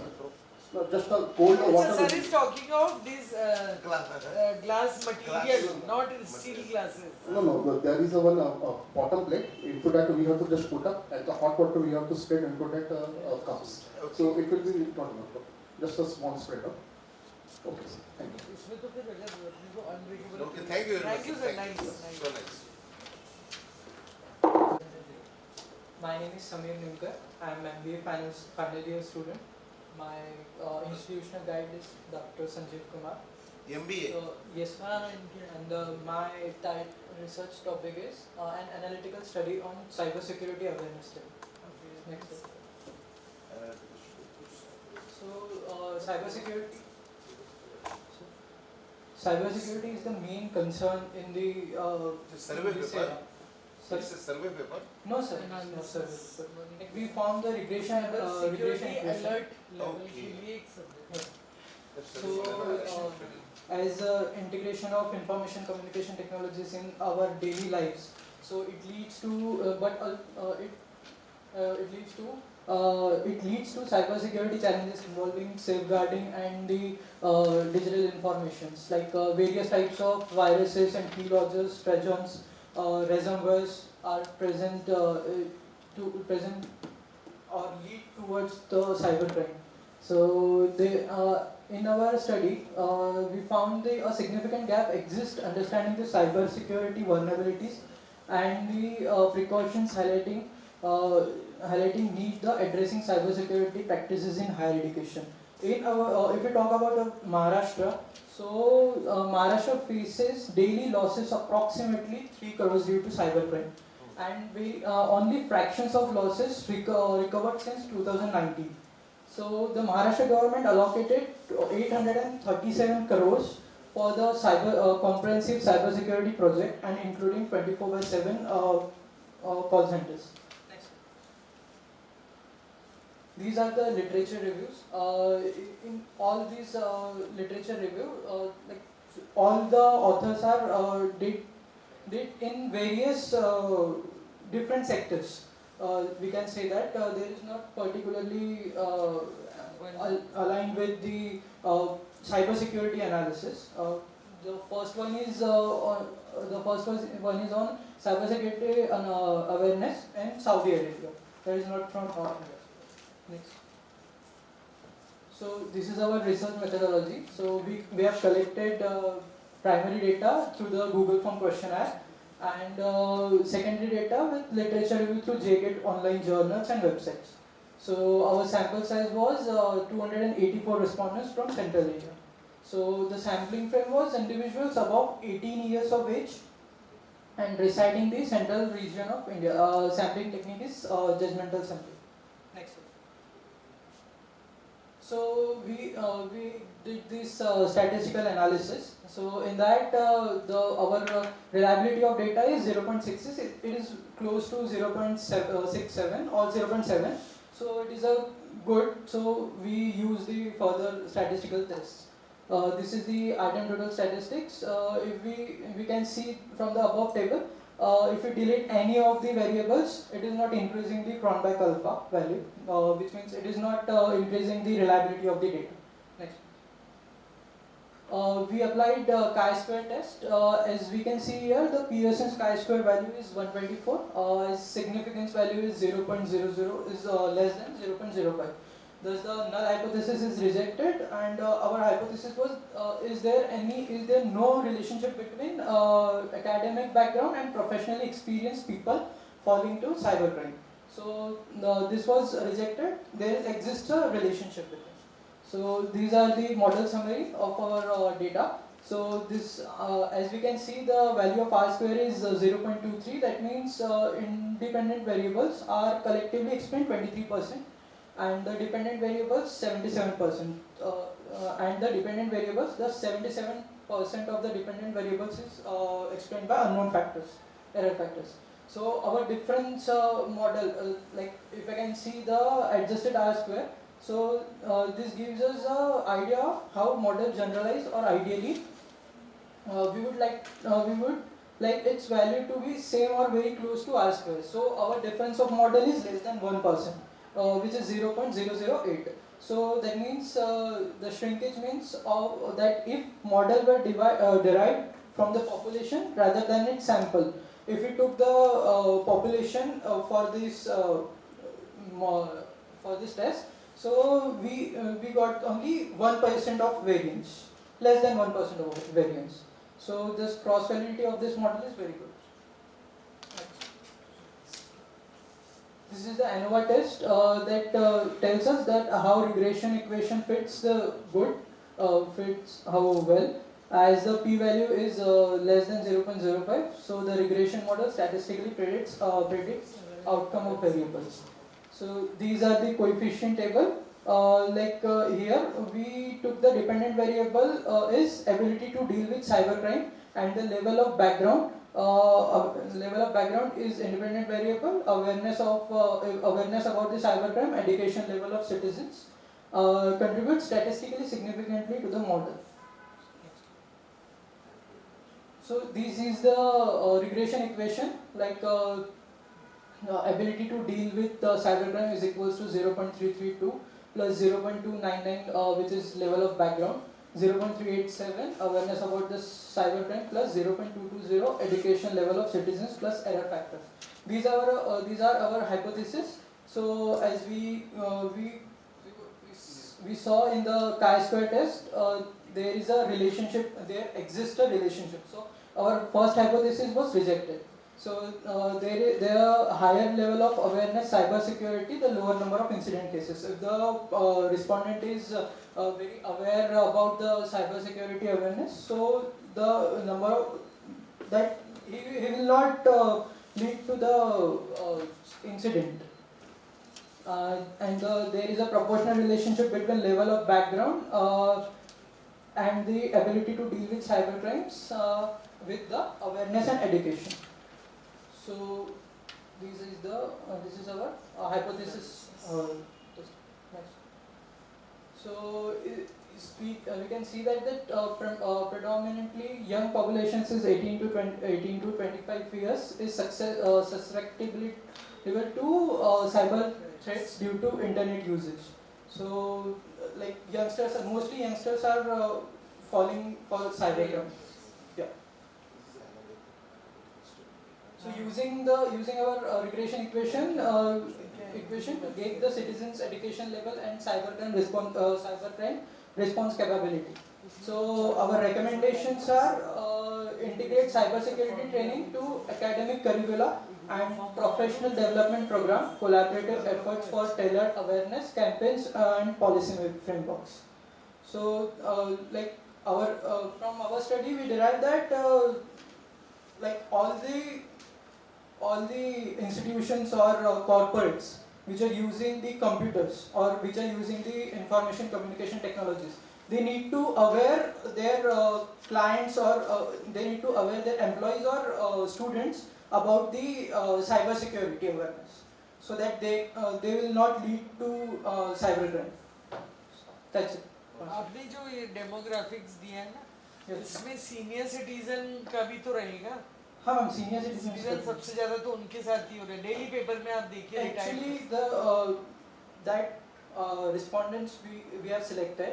So that is 18 to 25 you consider only 18 to 25. Yeah, sir, because so many of responses we got that age group, from that age group.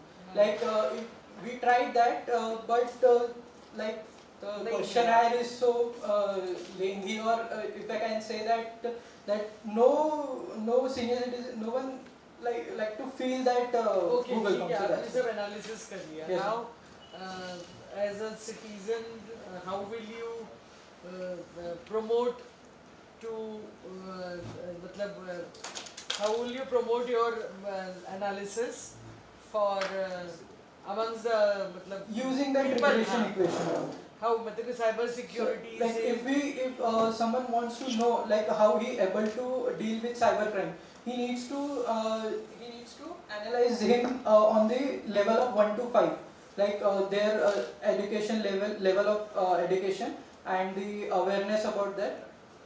So on that basis, मतलब I am still on an average weekly 5 out of 7 days I am seeing these kind of news. He fall prey, he victim of cyber. And nowadays even educated people, we are getting calls like कि फलाना insurance ढिकाना insurance फलाना bank ढिकाना bank, उसको रोकने के लिए कोई system अगर develop कर सकते हो. Ma'am, actually I am from not I know you are from, but this era is of interdisciplinary. Yeah. There is no implementation as such. It's an analytical study now only. So we need to aware the senior citizens as well, and like I said that every corporate companies need to aware, like they need तो सबके firewalls रहते ही system में, ऐसा कुछ problem. But man, not all that much secure. No, if like there also भी है, उनका रहता है मतलब घर ऑफिस का डेटा आप घर के लैपटॉप पे नहीं ओपन कर सकते, उनका बहुत प्रोटेक्टेड रहता है, कंपनी का प्रॉब्लम नहीं, using ये VPN जनरल पब्लिक का ज्यादा problem. Yeah, ma'am. Again, that is the point that they need to aware. Like they are, if we see the senior citizens, like they are using their personal information in their passwords. Like it is very easy to track. Okay. Thank you. Last group. Myself, Dr. Amit Sir, from Department of Management Studies. My topic is IoT research in supply chain management and logistic, real-time asset tracking and inventory management. Next. The purpose of my study is to explore the role of IoT in supply chain management and inventory management. So basically this is just I was taken various papers and read them and research them and showing how the role of IoT is important in supply chain management. So this is my purpose. There is a significant global transformation in supply chain management methodology in recent decades. Now, in the last 2 or 3 decades, we saw there is a various global transformation in the business. So this is with the globalization and the other thing, supply chain is also important. Particularly, the entire logistic frame has undergone alteration with the advent of e-commerce platform. Now, everyone we are using the e-commerce platform, and we see various changes in the business. Like the daily processing of shipment has increased in tandem with the accelerated the demands of customers. Next is the logistic and supply chain have adopted IoT in order to fulfill the demands and compete with one another. There was a period when the market were unstable and profit margin were extremely thin. Now we were seeing where the demand of the customers is very limited, and that's why our profit is also thin. Now industry were ever affected, but every change gradually once IoT was implemented. Now increasing the demand and the demand of the product or demand of the customer gradually increases. Even a fragmented market, more work could be performed with fewer workers and earning increase as a result. Everything blockchain, cloud computing, IoT, etc. has made it possible for supply chain system together. So next please. So for my research, we go through the various research around 15 to 20 papers and explore how the IoT, how the role of IoT in the supply chain management. So around, I was taken 14 to 16 papers. Next one. Now, coming to the methodology, basically we are using the bibliometric analysis, and many data is taken from the Scopus paper or and other also from Google Scholar, and this type of analysis constitutes the systematic analytic techniques that helps to determine the most influential scholars, their affiliation, keywords, choose even more important how. Now this approach offers a transient statistic systematic representation of research. Similarly, bibliometric analysis is well-established form, meta-analytical research and statistical method that identify the qualitative and quantitative changes in specific research or topic. Now, this research method has been widely used in the prior literature to analyze vast amounts of publication in the fields of domain, diversity, green supply chain management, risk management. Therefore, this study draw bibliometric analysis as an ideal method and examine the current knowledge based on which IoT is founded in supply chain management. For our bibliometric analysis, data from Scopus database was extracted. Scopus is worldwide leading Scopus. Now the search string used as following. The search was performing the title, abstract, keywords field to ensure the high quality and academic nature of literature. Only peer-reviewed journal articles in English were considered. The subject area was limited to business management. Initially, the search query returned 986 documents. The author screened these title, abstract, filling publication. Skip this one. Talking about the result and discussion, real-time tracking shipment, IoT devices such as GPS tracking, RFID tags are attached to shipment to track their location and status. This information is transmitted to the central system for monitoring and analysis. Number 2, inventory management. Internet of Things sensors are used to monitor the inventory level and trigger automatic recording when stock level falls below a certain threshold. Now, talking about the quality control, IoT sensors are used to monitor the production process and detect deviations from quality standard. This information is used to make improvement and maintain the quality standard. And last one is predictive demand forecasting. IoT devices collect the data on consumer behavior, market trends, enabling the demand for forecasting and inventory management. Improve the visibility. Monitoring and tracking in real-time shipment and inventory levels provide the greater visibility in operations. Enhance the efficiency. IoT also devices and sensors enable the automated process and predictive maintenance, reducing the downtime and improving the efficiency. Improve decision making. Real-time real-time data collections. Analysis enable the informed decision making and optimization of operations. And last one is increase the customer satisfaction. This is all about the results. Now, talking about the conclusion, IoT significantly affects the logistics and supply chain industry. With the real-time data collection and analysis, IoT devices and sensor enable the informed decision making, improve the efficiency and increase the customer satisfactions. As the technology continues to evolve, opportunities of IoT in logistics and supply management will only continue to grow. The potential benefits of IoT are significant and the technology is poised to play an increasingly important role in logistics and supply chain management in coming years. The fully realized potential of IoT organizations need to invest in development of effective solutions for integrating the IoT devices system with existing logistics and supply chain management system. And lastly, this requires a collaboration between the industry, stakeholders, researcher and technology provider to develop a cost-effective, secure and scale solutions. These are some references. No future work here, na? No future scope. Yes, sir. IoT enabled. Yeah. Okay. Okay, sir. Thank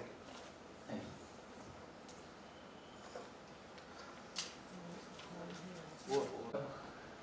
For inviting us for this such precious IEEE conferences. So today's papers was very good.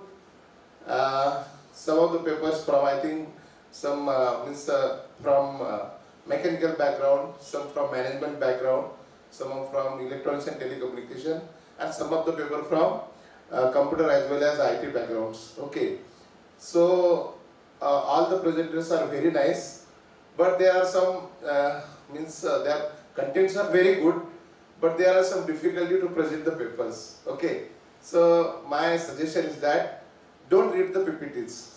Okay, your idea is very good. Okay, you have a 10 minutes. So 10 minutes is sufficient to explain your paper, to explain your work. Okay, so please take care of that.